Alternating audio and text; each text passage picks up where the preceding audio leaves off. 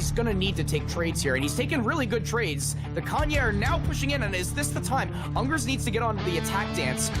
I mean, he has 70 fills. He's so far ahead in eco. Put some fills on the attack dance, and this will be even better. He's not switching. He's on XP. The cab is going down. It's getting melted by the buildings here. The longbows are still standing and doing damage. Does he have enough steam though? There's not enough running stuff, out. though. Yeah. Eaton Bowman, 1.5 fire rate once again, coming up, Trump being king here, and just even though drag boxing the Naginatas forward, the Coyotes are trying to move, and the Ottoman, he drag boxed the wrong direction, and now the Ottomans are getting snared by the. Oh my Nagis goodness! are shredding this right now, and it doesn't look like he's got his 11s. I don't see any of the pikes. Where's the pikes on this fight? The Nagis are just cleaning this entire mass up. Coyotes are falling. You've got the Ashes getting buffed by the Dynamo. They've got Ashy attacking. They're absolutely shredding everything here. Yumi don't even need to micro this at this point. He's going to have to sack off his Ruskets. He has to suck in melee here. Yes. I don't think he can continue keep microing. Well, he's going to try, wait for reinforcements and try to make it to his blockhouses. The question is, how much damage will he going to be taking? This is nice micro from Ungers, but you know, the Tontons just have to attack move here. And 1.5 fire rate, they do have staff animation. And the Tontons are absolutely insane. But he has drawn him into the double blockhouse. Now fighting under the double blockhouse. The question is it going to be Muskets are a little behind here. The Cossacks are now getting snared by the Pumas and the Coyotes. The Explorer is now in with the triple XP tech. Some warriors are mixing. The Ottomans doing absolutely insane amount of damage. He's on plus 36%. Look at him on the attack. That's plus 36%.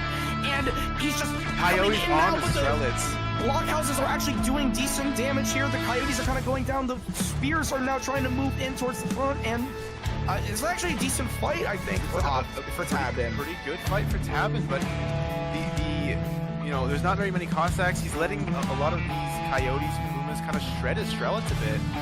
Finally getting his Cossacks where they want to be on the Slingers, and gonna be cleaning up. Here, the Esacs are out of position. The Carolians as well, and the Esacs are going to go up top. Oh, the tree carrying here. The tree is for Sweden, and there you go. We can see some damage here. The Esacs, all the Esacs are dead.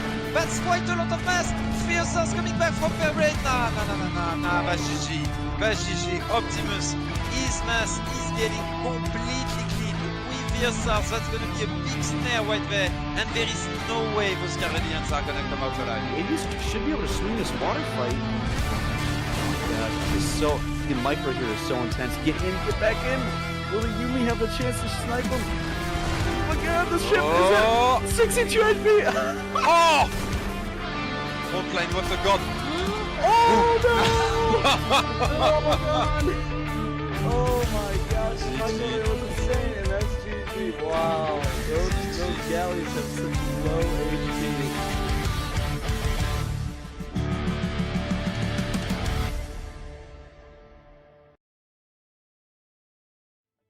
Well, hello there. Welcome everybody. I've still got the ESOC stream open and we're still in the hype video, so we're still here. Am I like 10 seconds delayed? Refresh. Well, good evening all my little gaming friends. Welcome to the bronze match between Frontline and OnlyBaus. Join me, come get some, who's casting well into the midnight for you guys. So a big shout out to him. We got a best of 7 to cram in to this for 2 hours, and we got a big best of 9 between JulianK and Keturboy, which actually should be an absolute bang of a series. I reckon the first series of today is going to be exceptionally close with some longer games into it. So nice to kind of get things going. Did we say that the first game's ready to go? Or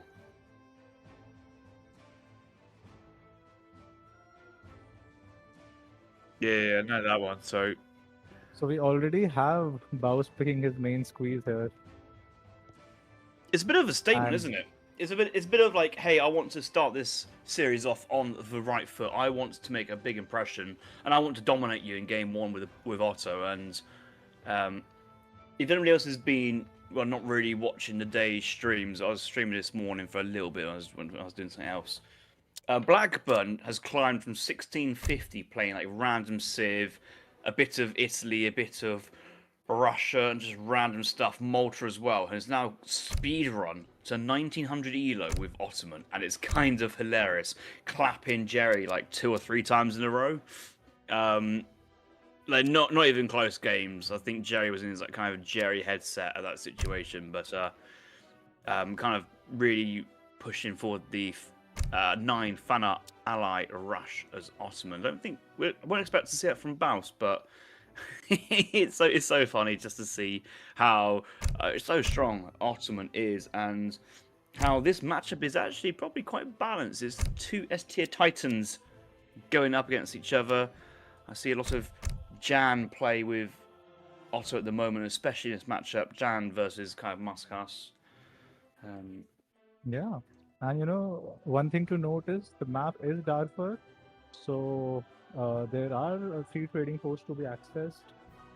Hunts, I think, are not the greatest on this map, so maybe the Brits pick we'll have to maybe question Frontline. But I do think Ottoman is strong, and Jan go forward is not just a meme; it's quite true. But what do you think, Harrison, about Otto as a blind pick? I think Otto is a pretty strong first pick as well. So, do you really want to use the Otto in the blind pick itself? Well, I mean, Otto is it's an even better counter pick Civ as well. Just imagine your opponent Frontline braves it and picks Malta. Well, Baus goes, well, I think Otto beat Malta, so I want to go for Otto here. What a strong counter pick, going for first pick. But I mean, it's also a testament. Does the Ottomans have any poor matchup? And the answer to that is no, they don't. And you said the map is Darfur, which is it's not really a Brits happy map. That is, it's not a high hunt. It's quite large of a map. I will give Brit that they can expand both ways and probably try and get some sort of middle base going for rather decent map control. Maybe Sudanese for cheaper mills, Red Sea wagons, that kind of spam behind it. But look at the rest of the maps. There's plenty of better Brit maps. Even Pampas Sierras, game 7 or the best of 7. That would be the Civ you want to play if you had it in your pocket. But maybe not. Yeah, fully agree. Kind of, a surprising Civ picks into the blind pick for both. But yeah, it should be great. I think Frontline is more of a standard player. Do you think there is a place for like GMT shenanigans in this matchup, especially on this map, and having that Nat TP, potentially denying Ottoman and TP, and Highlander Cannon does pretty well versus Jan Cannon. Oh, sorry, yeah, GMT. For some reason, I thought you meant VC. No, that's my bad.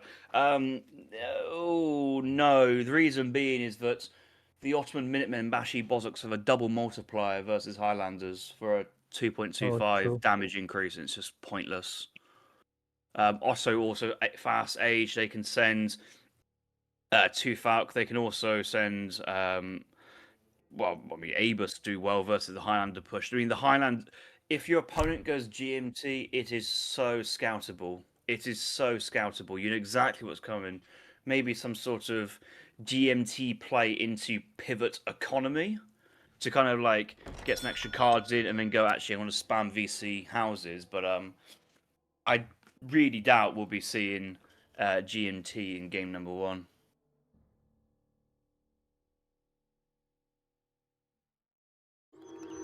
Yeah, game number 1. At the foot of the Mora Mountains lays the arid region of Darfur. The extinct volcano in the southwest is surrounded by relatively fertile lands with some forests and a profitable trade route. The desert towards the east is known for its gold mines, nestled between tall cliffs. What resource do you need the most? Be sure to plan your expansion accordingly.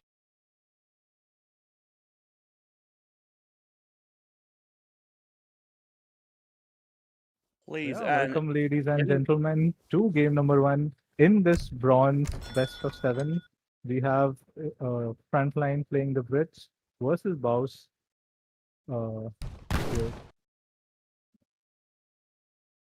Yeah. Uh, Technical issue, ladies and gentlemen. We'll be right back in it. Can't have an ESOC stream without a bit of technical issues, can we now? Hey. Oh my god, I've just seen what you're on about. What the hell?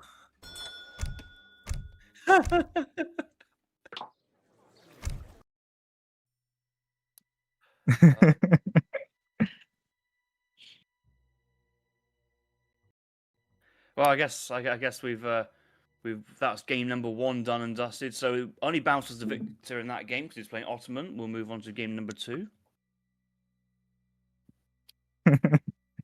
Yeah, easy for Jans.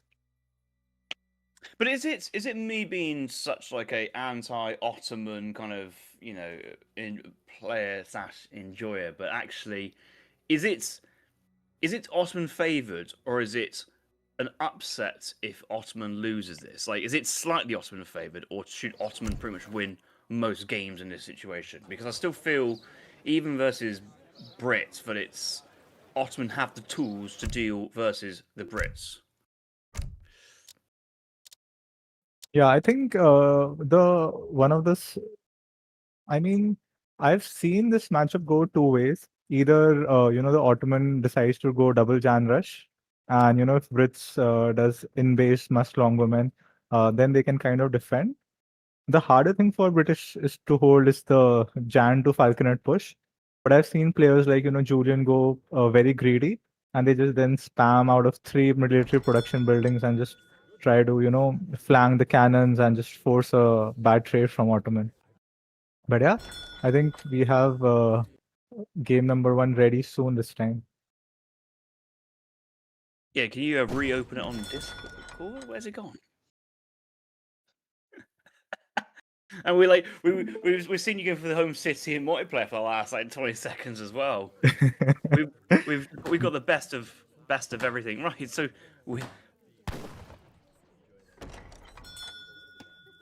do we need a wreck cover now, but we're 5 minutes behind, or are we fine with that? Baron. But yeah, pardon the technical issues, ladies and gentlemen.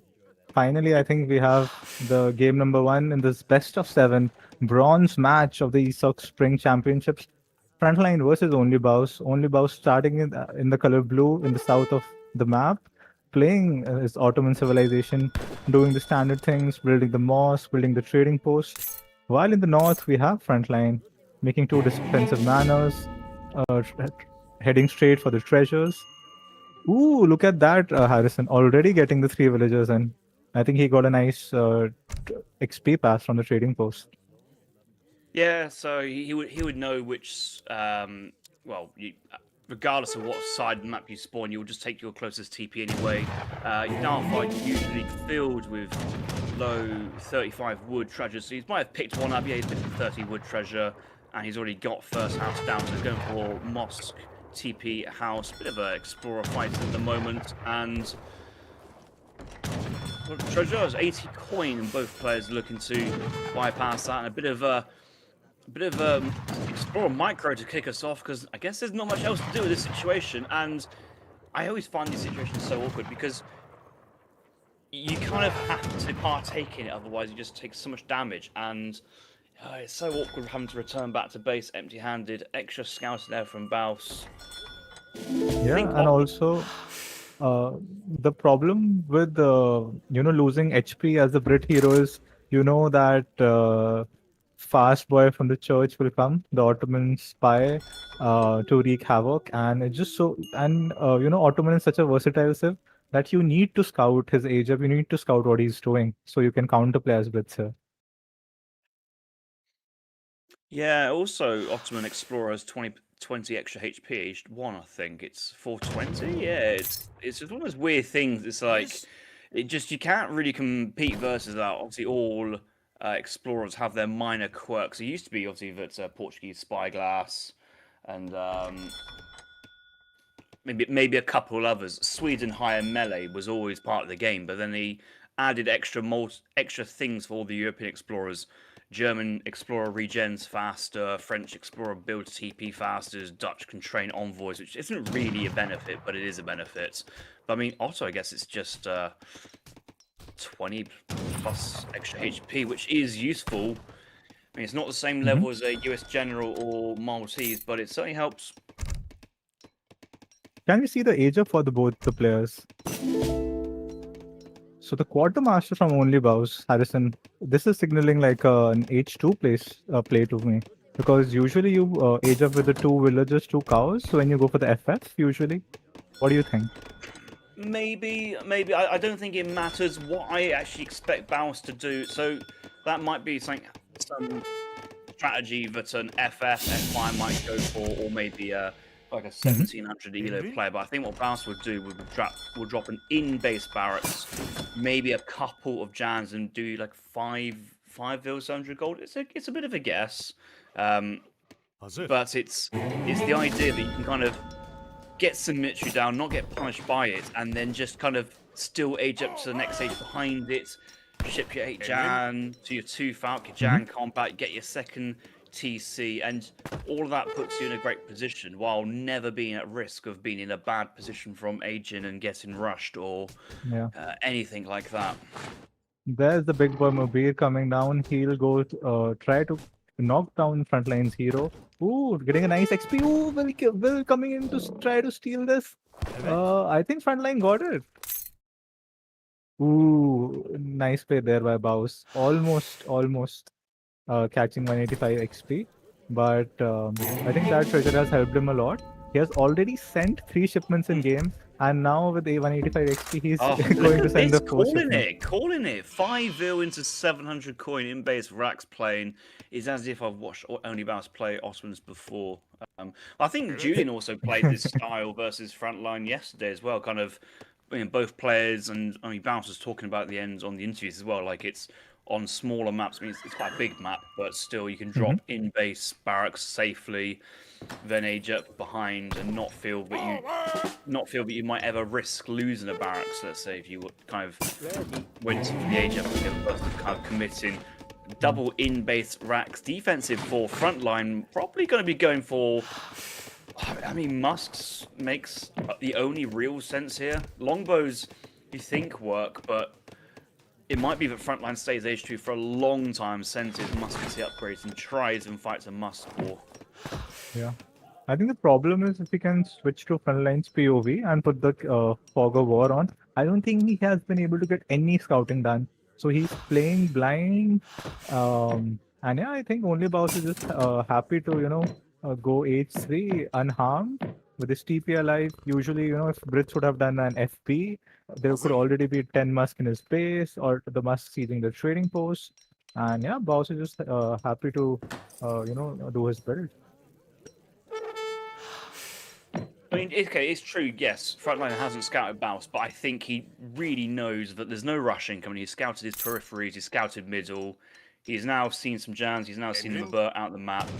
He's kind of the expectation of this matchup is that Ottoman will go to the third age and they will send their Falconets and their Vet Jans and maybe some either go into Abus or maybe focus into more of like Spahi, Mameluke ideas behind it. Yeah. Finally, Frontline, scouting with this hero forward, 4 Musk following him. OnlyBaus already hitting to the stage 3 with a shipment in queue. So yeah, it's going to be a 35 villager Brit H2 play versus, Ottoman with the faster tempo in H3 and the Wet Jan and the Falconet and potential Spahi pop as well. Yeah, so Jans will be coming in behind. He's still only on 1 racks, but I'm sure after this 5 Jan batch will be Vet Jans, and that will tech in as soon as the Falcons arrive and cross the map. So it's going to be a nice cover for the Falconets there. And this is the point where Frontline needs to think, right, I'm either going to age, I'm staying H2. If he stays H2, he's at some point going to need to add in a stable to try and get that flanking position on the Falconets. You're not going to win a Musk war versus the Ottomans, even though Brits' Musks are amazing with their double upgrades. The problem is veteran Janissaries is 20%, Jan combat card is 20%, and if you have both the Brit Age 2 military upgrades, it's only 15% combat effectiveness, so they get outclassed extremely quickly. And I reckon Baus is going to siege these 2 mana houses and just bank in all this extra XP. Is this audio coming to you as well? Excellent point there, Harrison. I think, 300 HP Jans after Jan combat. They have the same HP as an Imperial Musk. So, yeah, definitely a good unit. Now, the interesting thing was, Frontline actually went for the Musk attack. Instead of, as you said, maybe going 600 wood and adding in a stable or potentially some long women. So I think Frontline is relying on maybe Willful, Minutemen, TC Tower Fire, and just he's trying to, flank the Jans and the Falconets off guard.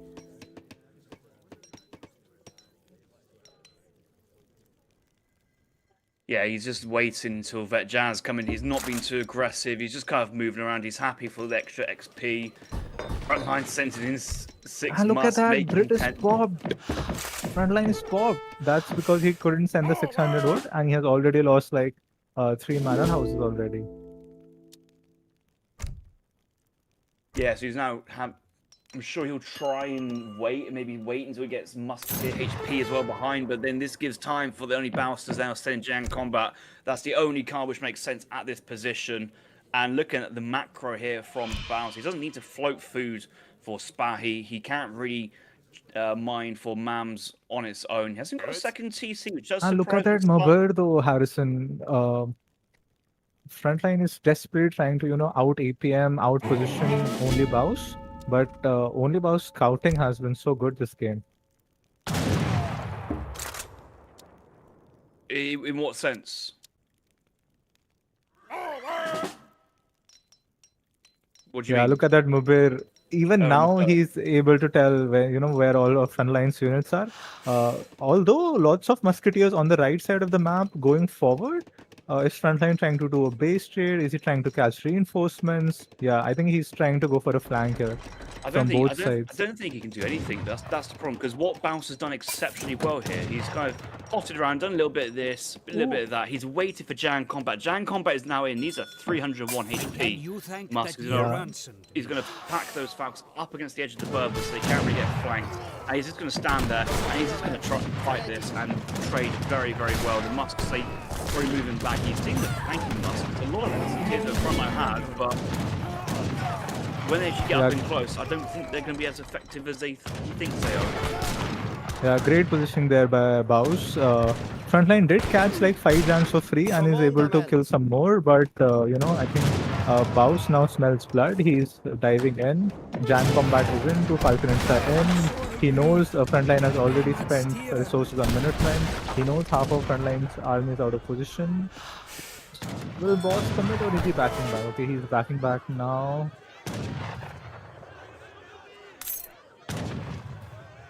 Yeah, this is very tense. Baus knows the Falcons are his lifeline because British will have the superior economy. Baus has to take a good trade here. Frontline musketeers going into stagger mode. Look at this. He pulled it away from the TC. There's no TC fire. There's no builds. This is just army versus army trade. And yet the Baus try and move back. The Brit musketeer fire overwhelmed, but they're all attacking the Falconets, going for their 10 ranges. Meanwhile, we have 25 Jans versus how many musketeers though? So we have, okay, so I think this is a trade I think Baus will win, but Frontline will have the better reinforcement. So I think this is going fine for Frontline actually. Yeah, I think when you have 50, 60 Musks, you're going to take a decent trade in that situation, especially like overwhelming in terms of numbers. But what is Frontline's position now? He's gone through all his cards. I guess this is 700 coin or 600 coin being sent behind. Maybe looking for the follow-up, but it's either he follows up and just can't get the mass out while he's aging, or he keeps on massing and he's stuck in age 2 while Baus can now send in 6 Abus, maybe drop an artillery foundry, send 1k coin, get some Falconets, more Falconets, and just keep on spamming the units. Yeah, more Falconets would be great here. Also, the point is, Frontline is slowly and surely running out of resources. Already, lots of villages are on berries. Now he's trying to macro for H3. Now we have to wait and watch what OnlyBaus's follow-up will be. Will it be Falconets? Will it be Mamelukes? Or, so he's adding in Apis gunners. Interesting. Yeah, I mean, Abus gun or Faust, they're both doing the same job versus Musks. I think that's absolutely fine. Ooh, Mamelukes now. Yeah, okay, Mamluks, they work. I think he wants to wait for at least a couple of Abus guns. He's going for another Mabir out for nice scouting information. But that Abus gun's kind of been stalled by the Vet Abus upgrade, which you'd rather have 5 Abus then upgrade than 5 Abus.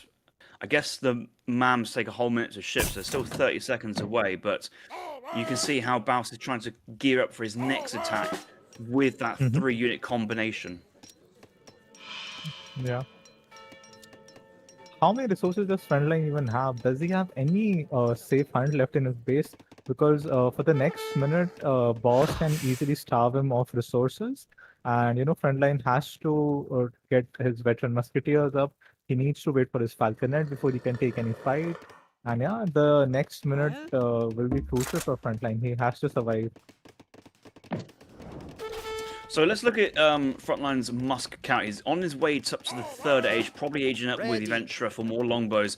Only 33 Musks at the moment, and that's not going to be enough to deal with 5 Abers, 4 Mams, and probably 30 Jans as well. It's the army position at the moment. Frontline's in deep trouble and needs to hold back, sit back, try and buy as much time. He's got 2 cars to roll through. You'd expect it's going to be 2 Falk, 9 Musk, or 2 Falk Musk combats. If he gets caught out in the open, that's going to be disastrous. That flag of the Berbers, Baus will see that and get a good eye where his opponent is. Yeah, and now Boss knows Frontline has it age 3. He knows where Frontline Musketeers are. He's just going in for the kill.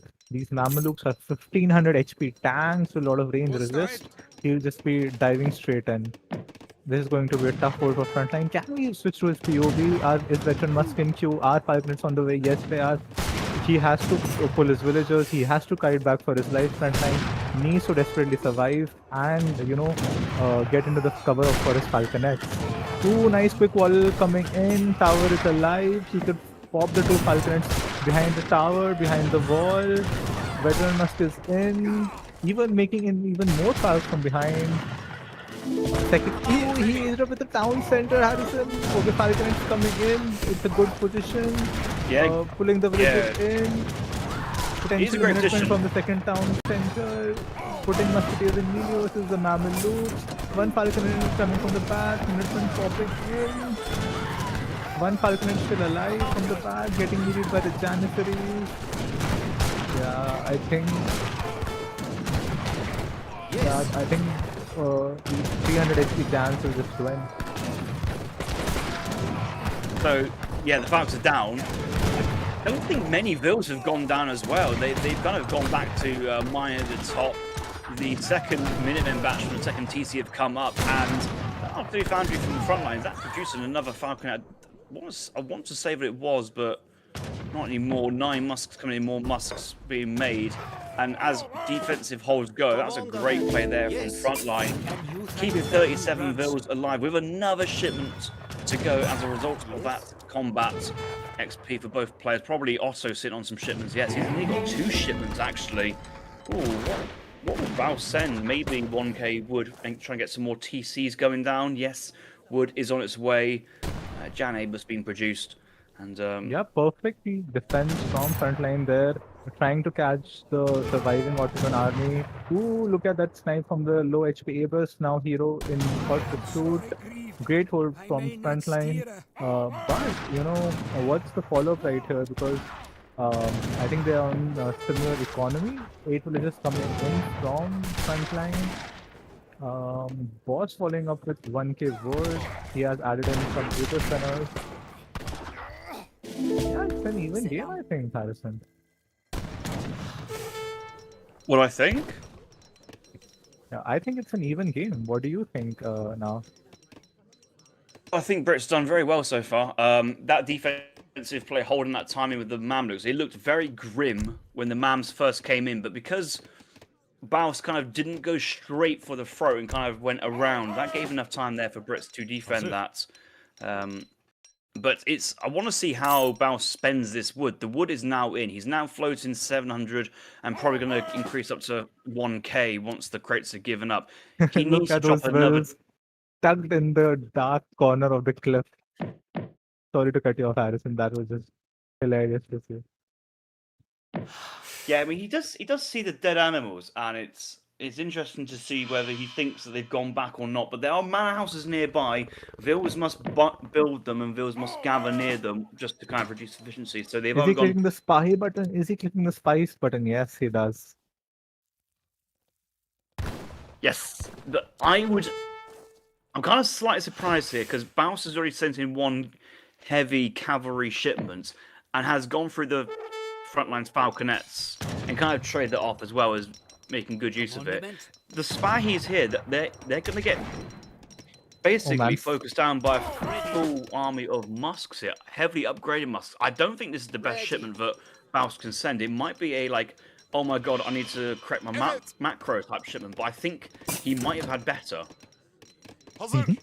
Yeah, I think Spy is not great versus full musketeers, but I think he knows that Frontline does not have too much hunt. He scouted that third falconet and the artillery foundry, and it feels like he needs to Spy to, just then Z-move with his Jan Avis then.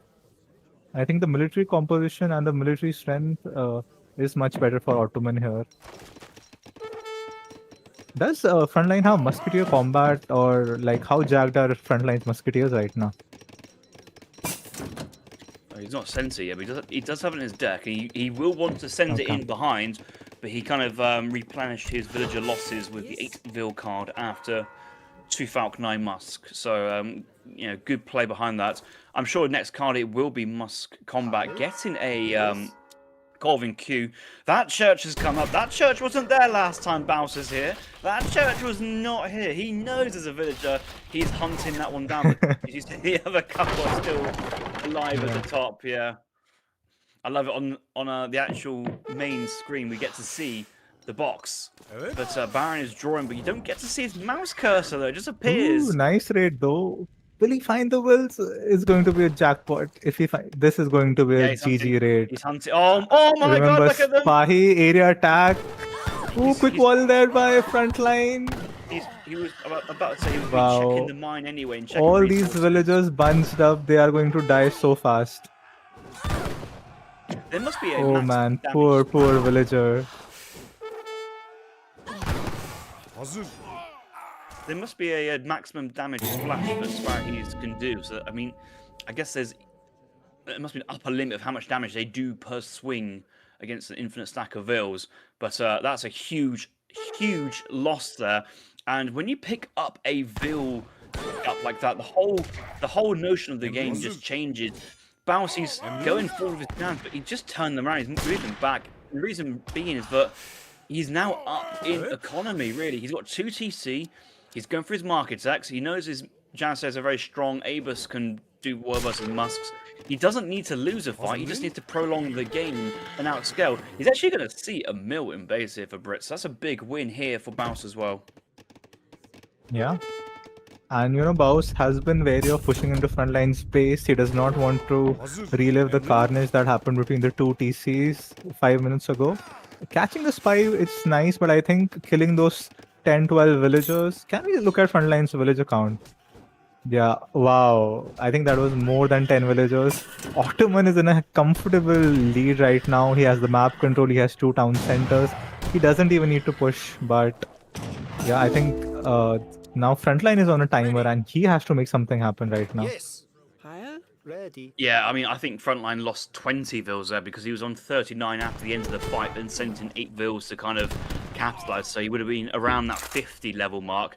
Reason why he's bringing his Vils with him, I guess there's a hunt in the middle of the map. He might be wanting to move on, but at this point, he knows that he's kind of absolutely terrible defense happens, and the longer this game goes on, the Ooh, further. nice shot from the Culls, and remember the Culls have the artillery combat as well. Already one fire down. Frontline tried to dodge those Falcon nets. Baus putting the Abyss back in. Frontline trying to tank with the villagers, doing a fine job. Baus's Culls are now dead. 2 Falcons still alive from Frontline. I think this is a good fight for Frontline, but I don't think it will be enough. No, it's not a good. It's not a good fight for Frontline. He's thrown all his economic behind this and losing so many vills. All Baus has to do is retreat, maybe train a Colv, maybe keep on training the Abus, and it's just going to be a fantastic position from that. I'm expecting to see GG very soon here from Frontline, losing those vills down to 23. He's got 2 TC from the Governor Ajut, but also on 2 TC and probably tier 2 or tier 3 Mosque vills. GG has been called. Game number 1 going to the OnlyBaus, the only Botto, and once again, the Ottoman get the victory. Yeah. Yeah. Wow, lost so many wells right there. But if you can see the military population, we have to see how Frontline held that. He had almost half the military population, Harrison, versus Jan combat Janissaries. That was a great hold from Frontline, but yeah, alas, Otto is Otto. I think Baus played it really well, played it very smart after that. Not all of Otto's military would be at that point, at that specific time, and there might be across the map. The Ajut comes in, he Ajut with the Bishop instead of the Longbow, so no extra vills there, but you got a second set of Minutemen, you got the Falcons coming in. He did lose 15 vills on that first push, or at least 10, so that further explains why maybe why the fight was a bit better on paper for Frontline, but he paid with it with a lot of villagers as well, though. So that's kind of where the issue came behind. Yeah, I think back in the EP days, Otto used to be one big timing surf with no follow-up, but Baus played it smart. He had all the market techs, he had capitalism, he had 5 villagers. It was kind of a slower timing, but it had a lot of steam behind it. So yeah, game number 1 going to only Baus. Game number 2, we have Frontline with the counter pick. We have a map is Manchuria. Ooh, we have a French mirror. So only Baus won game number 1. So he had the first Civ pick. He went for France. The map was Manchuria. And Frontline counter picked with French. So Frontline is feeling confident, he can beat Baus in a mirror.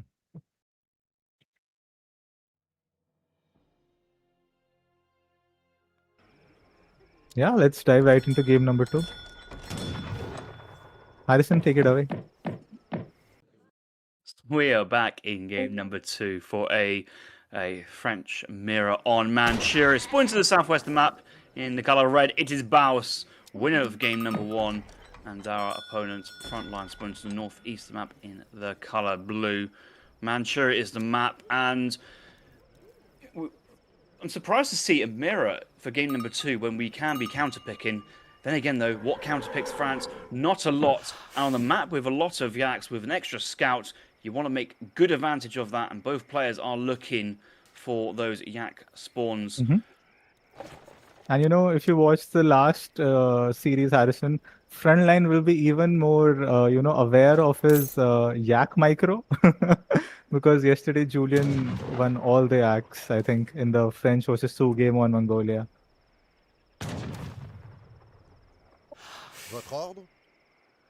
I just have to remove a guest from the chat.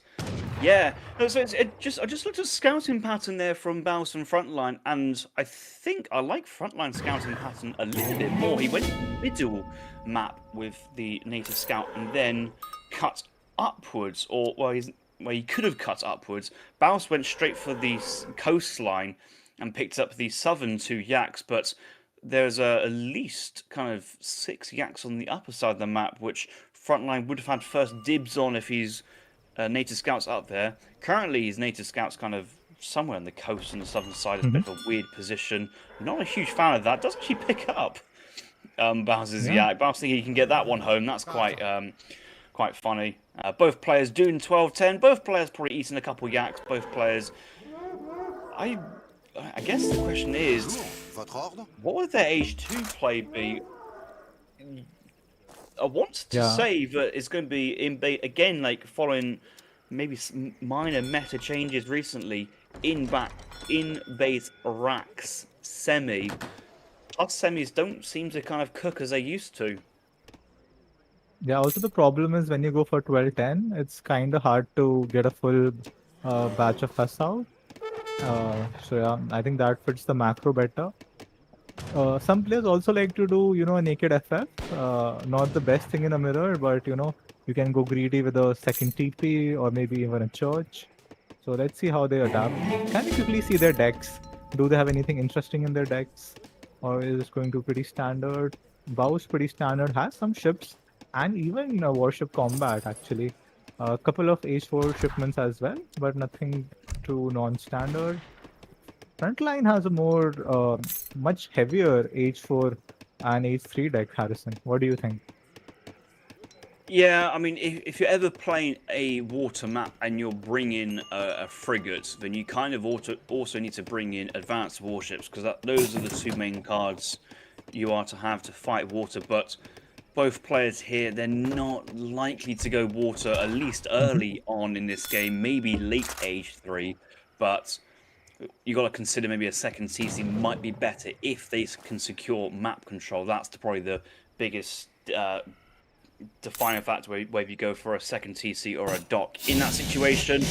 I love the 10 CDB card there for Frontline in his deck. It's one of those things, if you get to the 4th age up with the Tycoon 1k coin, get Mercantilism in there for like 2 or 3 shipments back to back. You can do factory CDBs. It just gives you more option, more economic stopping power.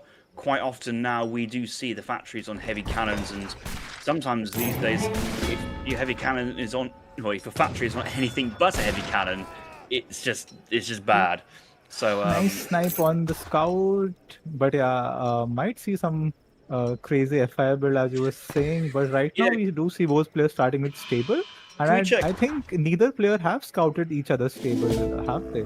Yeah, can we check line of sight? Because that native scout there from Frontline was desperate to dive in to get the information on the building. He sees he does. And that is a useful scout. That is worth, well, basically worth dying for. Both players doing, well, Hussar starts, contrary to what I thought might have happened.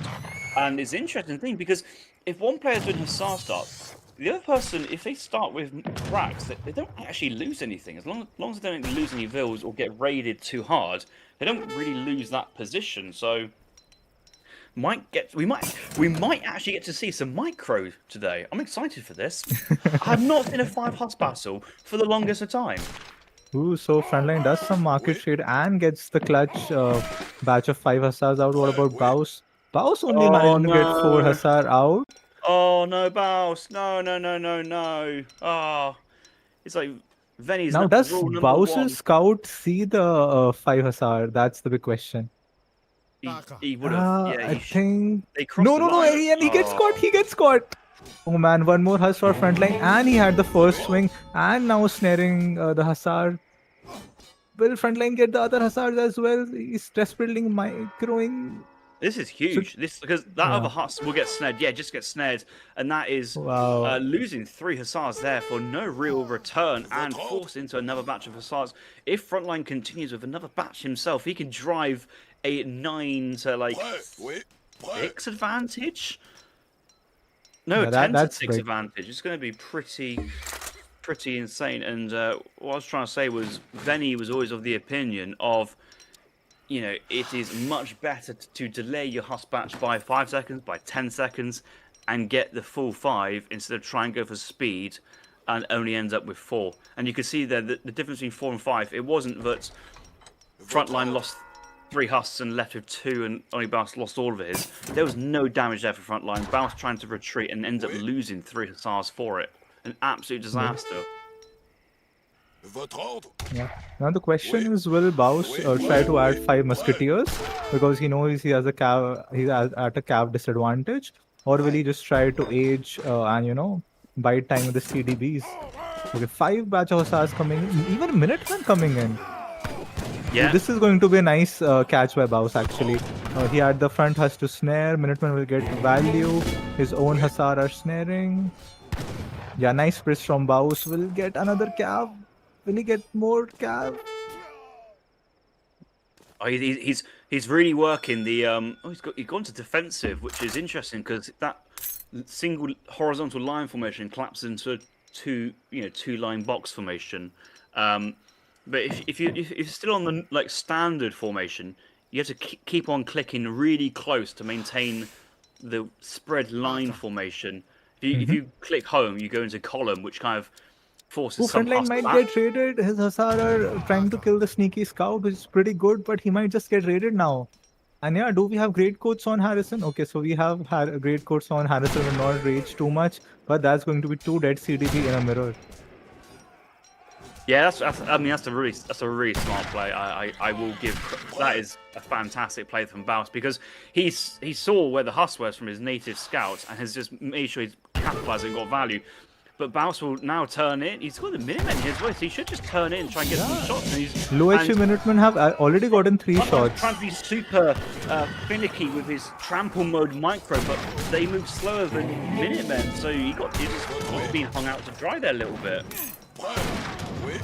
Yeah, and suddenly, Baus has mitigated his losses from the early Hussar fight.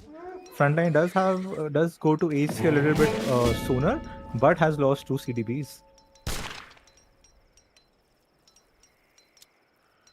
So starting with 10 Dragoons here, did Frontline build a barracks yet? I don't think we have seen a barracks yet. So where did he spend all the 700 wood on? Second trading post, houses, church? What about OnlyBaus? What is his first card? He's still aging right now. He has to go for another batch of Huss to kind of catch up. He's gone for another classic OnlyBaus spy. He loves his spies. Going 1k wood for OnlyBaus while we're aging up slower. Wow, this is so greedy, and I don't think it's going to work out for him. That shouldn't work out for him. 10 Dragoons coming in. I'm actually surprised Frontline went for 10 goons, considering the no racks. I think Scum would have made a little bit more sense. Because he can never, because he's going to end up soon with like 15 goons and no kind of coverage, but always builds the back line. Frontline will now be able to even the CDB deficit. Half a CDB down, 1 will go down. Ooh, Berry lives on. Power of the great coats and the CDB range resist. Does he really get down? Ooh, Berry goes into the TC. Good micro there by Baus. Now he'll be able to get the 8 skirms out. So he switched the 1k wood and the shipment. He knows he was under pressure. What is Frontline's follow-up? So Frontline himself sending in 8 skirms now. Yeah, so we're going to move into a weird period of skirm, goon, micro, but I don't think either player will be too keen to send in 2 falconets, considering at least the Dragoon heavy of Frontline composition at the moment. Baus will see that Frontline's gone Dragoon heavy, so he might think about going skirm heavy himself. He does have the racks there, so he can go 5 skirm plus 8 skirm, but it's still risky because Frontline has that movement with his army that Baus kind of doesn't quite have with his army yet. Yeah. I think that's a good point. You first want some cover before going into the 2 falconet shipment. Now the question is, some players do like to go for double rack skirmishers in this kind of matchup to get the skirmisher lead. Frontline does have 300 wood, which he can potentially use to get a second barracks, which would be interesting because he does have enough dragoons, I feel like. Baus is going for the second TC. Yeah. Classic Baus going for the second TC. And 1k coin, which it makes sense because you have the extra wood crates for the housing space, for the capacity to train more units, and that's where you're going to spend the coin. But I don't think you can really send in crate shipment after crate shipment and kind of maintain that momentum that Frontline can just turn up and slap you. But I think Frontline, he also sent in 1k wood now sending Cav Combat, but even still, that the benefit of Cav Combat is going to hit way before that 1k coin spends and materializes on the field of play. So, Baus has got to be careful here. Yeah. Now the question for Frontline will be, will he follow up with 2 Falconets after this, or maybe, try to go for a cheeky Cuirassier badge?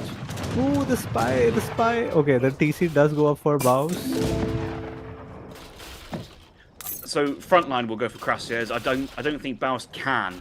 Because he's seen the amount of goons that Frontline has. It's going to be a pointless endeavor for him to do so. He's essentially what he's trying to do is just kind of hold fire, sit on his 2. He's gone for a dock as well. Oh no! You can't do 2 TC and a dock. I was saying earlier, TC or a dock as an idea, but trying to go for both ideas. I mean, it will pay off if Frontline kind of takes his time with this. But as soon as he sniffs out for Baus is being greedy with a capital G, R, double E, a D, and a Y, all capitalized, he will just dive in. These are Cav Combat goons, remember, and his Cuirassier switch will be even stronger as a result. Yeah, I think Baus has forgotten he's not playing a team game with Hawk to carry him, and he's just going maybe too greedy. And I think Frontline might be able to just punish. He has the better Skirm Goon mass. If he can just quickly take a count of the skirmishes and dragoons. Okay, so 20 each for Frontline. I think Baus has a healthy Skirm mass, does not have enough dragoons. Did he cancel the 2 Falconet? I thought like someone was sending 2 Falconets. Baus. Oh, okay, he did. So Falconets might be chilling. Okay, there they are. Yeah. So it was saying 2 fighting. He's now saying Cav Combat, which means. Can you check? Sorry, can you check his deck again? Did he cancel the 1k gold? 'Cause I think that's what. Oh man, I'm getting so confused about how many shipments that Baus has managed to roll off and send in the 3rd age. But then Frontline must also be in a similar position of sending crates, unit shipments. He's got the 2 Falcons. So basically, the same position except for Baus is sending 1k coins instead of 5 goon. Baus hasn't sent in 5 goon, I don't think. That's the only problem difference. though is, look at Baus's will count. Slowly but surely, Baus will, start to pull away. Frontline does have the map control right now, so I think it will come down to the 2 Falconet war. If Baus wins the 2 Falconet trade, he can, sort of go push out for resources. Otherwise, Frontline can, star Baus out.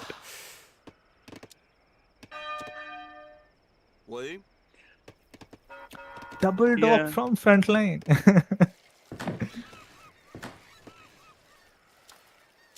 Yeah, he doesn't know. He just doesn't know that Baus has got a dock there, because it doesn't make sense to go double dock with then fishing boats. Ooh, Falconets might get sniped. Baus has the lock on.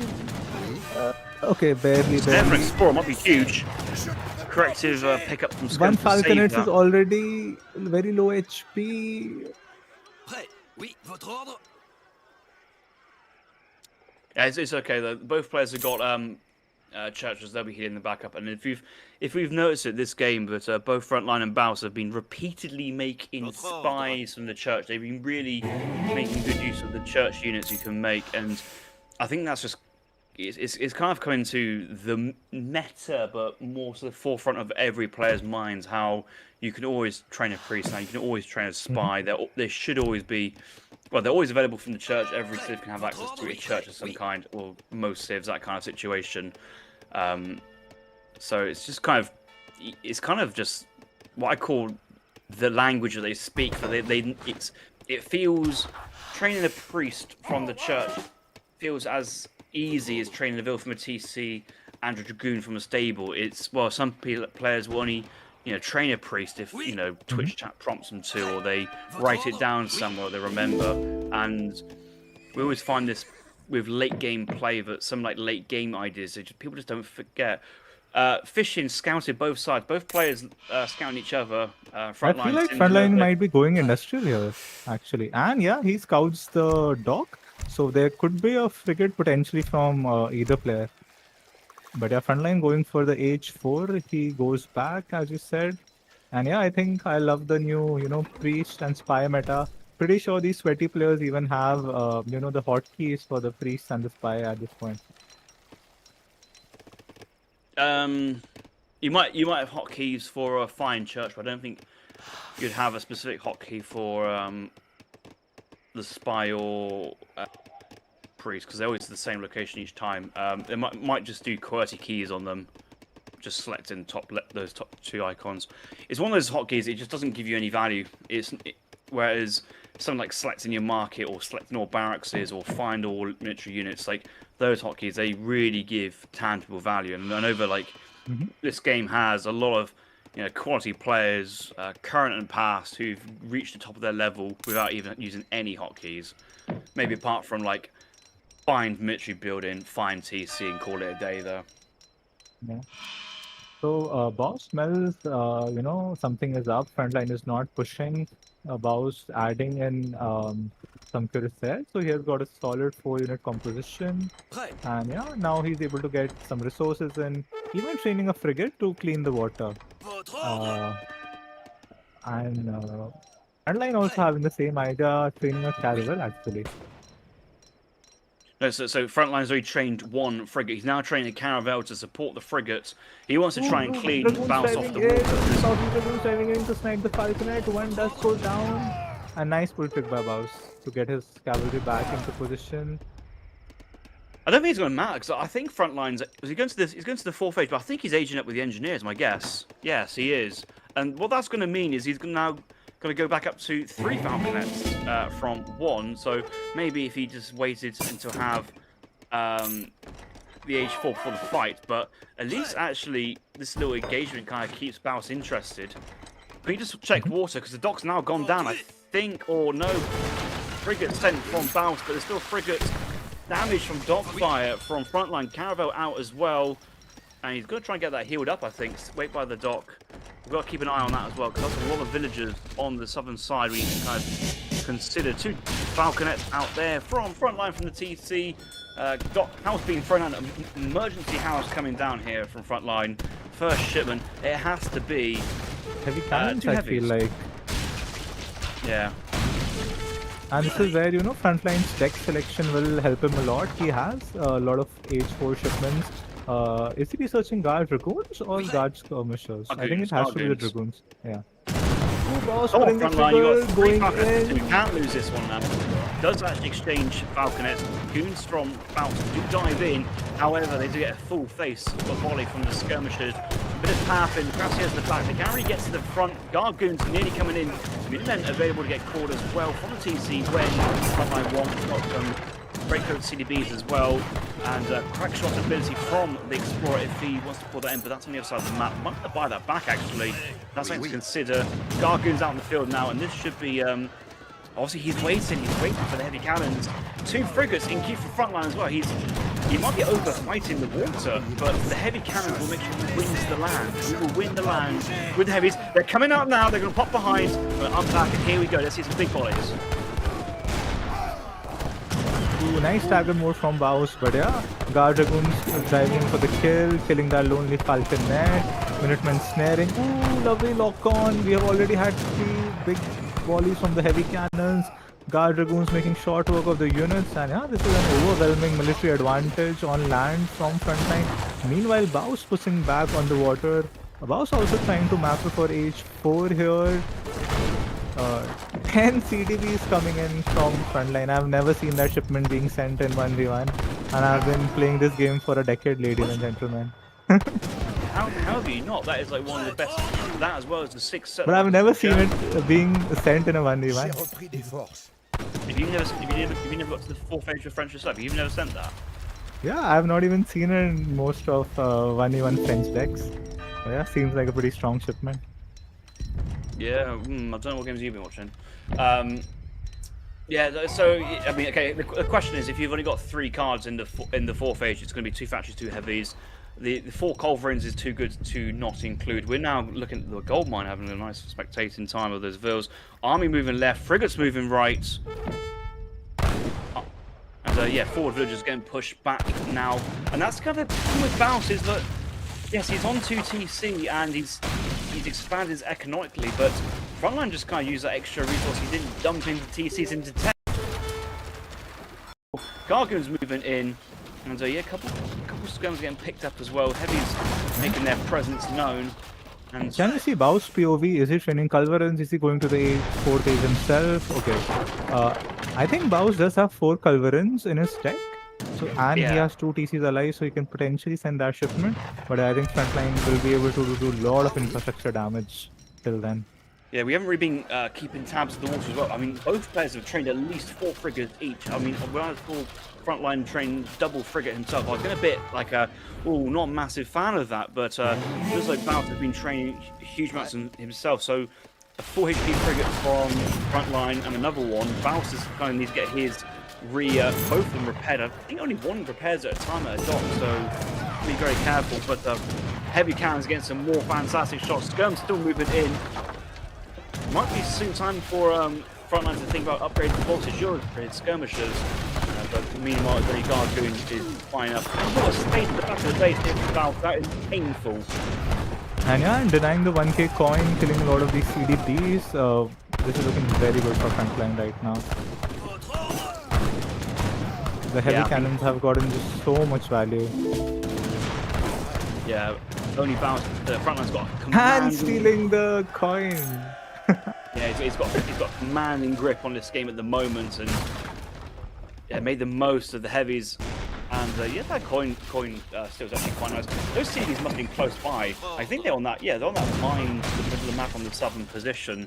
So they brought those across to pick those up, and that's more of an actual mental There's a win 4 there. Culverin coming in, but I think Frontline has enough guard dragoons to just go in and snipe that, pulling that 1 heavy cannon back, forcing the Culverins to come forward.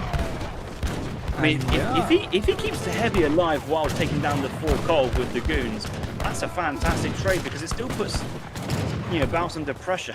If he wants to kill that heavy cannon, he needs to dive in with goons or send heavies himself, which is not exactly the thing he really wants to be doing.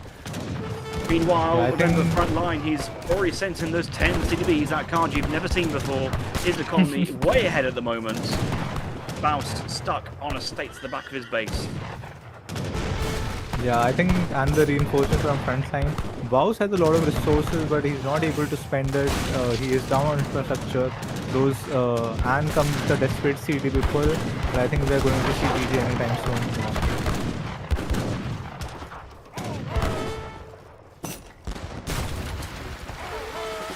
Frontline winning on land, now taking the naval battle as well. Yeah. Too many guard dragoons to make the heavy cannons work.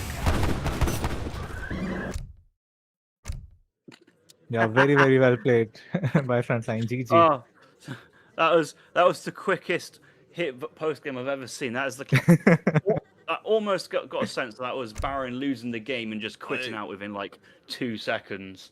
Glad he didn't leave that one just yet. Let's look at the Vil count because I think that's going to be a story of this one. Remembering that only Baus was on double TC for a while, and although the economy was looking really great, it wasn't that Frontline didn't wait ages and then tried to kind of, I'm really behind economically, let's pull the age up. He kind of did it pretty pacey actually behind it, and then capitalize. Yeah, the 10 CDB is not going to catch up, but most of those eco difference at that point probably was fishing boats. I don't think Frontline had that many fishing boats. He probably like 3 or 4, then realized he had to fight water hard. And yeah, all resources differences. That shows the story of actually, yes, those vills were out there, but they weren't maybe as efficient as you'd hope them to be. And the point of when Frontline got to the 4th age, if you look at the gradient of the curves, essentially both players were collecting the same amount of red per second. So the economy at that point was the same. So yeah, great decision there from Frontline. Tactical win, and the 2 TC and the dock didn't pay off there. Yeah.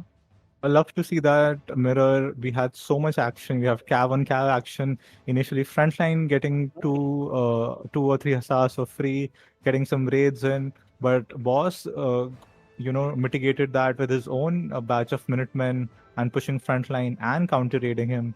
So all in all, pretty intense, pretty good game. But yeah, now it's 1 each in this best of 7. Jeez, I would hate to be Hazard or Kaiser at waiting to cast their best of 9. We're still on game, about hit game number 3 into the second hour of the stream, and it's been good so far. So long may this continue. I'll be asleep at some point, maybe before the series ends. Not this series, next series. We'll find out. So actually, no, I do have the Chinese. I got a So while waiting for the next game, fun story. I've done something a bit crazy. I went for a 3-day fast, and it was really weird, really good actually, really weird. And I ended it with a Chinese takeaway, and yeah, it was so amazing. It was so good, but I don't think my body was ready for a Chinese takeaway. I was in agony that night. I was laying in bed thinking, why have I pummeled my gut with the most oily, fatty, amazing takeaway possible when it's been basically like on strike for the last couple of days. I was had to go for like a midnight walk to try and kind of settle that down.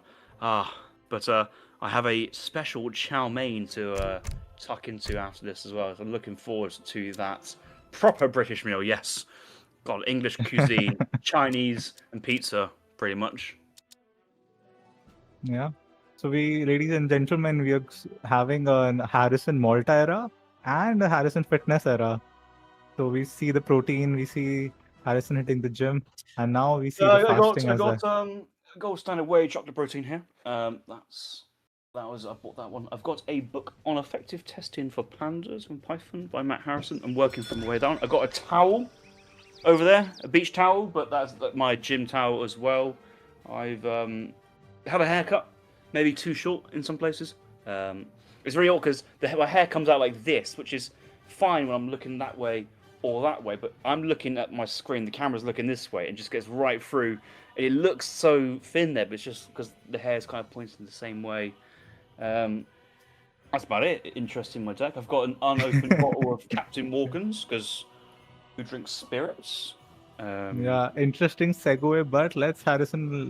We have the matchup for game number 3. The map is Bengal. It's a non-TP map, and I think we'll have Ethiopia versus Russia. So yeah, going to be a long-drawn H2 battle or a quick rush. Let's dive into game number 3. So yeah, we have Frontline playing his Ethiopia, spawning on the right side of the map, that is Bengal. We have Baus playing his. I think Baus is one of the few competitive 1v1 players with Russia, and he actually wins quite a bit with Russia. He won Phoenix's Blitz as well. So yeah, going to be an interesting one. We do have some big treasures on this map. Let's see if either player can take some of the big treasures. Oh yeah, I've just realised that Frontline with his Ethiopia probably taking a leaf out of JulianK's book, and probably going to do a similar build to what we saw yesterday. Only Baus playing Russia. He does love his European Sid. I'm expecting full aggression here from Baus. No less. It might even be like 5 Cossack, 13 Stroll, 4 Cossack, or some variation. I always find that when I face Russia, there seems to be like many ways that they can do the Russian kind of aggression build, but they all point to the same distance. But one of them is opening up with 700 food or maybe 700 gold first, and then use those to spam your vills and your units, and then layer in the 5 Cossack, 4 Cossack on top of that for a really strong push. And I think this is going to be a game of how well can Frontline defend, and does the build that I think Frontline's going to be doing, does it have a capacity to defend in the second age? I think talk of Ethiopia age is just too fast, they're too secure, it's too safe, and then they can kind of then deal with what they need to do in the third age. Boss caught catch that buffalo. Remember, Harrison, African civs, they love their livestock. He'll be tasking them at the livestock market, and they give even more value compared to like European civ would. Yeah, you only need a couple though. You only need a couple. sometimes like, you play a map like Mongolia and like you end up like 10 water buffaloes, but actually you only need a couple. The thing about these water buffaloes, they are the Asian equivalent of the cow, so they are. I don't think people treat them as if they are cows, but they are amazing. They need to get them home, put them on the marketplace or livestock pen as well. In general, I think cows on livestock pens are also another underrated thing that we do. It is. They fatten so fast. Like the difference between a cow compared to a goat in terms of stats is absolutely insane. Where some maps are goats, some maps are cows, and it's just such a big factor. Probably not for this game though. 3 water buffalo for BaUS. That's just not enough for him to pen that. He'll probably eat them at some point. He's going to get his middle blockhouse down. Villagers are crossing the map. Get some hunting dogs in first, and we're going to see some standard stuff here from BaUS.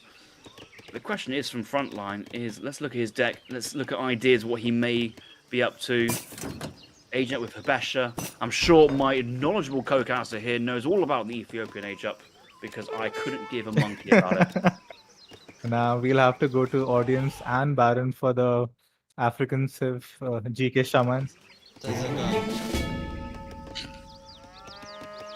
A little birdie just whispered in my ear is going to be coin plus a military wagon age up. No, sorry. A sweaty nerd in my ear told me it's be a coin and a wagon age up. Come on, Baron, come on, like.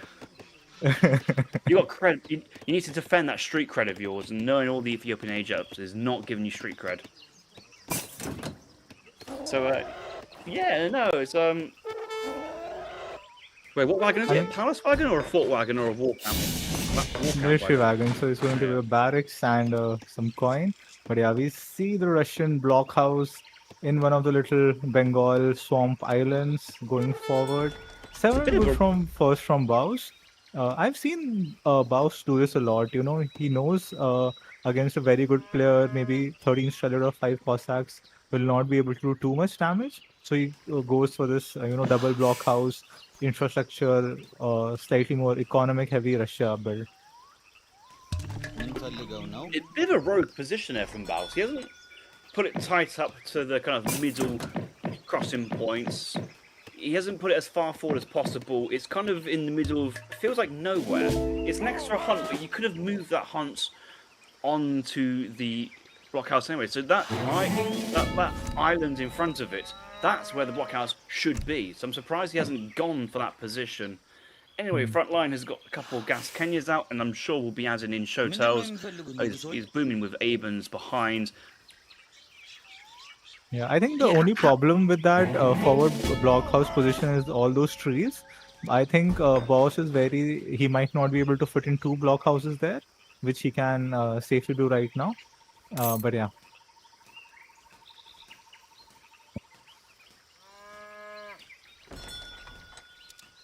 So what do you think about the unit composition? It's going to be gas Kenya, Shotels, and maybe those, Ethiopian Abus gunners, where you ship them for influence, I think.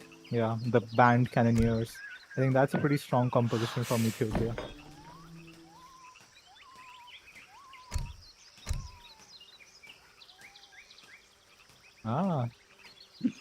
Baron telling us that, that shipment requires some influence, and Frontline is going to be lacking that.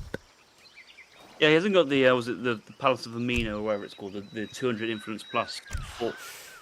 Oh, it's for the other African Civ. Come on, but Baron told me he really wants to be casting right now. He just wants to like full-fledged unblock his mic and just hop on because he just can't get over a bit of African action. I'm surprised at Frontline Stain Age 2 here. From what we've seen recently, I think Stain Age 2, it's his.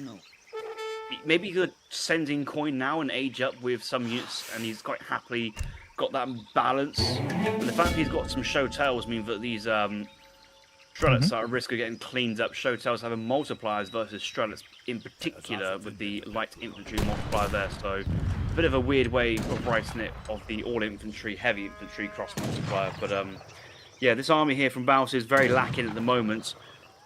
Cossacks do come in, so it does show that he's wanting to stay issue. He's not trying to do some sort of like false play and think that he's going to stage 2, but actually sneak in an age in via the back door. I think Frontline is just in a position he can do whatever he likes at the moment. Can we look at Baus's position, like see how committal he's committing? Because I guess he is committing. It just doesn't feel like anything's really hitting at a good time. Maybe because he went One 700 wood Eben, first. I don't think Frontline would have wanted that, but yeah. It's okay. He can train another one. That's the spirit we need. But I think Frontline might be getting for age 3 now. Really. It's especially because Ethiopian Abens can heal units in combat, breaking Age Empires 3 and Age Empires Theory. All on the berries though. There's Hunt behind his base, tucked up by the market, and could eat a cow or a Zebu cattle, whichever one it is, for food. You don't have to trade them. You can just eat them for food. But now gets the age in, and he should have enough. He hasn't actually got. He has got. He should be able to upgrade. Timing attack coming in though. Baus sensing the age up. Are we gonna go for the fast age up, or is that from the fort, or do you need the palace for that one? Or was that in the university? It's a fast age up token. Oh, it's in the mountain monastery because there's no university for Ethiopia. Haha, noobcasters. Yeah, he's fast aging, isn't he? Yeah, he's fast aging. I like Frontline's position a lot. He has enough gas Kenyas where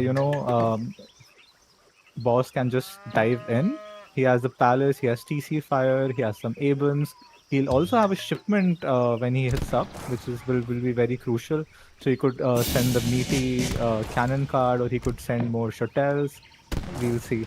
Now boss sees the age up, dives right in for the kill. Yeah, he's gonna mad collect those. First shipment gonna be to Bethel Mortar. Ooh, he needs to try and buy time for that. I would have wanted maybe a nice hotel. He's now committed for it. You need to make sure that all the costs get on first, because otherwise that's a bit of a risk. Oh my god, the muskets away from the amazing position for the hotels. Yeah, the palace and the hotel warriors shooting down the houses are so sellers. well built they can't pass through. That is just a missed position here from the OnlyBaus, and the Gas Kenyas are happily greeting the Cossacks. The cav go down, Bills do come out, and the Castafel Morto soon being hit.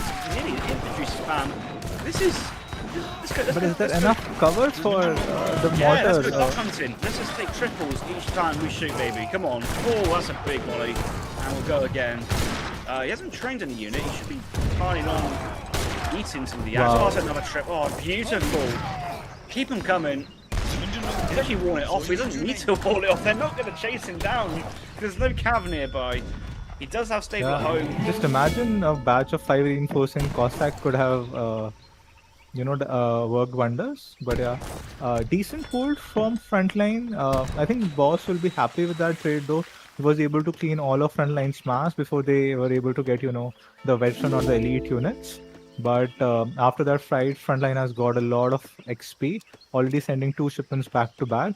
And now he'll be happy to push into the 2 blockhouses with that mortar slowly. Yeah, I mean, I guess so. But the problem is that as Baus, you've gone in for that push. You've taken down 0 infrastructure. You've kind of not picked off any vills. Yeah, you still have your vills. You can still keep on spamming. And what you now need to do is try and hold out of Frontline shipments, and then that should be fine. But you didn't really damage Frontline. You just trade off the units, and maybe that trade was better than we first thought. But 8 Gas Kenya, 9 Showtails going behind. They was moving forward into the hunt, but the Special Mortar going to get massive damage. We need to bring a lot of stuff, though. That's a lot of Western stuff. The Abens are ready to heal the army and the Vil. The most annoying unit in the game. It's a lot gone. Another good volley there, big damage. And honestly, Frontline can sit here all day with that mortar and just take good trades.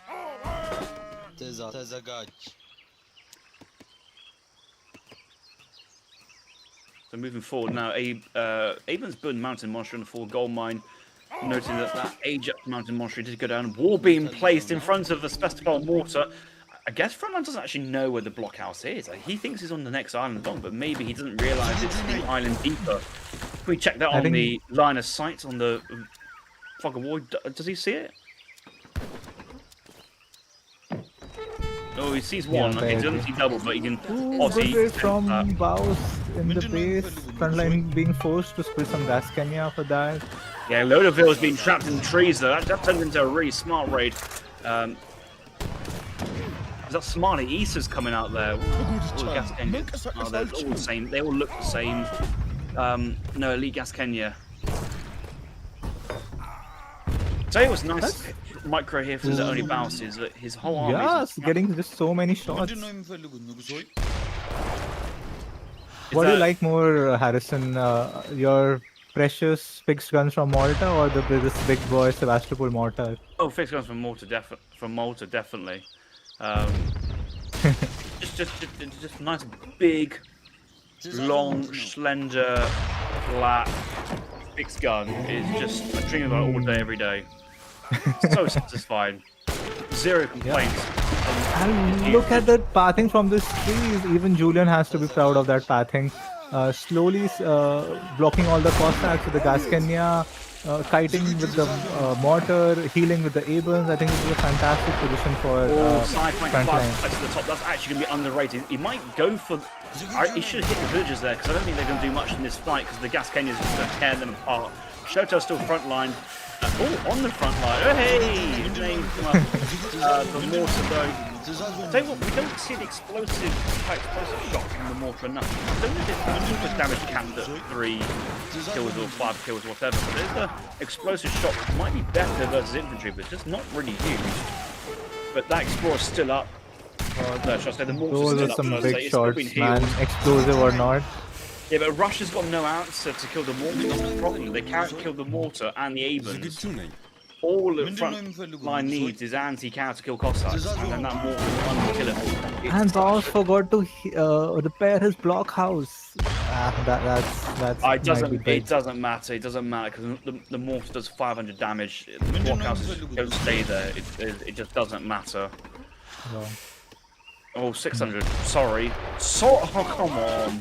Give me a break. It's still 4-shot kills the blockhouse. Come on. Anyway, so Grand Sepoy guy, he ages up with Somalia to the third age. The main reason being because he goes for Somalia Isas, the kind of the native version of the Swedish Karelian, range bonus versus cavalry. The idea being if you just stack Gas Kenya and Somali Isas, I think it's Somali Isas, on top of the mortar. It's just a broken composition. You cannot counter it because you cannot really dive in with hand cav or goons or anything. Ooh, Baus H3 though. Baus H3 though. Can you look at Baus' perspective? He is ahead by like 9 or 10 villagers. He is finally H3 now. Has lost both of his blockhouses. Probably transition into cavalry archer. 1k coin? What? Not 2 falconets? What is boss cooking here? No, but Okay, nice raid though. so what is 2 falconets going to do versus? That's the problem though, because it takes Don't like they trade well? no, it takes infinite shots because the mortar gets healed up by the Abrams faster than the damage they take from the falconets. It's kind of pointless. So does that signal mercenaries? Does that signal culverins? What is the boss cooking with the 1k coin? No Mantra in deck. It's just Baus's playstyle. He likes sending crates and maybe second TC and just increasing unit production, but he needs a miracle at this point. Yes, he has the economy, but he's kind of starting from scratch again, and he still doesn't have the anti. Maybe Artillery Foundry 2 Colv. Honestly, it's a lot of effort just to counter a mortar, but that unblocks you. You can then send in 2 Falcon as well, so you can kind of turn up with 2 Colv, 2 Falcon, then kind of have that artillery domination. But, Frontline just chilling with his Abens in the middle. Can we look at line of sight here from Frontline, middle of the map with that mountain mastery? It's going to be huge. Yeah, it's a decent amount. Does see explore down south. I don't think he has tabs on the hunting positions of Russia, but you would know if it's not the top, which I think he's just scouted recently, it's going to be the west or the southwest, and that's where he's moving with. Show tells, at least for the explorer kill, but he should be on top of that. Like, top players should be on top of hunting positions pretty quickly. So I'm looking forward to him moving down there. Well, I mean, I guess with all the hotels, but or just take the whole army with. Oh, Frontline with the Culverin. Frontline's gone for a Culverin himself, not a Baus. And I think Frontline's Yeah, the blind anticipating. preemptive Culverin versus the 2 Falconets. I have to say, throughout this series, Frontline's artillery micro has been on point. I think he got so much value. I mean, he did lose the first fire trade, I think, but he got so much value out of the heavy cannon. He has gotten so much value of that Sevastopol mortar. So I think he's feeling confident in his artillery fights. Yeah, well, I think he identifies the only way he loses the mortars if, let's say, 3 or 4 Falcons turn up. I don't think he's able to deal with 3 Culverins, but I don't think that really matters, because if Russia goes for 3 Culverins, that's not an overinvestment, but it's just a fantastic trade. Yeah, all the army, all the villager positions has been seen. Will Frontline pivot, or will just Frontline slowly siege the Russian base? And he's going for the slow siege for the time being. Yeah. Can we see Boss's POV? What's his military composition? What is his second shipment? So he went for 1k coin into 2 Falconets now. Has Boss seen the Culverin though, or has Frontline hidden that Culverin somewhere? He's hidden the trees, but the 2 Colts come out, and yeah, Aben's getting straight back onto the mortar. I think Colt's still just about. No, they're packing up.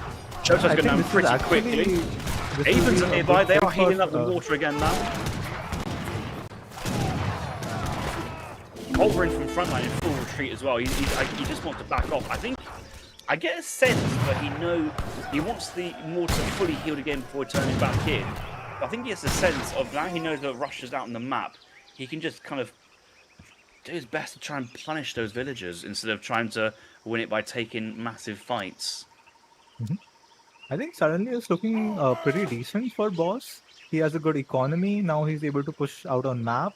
He has Culverins, enough Culverins to counter the mortar. He has his own 2 Falconets out. He has enough Cav Archer to deter any Shotel. Strellis will win any skirmisher war. So yeah, I think this is actually looking decent for Boss, despite what the score is telling us. Yeah, I think Frontline should be training some more. Yeah, he's got some more Zebu castles there. Maybe he trained them. Maybe he shipped Infinite 9. He has a shipment now. Let's see what he wants to send. He has transitioned now more into a 10-year composition, and these are, on paper, these are the most insane skirms really in the game. Surely 175 in age HP in age 3.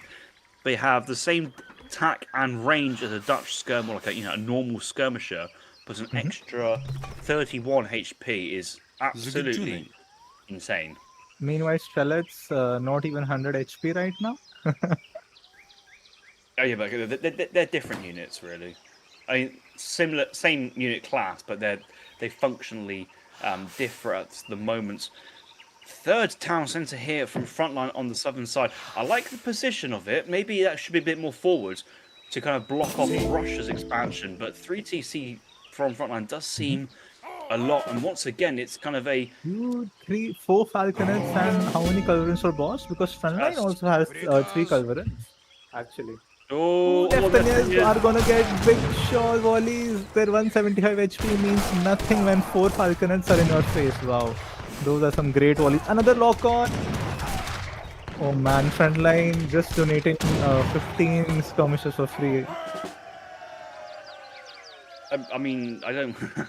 I mean, donating implies that you'd want to give those away, but yeah, I also don't think that he's got enough stuff to block the Cossacks and the Cav Archers from kind of do picking Culverins have the lock on? Barely.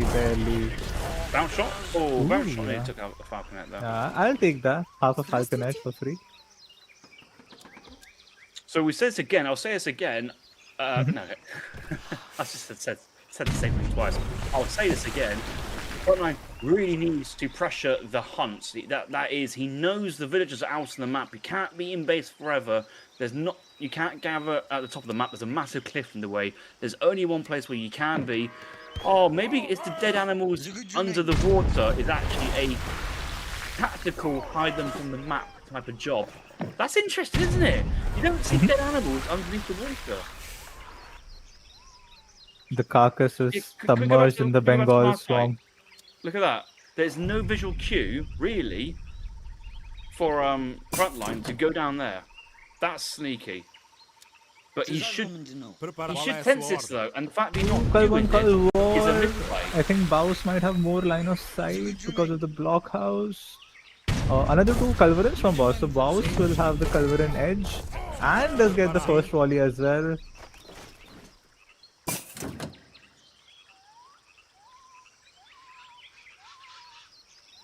Oh, Yeah, I'm sorry, liking man. Baus's Those vills, they position could more be and dead more. now. They could be dead, and then Frontline could be just backing off, sitting back.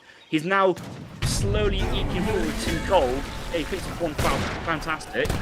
Now the fight's on with all his gold unpacking. That more we get 1 shot. Oh, dodges actually, dodges. Somalis. The Gaskin is destroying the Cossack Cav Archer play, and yes, the artillery will get some good value. There's not enough struts to do anything major behind this, and Yeah, this is just looking very good for Baus. bad there for Ethiopia, but Russia's score is drastically climbing now. You have to do something about these villagers out on the map. You can't just let... They're now in the range of the mountain monastery line of sight. Come on, please do something about this. But it's too late now. You've not got the military for it. Yeah, and I have to respect Baus's composition. He has like 5 unit types right now. He has the Strelets, Cav Archers, Cossacks, both pieces of artillery. Can we look if Baus has sent any military unit cards to buff his units? So he has sent Cav combat already. Now selling Streletsi combat, has the H2 infantry combat as well. So yeah, these units are nothing to scoff at right now. Yeah, okay. And the thing is, if you get to the point of double upgrade Strelets and just mass spam Strelets, you're kind of in a safe position. Baus just needs to let this game kind of continue. Well, both SIDs should be scaling. 3 TC for Ethiopia, 1 Russian TC for Baus. That should be pretty fine. But it's the next military fights, and all the military fights now as a result of these vastly upgraded Strelets is just going to be such Big shipment there. fantastic. 5 Senan horsemen. Saw 1k influence going down. But I think that's a lot of Cav Archers. Might not be pretty impactful right now. It's not going to be the value that he really wants it to be, but I guess it's a what other choices you have. There's not a huge amount of Cav Archers. Both kind of the Gascony and Neftenia can, focus fire those down pretty quickly, and then it's just Strelets, it's just then artillery that the Senars can kind of sit on. They do actually have siege resist, the Senar horsemen, but that won't really play that much of a factor. Yeah. One thing to note is, Frontline has successfully transitioned to like a farm economy, and 3 TCs behind. But oh man, look at that glorious army from OnlyBaus. Senars right on top of the Strelets. This is going to be a hot drop. Yeah, Cav Archers, Cossacks blocking all the Shotel. Senar popping from the palace onto the Strelets. But so much artillery. 2 killing flanks will down go the down. Neftenia. 2 flanks will go down, but there's still another 3 flanks at least. 4 flanks I see. And yes, now the Cossacks on some Neftenia. Gascanes will respond. The Senars are getting damaged, but there's nothing picking up the Cav Archers here. And a fantastic fight here for OnlyBaus. And that is dominating, destroying the Ethiopian army. And that will tear down that fortress. Middle map control. And those villagers on the southern side, they are now protected. And Baus is just screaming ahead with the economy and the military. Wow, that is a way to seal it, I reckon. Looks like the game's going to continue, but now the Abans at the risk of going down. That's more economic loss to the point, but I don't think Frontline can recover, especially if you've got some natural resources. And I'm expecting an oh dear, what will happen? GG at the moment. Boom. Yeah, I think Chad pointing out that Frontline had the lead. He had the tempo after cleaning up Baus's front base, but he just went passive with the 3 TC booming, while Baus invested a lot in the army. He took the better culverin trades. He shot had 5 free shots into the Neftenia mass, and yeah, just snowballed from there. This Is Frontline going to play this as long as possible, hide the Vils in the corner and try to mentally drain BAUS out of energy? Don't take this into a very long 7-game series, is what certain people say. No, I would expect. Still close. I mean, unless Frontline has got a lot in the queue, I don't see him killing this army. And once the houses, the TC, and that middle base is destroyed, it's just not worth it. It's not worth losing infrastructure to buy yourself like 4 minutes to maybe come back in. It just doesn't quite work. The Vil raid! It's on! It's on! Yeah, Frontline heeded your advice. He's like, I can't see the dead Huns, but imagine he's chopping some wood down there. The amount of hunting going down there unprotected from OnlyBaus was criminal. Like, criminal, no blockhouse. Try and play the sneaky and got away with it. I think that's absolutely insane. That was the position that Frontline was in. There's an opportunity to take 15 Vils and then move backwards. But now we're just watching Ethiopia get destroyed. So I guess we just enjoy watching Ethiopia get destroyed. Yeah, this is the last hurrah for Frontline. Front is exactly what you want to block Showdales. Yeah, well played. Well, what a game that was. Enjoyed that one. Yeah, very good game. I think Frontline had decent defense, and I love the pathing abuse he had, with the Gaskenya, with the trees, Shotel warriors blocking all the Cossacks. That Sevastopol mortar, I think, had killed like 50 Russian infantry units. But BAUS managing to get back into the game militarily, and takes game number 3 here. Yeah, the overlay for Age of Empires 2 by that casting company, like Castamate or something like that. It's not the DE native one, but it's the one that every player has as like a spectator plugin thing. You can actually find kills per unit. So you can like select a unit, and on the icon on the bottom left, it shows how many units that unit has killed. If you select a group of units, it will show how many units those group of units have killed. And you can also select over like a whole army of both players, and it will show you the equivalent HP bars, maximum HP, and current HP. And you can see the HP bars kind of like dwindle down as the fight goes on. So that's some interesting things, which is possible. It's a possible thing you could have that. But yeah, it's an interesting point because that mortar could end up getting like 30 kills or shredders, which isn't really that amazing. But actually, it was forcing BAUS to dive the Cossack in. The Gaskenyas intercepted. The Abans were healing off any damage onto the mortar, and it was just an unkillable thing. And just BAUS just kind of obviously moved back, boomed up a little bit, and just kind of swept late game Russia, as Russia does in the late game. Probably the best late game civ there is, actually, or at least top 5. But yeah, that's sometimes it's not what a unit does, is what it forces the opponent's units to do. So that was the highlight of the match. But unfortunately, the fight for Frontline there went amazingly well, but it wasn't enough to win the game. BAUS up 2-1. We're going to be moving into the 4th game, I assume pretty shortly, unless any of them want a break. We got to squeeze in another 4 games, potentially, in 23 minutes. Otherwise, Big Julian will be upset. But go away, Boki Lisco. Off you go, my friend. Not today. This isn't the cast. No, piss off. Next time you're getting banned. Boki Lisco. Obviously, we're streaming, aren't we?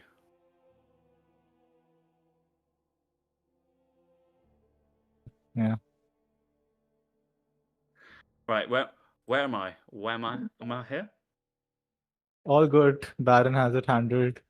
But yeah, All good. pretty close series so far. one victory, one defeat, another victory for boss. Now map number 4 will be, let me quickly check. It's going to be Anatolia. Interesting.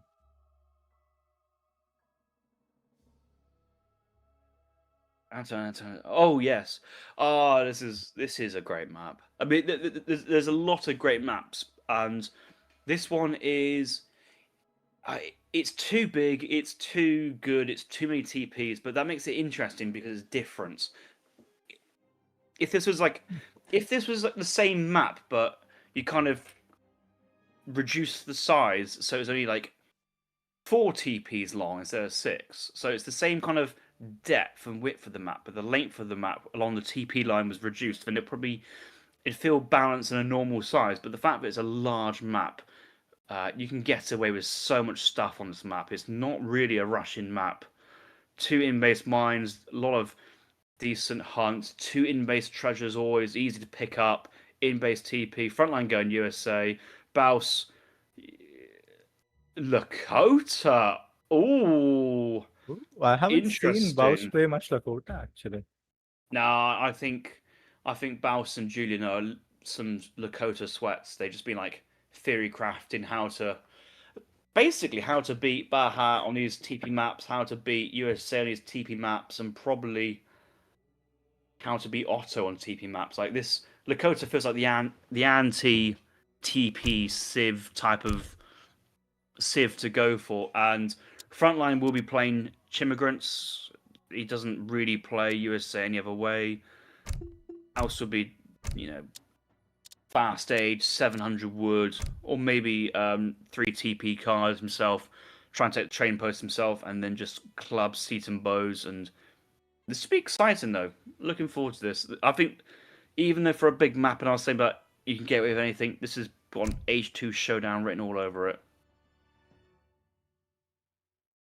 Yeah, I think it'll be, they'll both be contesting their trading posts. Lakota will have the sort of early window with the middle war huts, and it'll all be about the Highlander Hussar push from Frontline.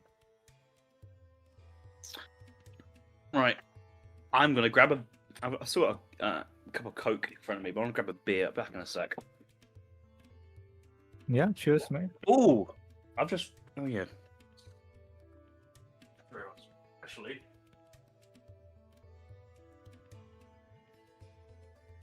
Let me read some chat comments.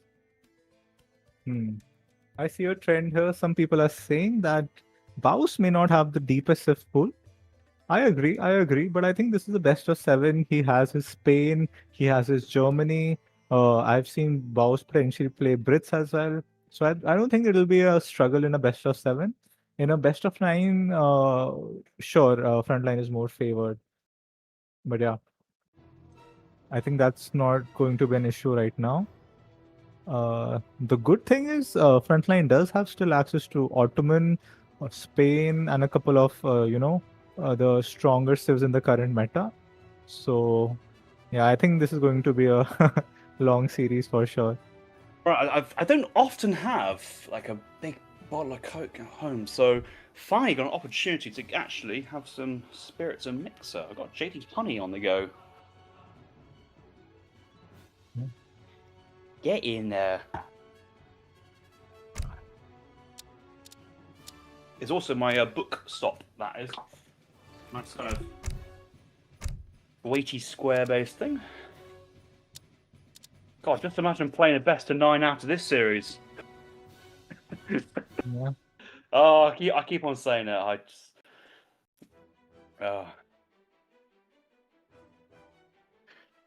JulianK better deliver the quickest 4-0 sweep so Kaiser can go bed on time and be happy. I don't think there's going to be any 4-0 sweeps in the finals for sure. No. I remember a couple of best of 7 series from Keturboy and Julian. I think Keter won 4-2. I've seen Julian win him like 4-2, 4-3 as well. So I think it's going to be pretty even. Probably like maybe something like a 5-2, 5-3, or possibly might even go all the way if you're lucky. Keter's just too good to be 4-0'd. I mean, you could have 4 really close games and you lose all of them, and sometimes that happens, and it kind of blemishes a series because sometimes the series is closer than the scoreboard suggests. But I've seen Keter's Aztec, and that's just insane. I don't think he's played much Aztec recently. He's kind of a main account is an Otto Fest as well, like Baus's, and maybe his second account is mixed up. I saw a bit of Sweden ongoing, but you wouldn't really play Sweden in the tournament series. So it'd be interesting to kind of see what he's cooking there. But the thing about Julian is he is what makes him so much better than other. Oh, we're into the game now. Hey, ladies and gentlemen, welcome back. Let me get back to the Discord so I can check what I'm actually watching. We are spawning in onto Anatolia to the northeast of the map in the color blue. We got Frontline playing as USA, spawning down to the southwest in the color red.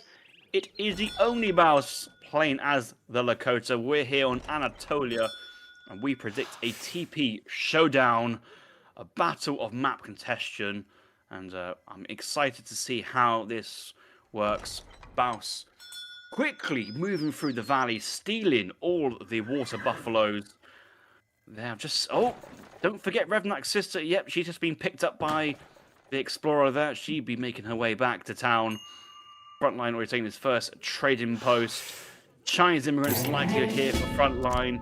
Fast age into TP contention here, likely from Baus. Let us begin. This should be a good game.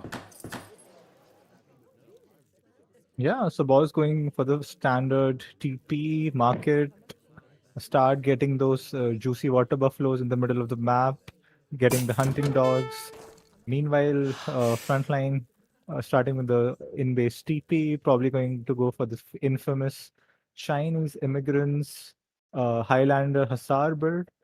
Harrison, what do you think is the most played strategy in this tournament till date? I think USA Highlander build has to be at the top. Yeah. USA Highlander or Ottoman Jan semi-FF. Yeah. It is. Yeah. I can't. Auto for sure. Maybe French 12-10 play around at that point, but yeah. I mean, if you're not playing Ottoman in your series, if you're not playing USA in your series, then are you even playing the series? Is the real question. For sure. Ooh, what is this treasure? Is this the big XP treasure? Yeah, 100 XP. That's pretty nice for Baus. It's like 2 Clefets, 1 Haramja, which is weird because the Haramja Treasure Guardian is just terrible in range, but actually packs a punch in melee, while the Clefet in melee is just not great. So it's a bit of a weird one, that is. But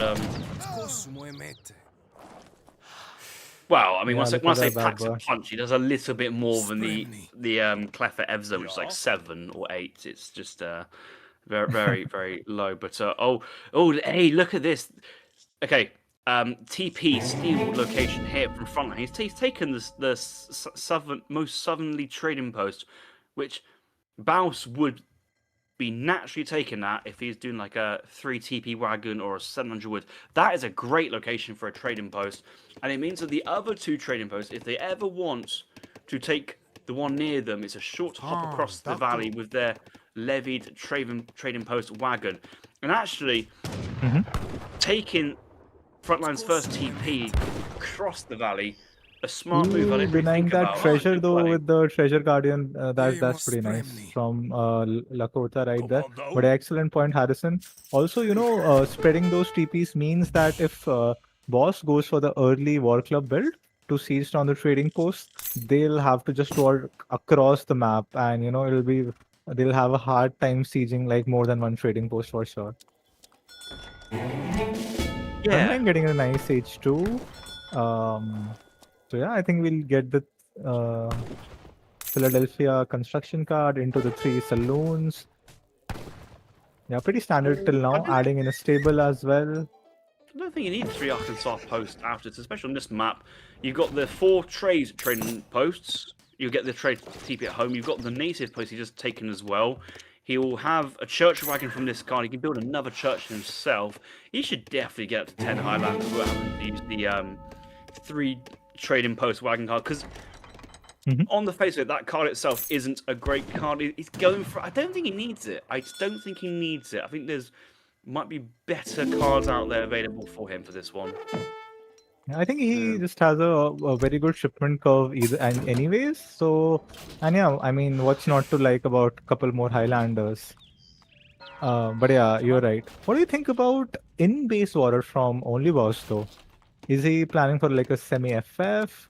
I mean, you need to deny some of those trading posts from USA, right? Can Baus actually hold this Highlander push in base? I think maybe that's why he's very... Yeah, so I see this 2 ways. One being that you go all out with the trading post war with a lot of clubs, and then you spam your Setons and you try and you deal with the USA attack head on as you're fully committed to H2. The problem is that USA adds in Huss as well, so it should be like a 8 Huss, 10 Highlander timing, and that is like a must cast on steroids, and that should destroy Seton war clubs there. So I don't think that's on the card.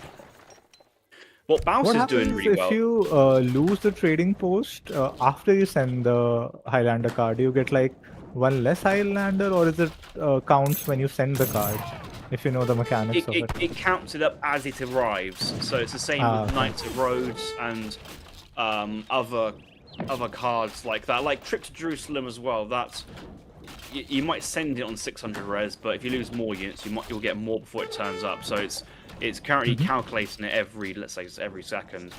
But what Baus might be wanting to do is try to fast stage and try and get out 10 rifle riders, 5 stable, 5 via the shipments, and with decent micro that will win versus that composition. But there's Setons as well. He's wanting to fight this head on, which I respect, because you need the clubs for the TPs.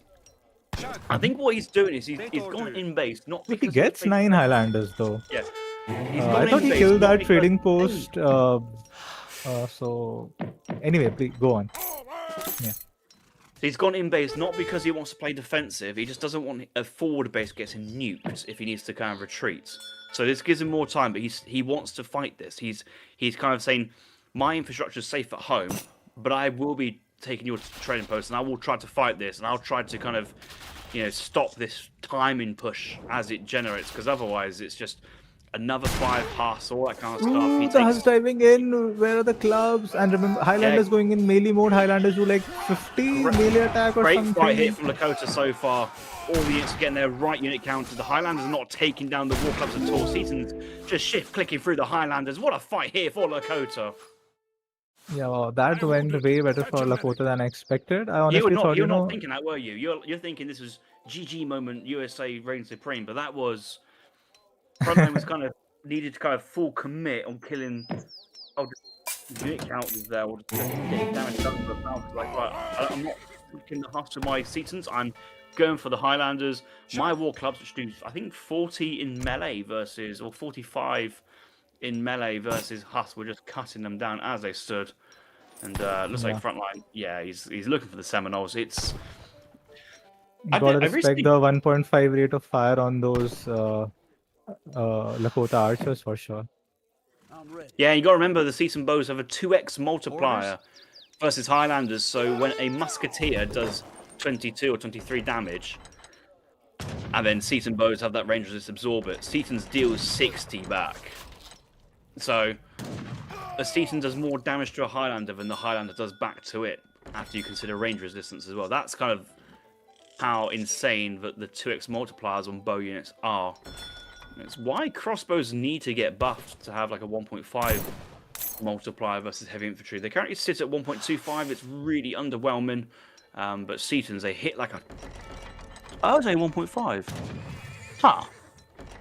I swear they had 2x. Or was that AN's 2x? Yes, I'll do it. Who knows? Yeah. Ooh, clutch Seminole shipment though. That might be able to match the DPS. Does he have Minutemen? Okay, no Minutemen though.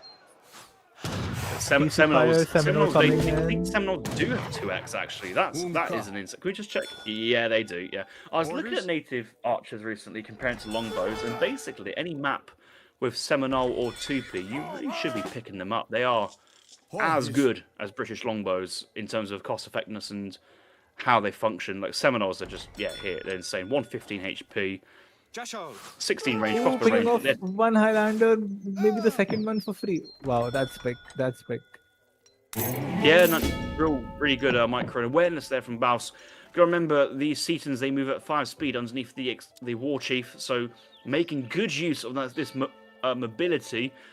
All this time, Baus is still on 2 trading posts himself. Frontline's been taken down to 2 TP, but it's not like Frontline has a trading post advantage. Behind this, US economy isn't actually that great to shout about. It's all lean on this timing, and this kind of feels like sending Seminole out quiet because like you're being reduced to just a build order. Is my feeling on it. Can we see Baus's POV? Has he added a stable? He senses there is low anti-cap from Frontline. So maybe like an axe switch could be very clutch here. Okay, so he's committing to double infantry actually, sending in the Tokala soldiers, relying on the 4 axe and 2 Tokala shipment.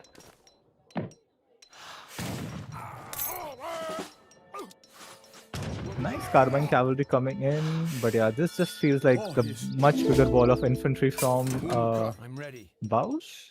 Maybe the second Seminole shipment will Yeah, mitigate but that. the problem is the quality is on USA's side now, the Seminoles versus the Setons. Especially once the clubs go in, the Seminoles just turn around and that should take down all the anti-cav. The Huss moving around, great control here from Frontline. The War Club's out of position. They're on the Seton bows now, and this should be a cleanup here for USA. I feel like it. Yeah, Baus desperately trying to pull trick the War Clubs with the War Clubs are just getting killed to death by the Seminole Sharkmen. Villagers also coming in, Carbine Cap coming in, and yeah. USA STS Greek for a Revolution. reason. It's insane. It is insane. The Seminoles, they're so good. High HP, high range resist, high damage versus heavy infantry. They're too good.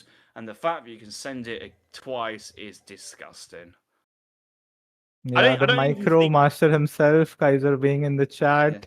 Not the best micro from either place, especially Baus. Just Yeah, I don't think Baus played that wrong.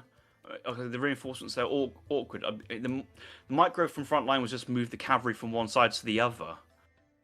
Yeah, it's just brutal, isn't it? You play so well, and then you just kind of there's just a little bit too much cav to deal with, and it all kind of collapses on yourself, and you just see the game go so quickly. You had a nice idea though. I think you're checking whether it's going to add in a stable.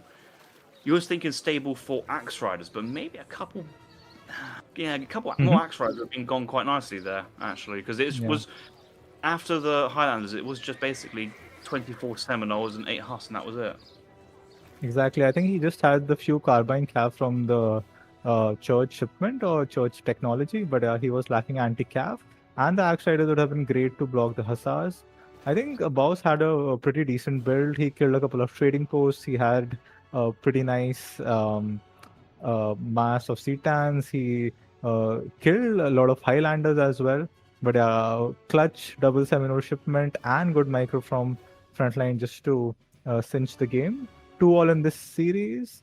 And I'll see you guys later, Harrison.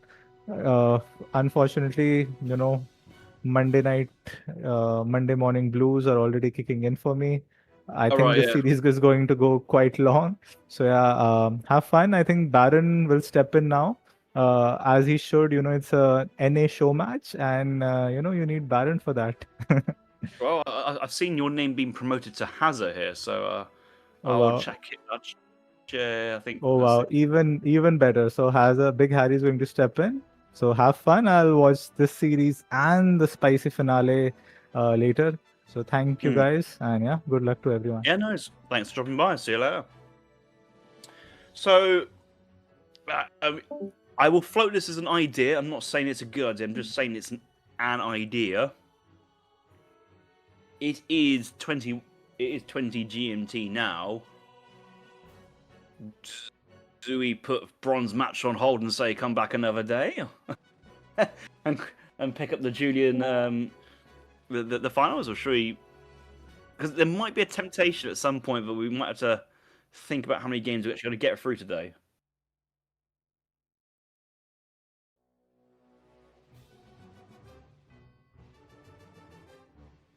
Ooh, it's a shout, yeah. Oh, it's an idea.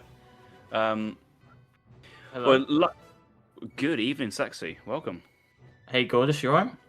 Oh, I'm blushing. Yeah, I'm alright. Yeah. So, everyone's on Easter holidays, so UK's got bank holidays tomorrow, so I'm not in work. So, I think it's fine to go a little bit later tonight as well, and all that kind of stuff. Has got permission from his mother to stay up late. Very kind. Do you have a roast dinner today? No. I just had just a burger and chips. That's all. Abby, Nothing special. You've ticked off the forced family socialising, so now the rest of the evening's free. Yeah, more or less. Excellent. That's like to hear that. Right. Sorry. Let me close some stuff. Have you been enjoying the series so far? Yeah, it's been a bit of a wacky one. I'll give you that. Yeah, I think we've had 4 fantastic games so far. Yeah, for the most. They've been very swingy, haven't they? Like it's like you think someone's ahead, and then they take a poor fight, and then someone else is ahead, and it's hard to predict these two, honestly. I mean, the only predictions I've had was a bit of Otto supremacy there from OnlyBaus, and that was a domination from him on that game. But everything else is now like, oh, it's just fun. It's good. Yeah. Hey, we've still got Frontline Otto to come up, so we'll wait for that domination. So Frontline's got to win in this pocket as well. So Boss has got to win this one here. The final map is Pampas Sierras as well. He's going for Italy now on game 5. What's the map, Baron? I'm not looking at the map pool. I know that there's a no TP map to end the series. This is a weird matchup for this map. Well, it's one of those things that you can kind of block off choke points with Italy buildings. That is an idea, but is also surely Brits. If Italy lock themselves away in a corner, Brits just sit there in the middle of the map and just have a great time. And go, yeah, sure, I'll eat all the caribou and moose. It's not a problem for me. Yeah, there's that. That's a very good point. And then there's also the fact that Italy, they're tin mines, I believe. And Italy's army in H4 is very gold heavy. So, like the skirms cost more gold, for example, than the regular skirm. So the longevity is quite good for Brit in that regard. It's just whether Brit can outlast the H4 tempo or delay it at the very least. So there's always that third tin mine just outside the base towards the trading line, but kind of in defensive areas. So you got 4.5k gold to play with. So basically 2 silver mines, but then that is it, because you're otherwise you're on the ice path or you're in the middle of the map, and that's kind of, I think quite often on this map. There's so many times when people are gathering on the ice path, just praying that they're not going to get cav raided there. Yeah, more or less, yeah. 'Cause you can't wall it properly, can you? So good players would put like a house or something for line of sight there, though. So that's good. It's kind of all you can do, though. That's the thing. Unless you want leave heavy infantry. Yeah. So we are joining us in game number 5 on the Arctic territory, spawning down to the southwest in the colour blue. It's the OnlyBaus, and in the northeast, it's Frontline in colour red. Matchup is Brit Italians. Number 2 Harry has been joined by number 1 Harry. Actually, Grand Hazarov is joined. I thought you put that the other way round. No. I have to respect my young'uns in that situation. Today I've witnessed Blackburn climb from 1650 to 1900 with Ottoman. So if I want to get to 1800, I'll just play some Otto and just call it a day with that. So I believe I'm worthy to be joined by you. I'm not that much of a outcast in comparison. It's just a skill difference. He just got better, bro. That's all. That was it. He just got better in a short period of time. I don't know what you mean. Anyway, this game, it's Civ Micro got better at the very least. Anyway, this game, so Frontline's going for the Steel Trap H1 build, which is a very solid economic opening for Italy. As every ville's on food, you use Steel Traps to get all the other food techs, and then you still age at a good time. Well, it's a bit slower than most civs, but considering you have so many villas, it's worth it. And this should usually indicate, well, this could indicate anything, but usually it indicates more of a FF type style. Because if you wanted to do some sort of rush, you might cut the steel traps and drop a barracks as quick as possible and catch Brot off guard, but it looks like it's going for the greedy option instead.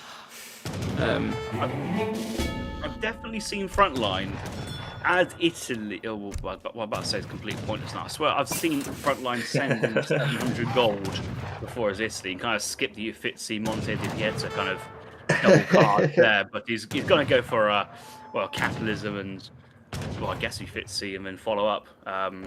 Yeah, so I did some practice games against Frontline, and I had to convince him to take out 700 coin, or just not use it for the FF, because it just dampens your eco completely. It's just really bad in terms of like eco. Yeah, it's specifically the Uffizi card because it's the Basilica wagon and the XP you get from that. And I suppose the XP being triggered in the Lombard is really nice when it comes through, but that's not as critical as a component there. But yeah, I remember seeing the 700 coin that thinking, oh, it's in the third age now, and you go, okay, cool, and then you realize there's no Basilica there. There's like one Lombard just chilling on its own, just doing nothing. And you're thinking, oh, hang on a minute, what are we doing? What's the logic? It's. I mean, there's no water here, there's no fish here, but I'd like to kind of tilt a nod towards Psionic and going schooners with Italy. That's a nice other way of playing a Civ like that without going Lombards spam.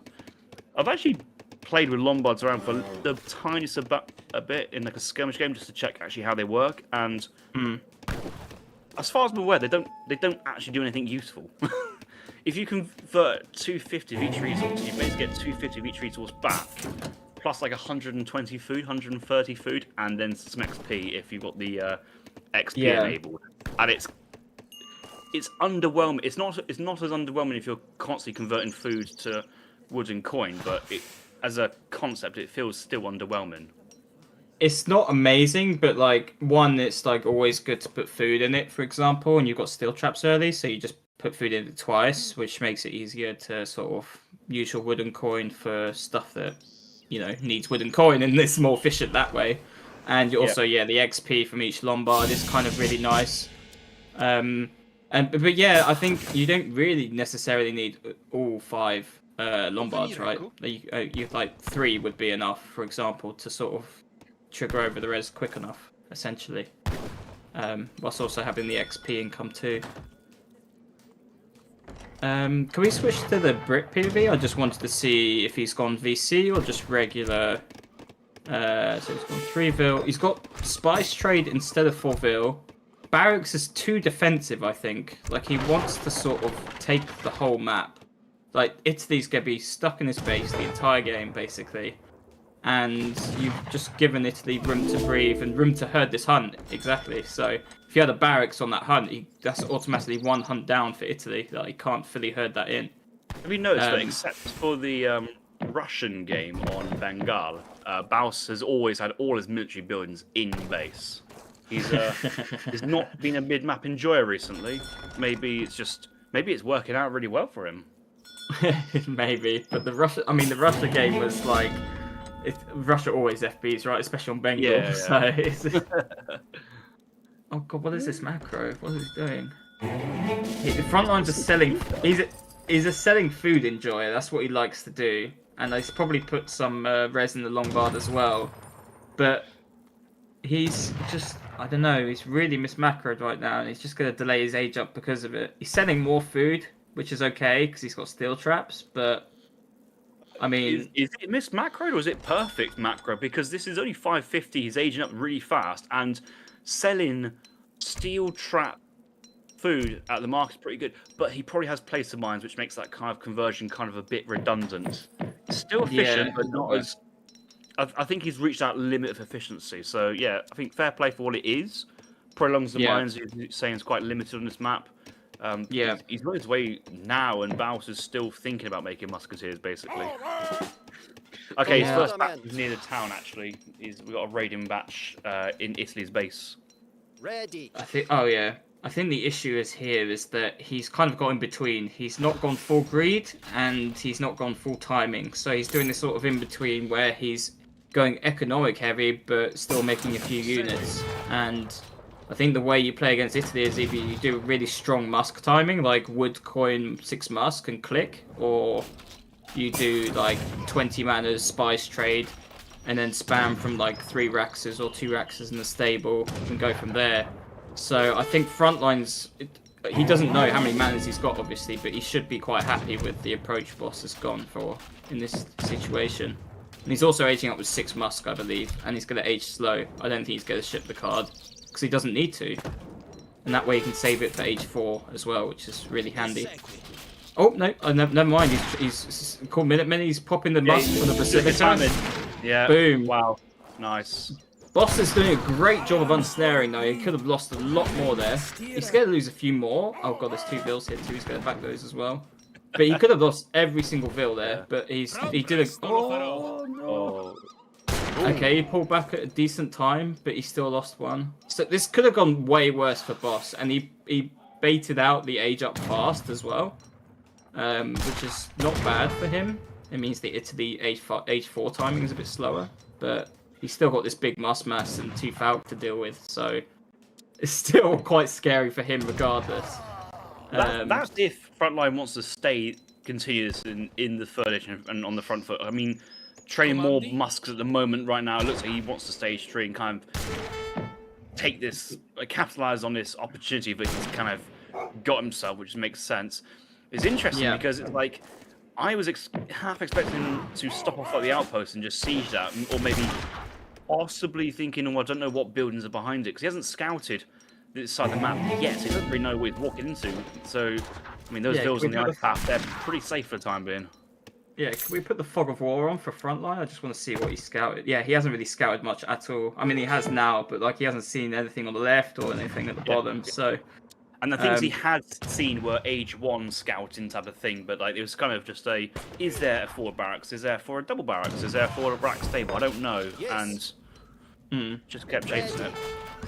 Yeah, but what he's done here is that he's confined Brit into his base, right? Like Brit is super scared right now. He's on the back foot, which is something you never want to be in this matchup ever. And now I think Frontline can either do... There's a lot of overpowered things he can do, right? You can do Albania Company, you could do 2 Falc, you could just age. I think 2 Falc. I think 2 Falc happens. Yeah, 2 Falcs hit the floor. It's right here. Yeah, and now Boss has got to somehow deal with it with no Husk and 1 Drax. I think he may have added a second one by now. But yeah, oh no, he's got a stable as well. Okay, cool. And his eco's pretty good too. I think he may have shipped Spice Trade actually. Can we check that as well? That's a great volley, great bounce shot. And yeah, he has done Spice Trade, so his eco's very, very good. So he's going for the big mass and click approach, which is not a bad approach. Hard to fuck up, but it looks like Frontline's staying H3 for the time being. He's not shipped any of the Lombard resources yet. The question is if he's going to follow up with his 9 mask or the resources and try and age. Because obviously Italy's strongest in H4 and Brit really doesn't have an answer for it. So if he can get there safely, he's fine. Looks like he's adding a TC with Architects. That's quite a good TC location. And he's going to probably try and herd this other hunt onto it as well. And we were talking about this earlier. That's his 3rd gold mine, right? Which he's securing right now. Yeah. And Brit can't deny it as well. So... this is, if he can get that TC up, he's in a great position, I think. Oh, not a bad raid, sees where the Falcs are. It's crazy. So, Frontline's in those 3 musks on the ice path. He's got no knowledge that there's villagers there. He will see the house, which means he knows there's villagers there as well, and Frontline should respond to it. But he had no knowledge that was going to pay off for him. He's not really noticed it himself, though.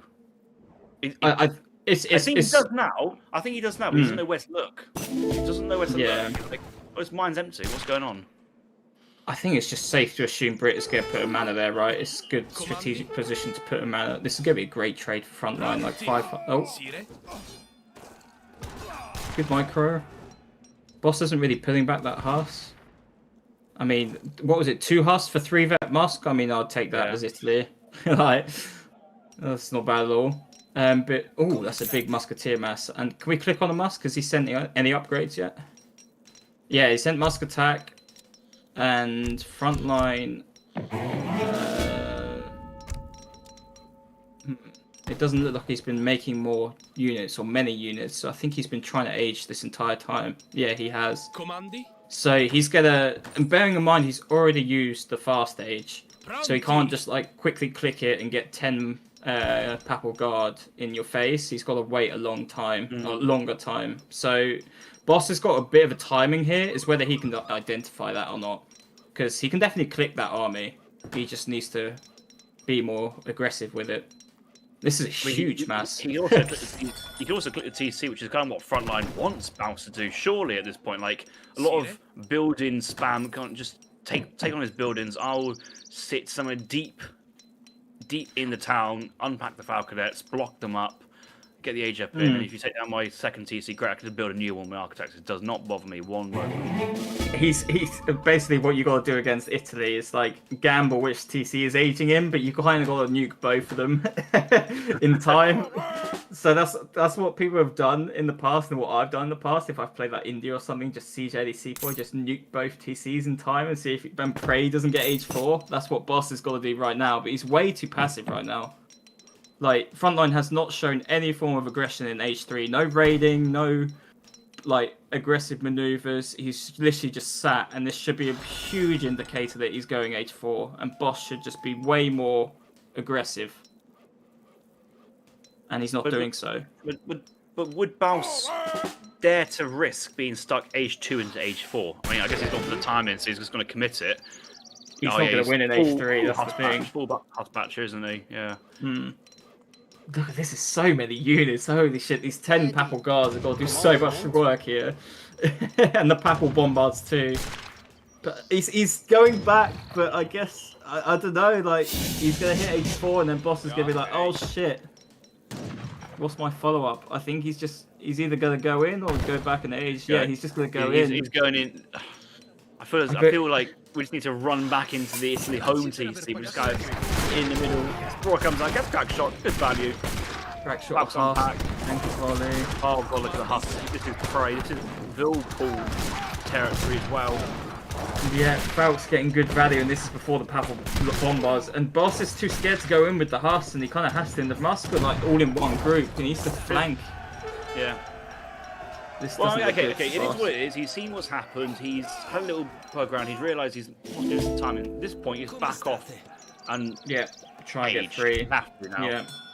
Yeah. He didn't commit to the timing, so now he's got to play on the back foot and get aged up and make some Colves and get Vet Husk, Vet Musk, and pray for the next fight. But he is aging. His eco is very, very good, but like he's got to basically outproduce Italy. Because obviously he's going to have guard units and guard. I assume he's going to get guard Musk at some point too. Sending Skirm, which makes sense. You would like to get guard Musk. Did he have the I just realized the Papal Company card is 1k of each res. The 3 Bombards, 20 guard. Yeah. Oh, he's got Urban Allies actually. That might be his follow-up. I feel like I'd ship that instead of the Skirm if I'm honest. You're against H2 Brit after all. Well, yeah, but I mean, he probably didn't have the res for it at the moment. TC's idle at the moment. Okay, getting them going again. Oh, he's built a mill. Look at Baus. Look at Baus's position. He's either trying to snare around or he's about to get caught out massively. This is. Oh god. Oh god. And the Papal Guard are going to snare too. Oh no. Boom. Oh god. Oh dear God! Close your eyes. This is a slaughter. And the burst of the air is going to just chase them back home. The Husk on the wrong side of the map. Oh my. This is. Oh god, clean those up. Skirm's chasing down the Musk. And he's getting. I think that's Guard Musk coming as well, which is going to be like seal the deal sort of thing. And it's going to be huge. It's also the fact we've got 5-speed burst areas. Like, Yeah. Tries to move a whole immobile army of musks, chased by like Ouch. 10 Ouch. scums nipping at the heel. Yeah. And Boss has just resigned. It's just, yeah, he's never going to beat that army ever. Oh That is no. rough. Do you think Frontline won the game there, or Baus lost the game there, that positioning? Mixture of both, probably. But yeah, that was a rough one for Boss. I mean, his game plan it wasn't horrible, but he just needed to commit to it. Like, just literally attack move with the Haas, pull back the ones that have been targeted, and flank with like 3 different directions is the best way. Because Frontline was kind of out in the open. Normally, Italy want to a fight behind all their building spam, but he was kind of like in the open, so Boss could actually flank properly, but he just didn't. He was too scared. Now, I mean, we're not going to it's not going to happen. Hence, why it's hypothetically.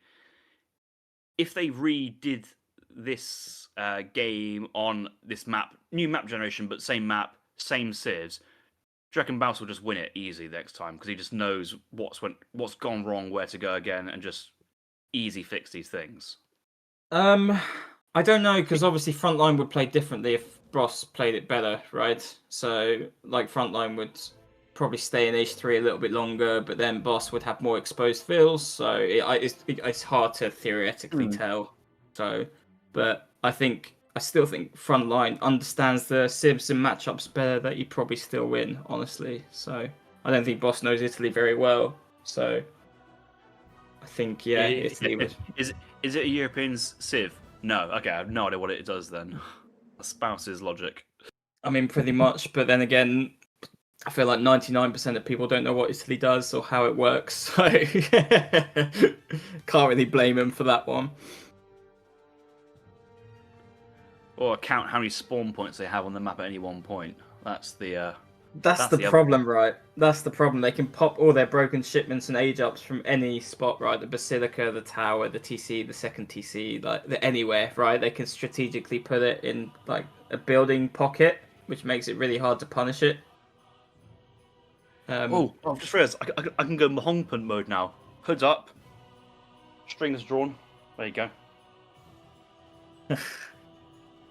That isn't Mahonga sort of trademark, isn't it? Which is fine because like I used to always play with like headphones on. Then once I realised that actually with a directional mic, which I've got here, it's only USB Yamde condenser mic.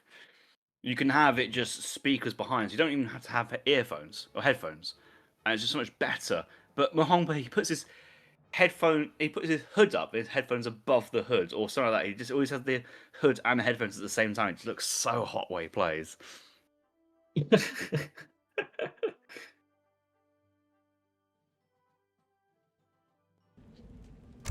That's okay. What's the next map there, Baron? Fill us in.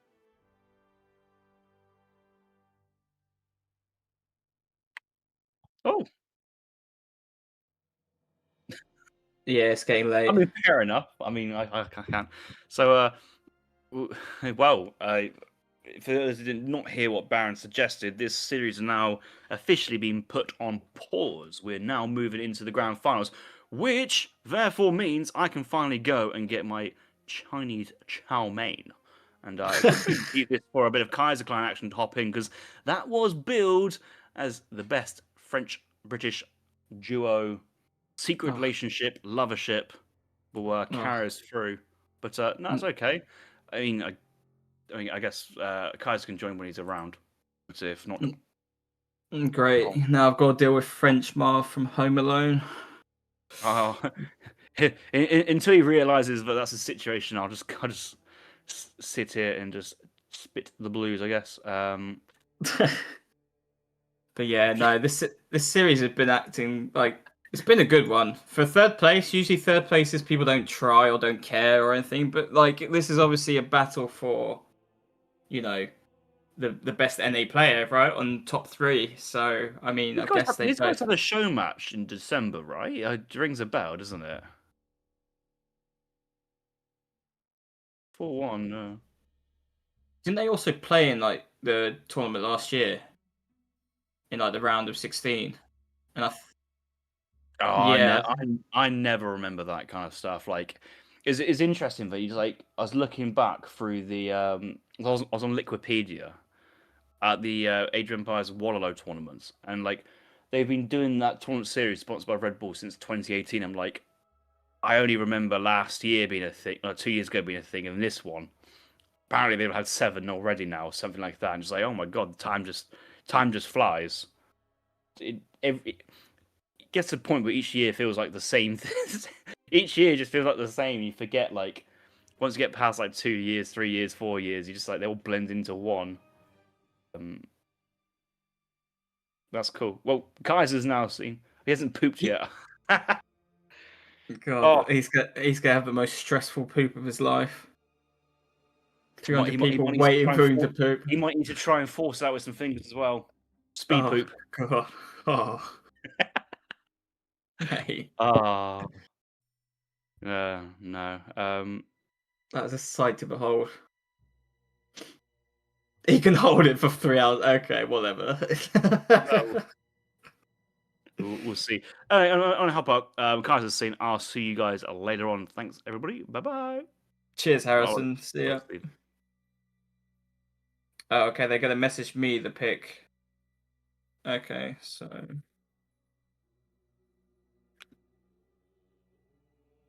Baron, do I just tell you the Civ picks, I guess? Just Julian so far.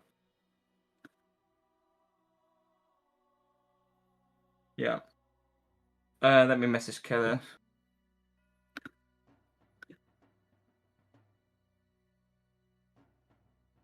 Let me wish them both good luck. Cool. It's quite funny because I've been like helping them. They both asked me for practice games, so I think I have a sneaky suspicion what game one matchup's gonna be. So, oh hello. Well, hello. How you doing? Yeah, good. How are you? I'm kind of alive. alive. Okay. I had a rough party yesterday. Went to sleep at like 1 p.m. So yeah. Oh god. But we'll make it work. Dead. So Come again? What do you say? Sorry. Oh yeah, right. Let's do that. Not sure that's gonna be so pretty, but I've got the nah. You'll look. You'll look fine. I promise. You always look fine. Pretty fine. Oh, you know how to talk to me, big boy. Dude, I've been talking to you sadly for 10+ years. So I know the matchup for game one, by the way, Mr. Baron. If you're ready. Okay, so it is in fact a Sweden mirror game one. Sweden mirror, okay. Yeah.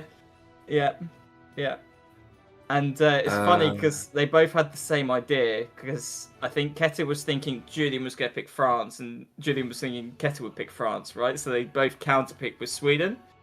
And then... Oh, because it's like, it's blind pick, yeah, okay. Yeah, it's blind pick, so they assume they'd be like France or Spain on map 1, and Sweden's like a good counter to both because of like the hacker pellet and Halb stuff and Jaegers and stuff like that. So it seems like they both tried to mind game, and it's just kind of backfired, but in a good way, because now we get to see a matchup we don't really see often. And now it's just a good old-fashioned Sweden mirror. Yeah, I don't actually recall like seeing a Sweden mirror in like any high-level series. Maybe back when Sweden was like completely broken, you know, and yeah, when they were broken, there was a lot of them. But since then, we haven't seen the Civ much at all, especially in a tournament setting. But I think both of these guys realised that the Civ is actually pretty good, actually. And yeah, I think it's underrated, to be honest. Like, I never understand why people think like Sweden is not strong. It seems like to be pretty fast and have a decent eco and be kind of versatile, in fact, you know? Yeah, I think people mostly did like the greedy torp plus making carrows and stuff like that, and that's like going Kami Japan, right? So people find out how to counter that quite easily, and now people are sort of not really booming, just sort of making enough torps to sort of stay housed, and ends up being better eco than the France one early on, so they can translate that into a lot of units or a quick age up or something like that, just with slightly better eco. And with the church card, you can make Jaegers for 160 res, 80 wood, 80 coin, and they're upgraded as well, so they're really, really cost effective. So they can actually win skirm wars now, which is what they struggle with for in the past. Yeah, so. Definitely, yeah. Yeah, and the Kami Japan thing is a good point. I was gonna say the same. Yeah, I think it's exactly the same dynamic. Just you just need to grid a little bit less, and you still have like a strong civ with a good eco, and don't go like all in on the eco. But looks like we are getting into game 1 on New England. Wait, what's going on?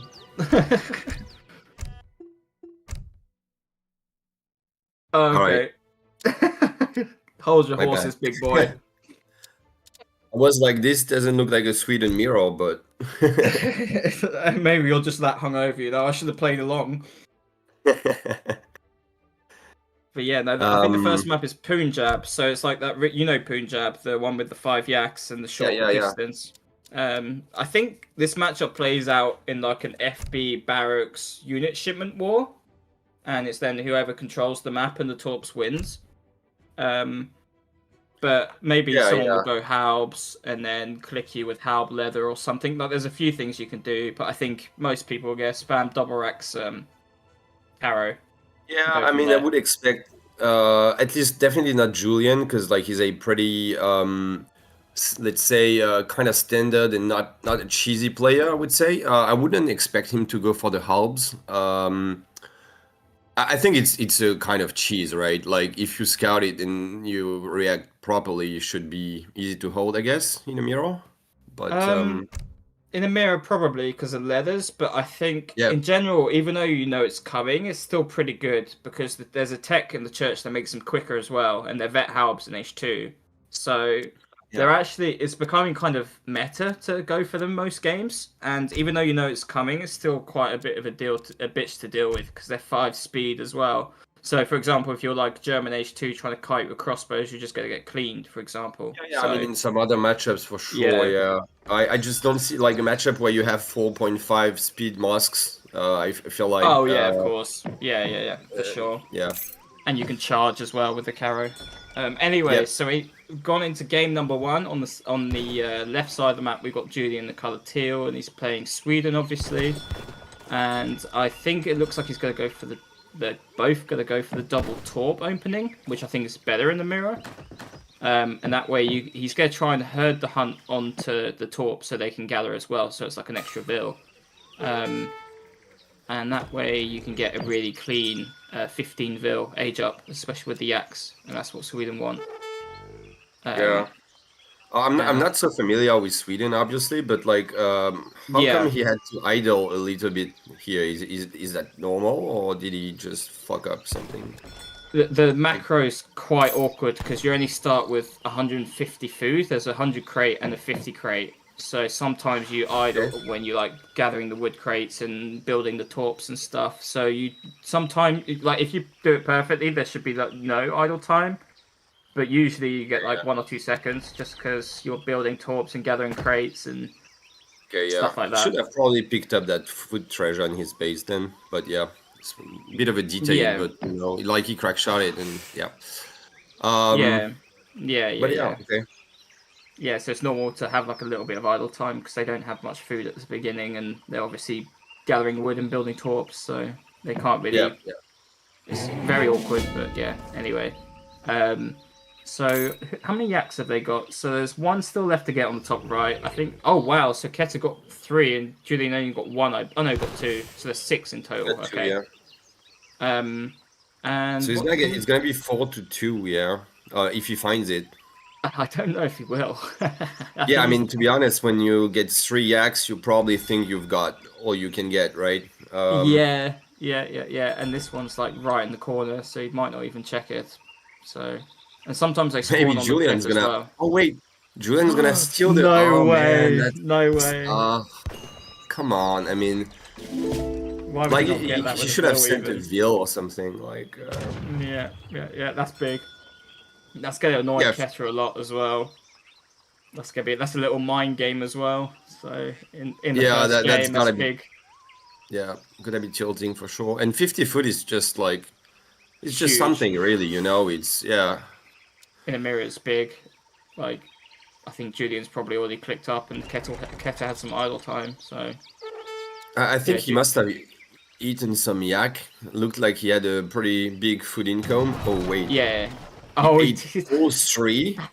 He ate all three and TC5'd the rickshaw, so he can't scout with it anymore.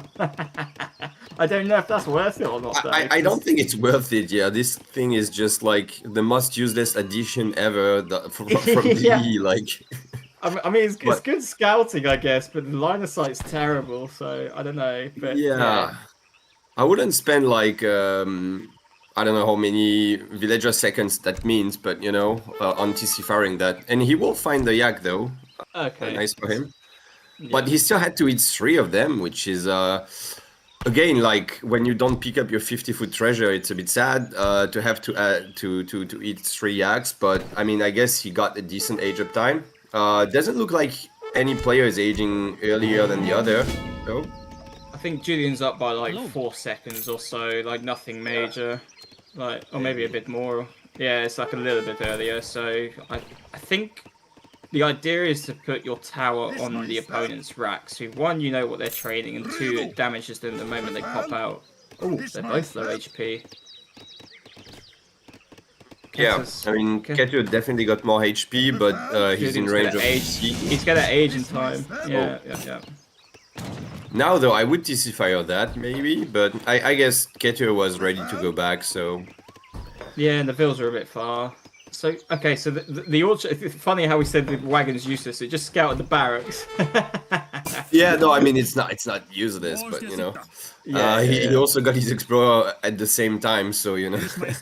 But, okay, tower on top of the racks is definitely a smart move, I think. But kind of weird barracks placement. It looks like both of them got the same idea to sort of go like for that not really forward racks. Maybe there's a reason for that. I'm not sure. Yeah, I think because you want to like obviously have the tower shooting as units, but then you don't want to be like having your barracks like out of position at the same time. I mean, you could put your barracks underneath your tower as well, but then it's just a proper FB war, and these guys are quite greedy. So I think they just want to get the information and then play from there, basically. Because it looks like it's not going to be like a full-on unit shipment mirror. Oh, maybe it is. Never mind. I'm chatting shit. So he's gone 4 torp into 2 leather, and I think Julian's just gone 4 torp. And I think he's going... Okay, 700 wood. Yeah. Okay. So Julian's going a bit more greedy. Yeah, I mean, that kind of makes sense, because, like, leather, they are pretty bad against towers, right?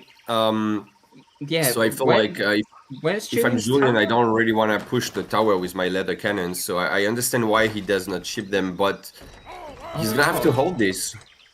But, like, this tower is really bad, though, because it's not on Keter's racks and it's not on his own. Like, yeah, that tower tower doing? is just kind of weird, yeah. Not really sure.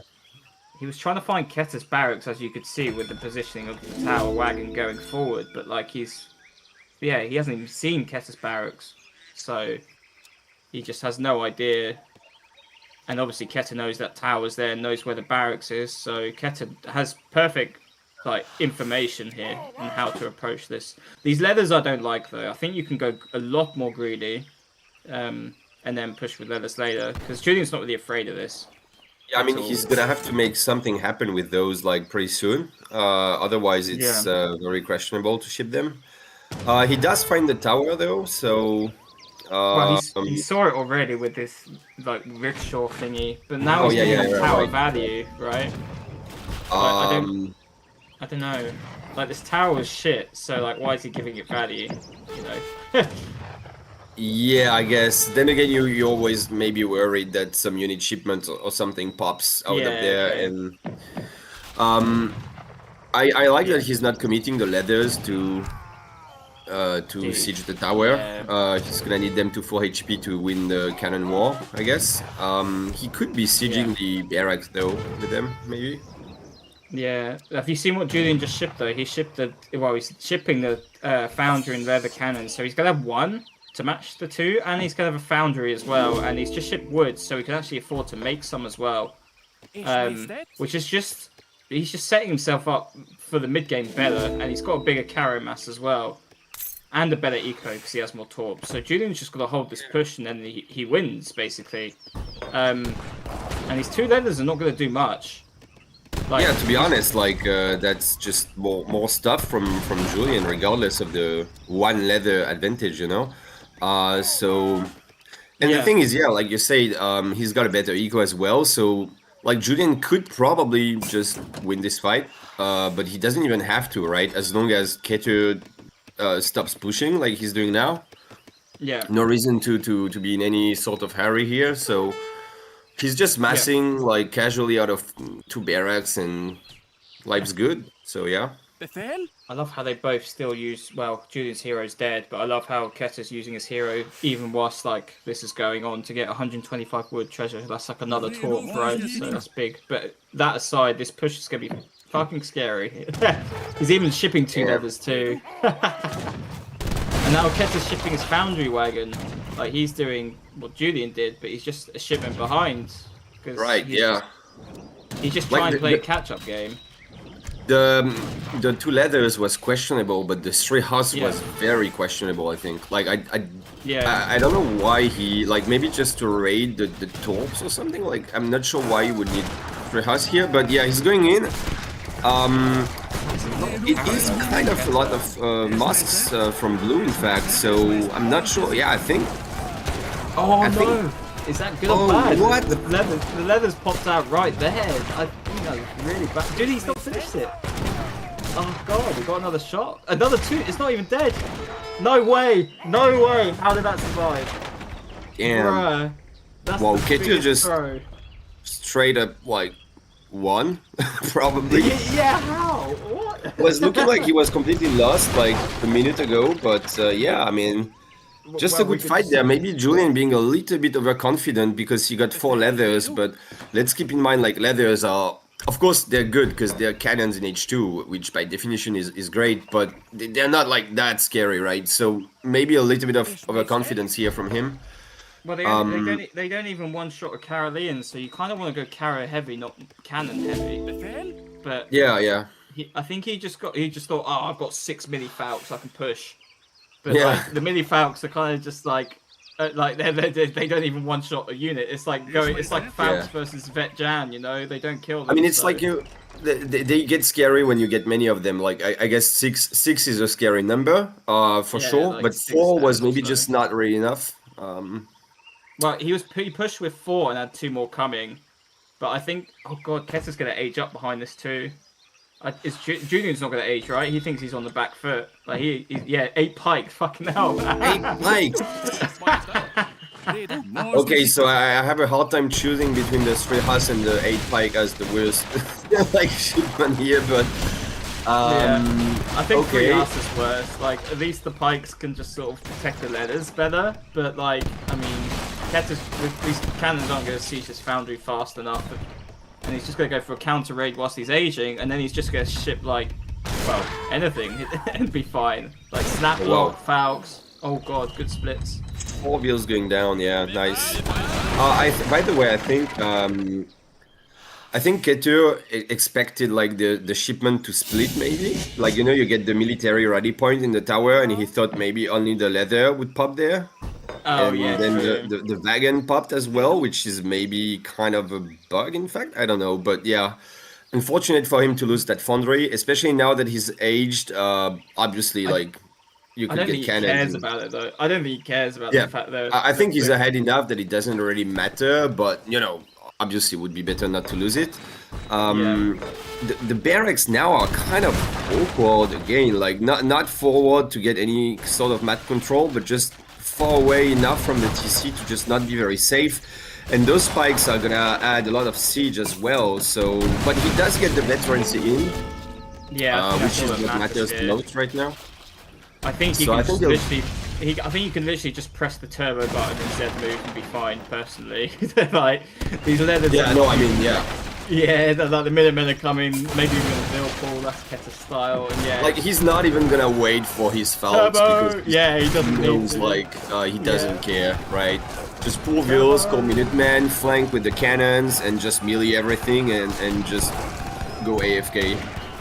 Yeah, pretty much. Minutemen and melee on the cannons, leather cannons shooting at anything. I mean, yeah, Yep, it's, GG. yeah, pretty much. And then now, after Falcons, he can just start sending carrot upgrades, right? Like Snap Lock and the other Yeah. one, Platoon Just Fire. doesn't so matter. it's just, Yeah, you don't come back from this like just getting cleaned up and an age Dude, behind is just yeah. He's on 100 torp pop, bro, and then Julian's probably on like 160 or something, 130. Is that 130? Yeah. So it's just I don't know, bro. This game didn't make any sense.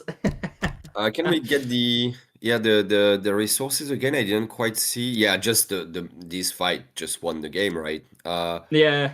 Yeah. Yeah. So Julian got ahead, especially because of the 700 wood, I think, which we see in the graph. But also just overall better eco. But if you lose your entire army, I don't think the eco difference really matters. So yeah. Yeah, it's just about the big engagement, right? Like if you've got like 2 more torps, who gives a shit, right? So. Yeah, right. And like Ketur literally got, I mean, almost the same mass as Julian, despite investing into H3. So you know it's just GG at this point. Yeah. I think well Julian just over-invested into the mini Falcons, right? Yeah, like, but it's just like they're leathers.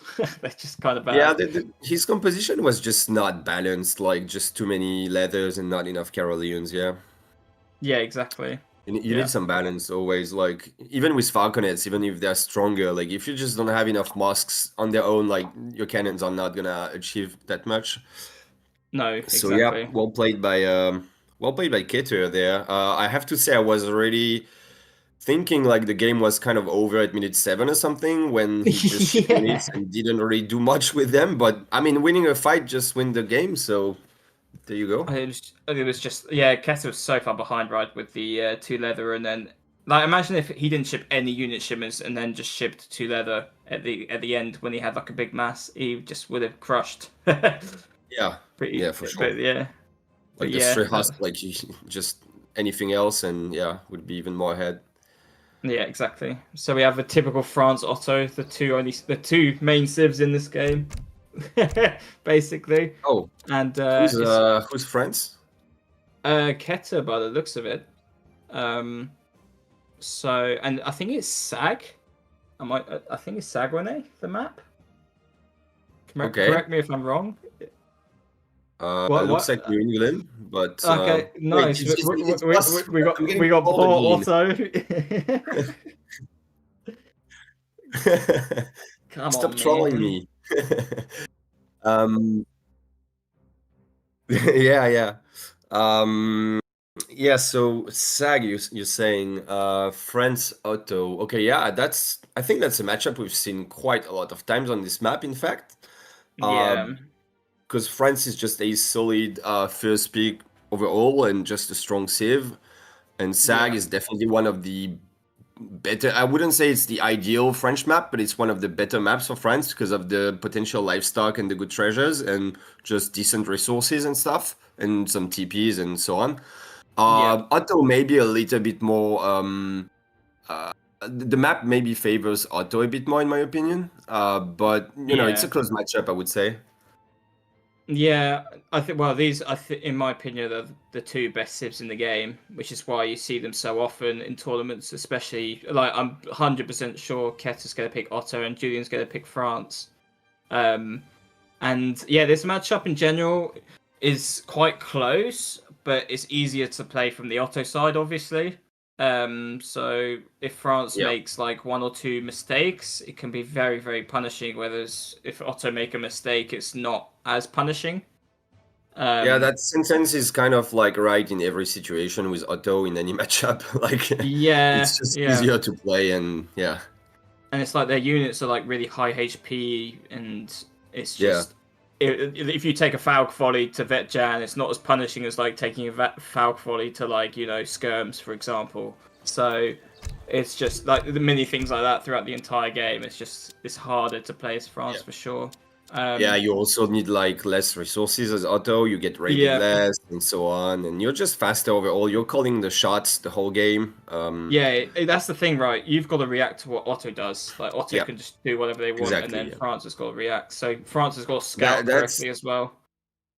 Yeah, I think that's, to be honest, the most annoying part about Otto is that they're in almost every matchup they're just faster.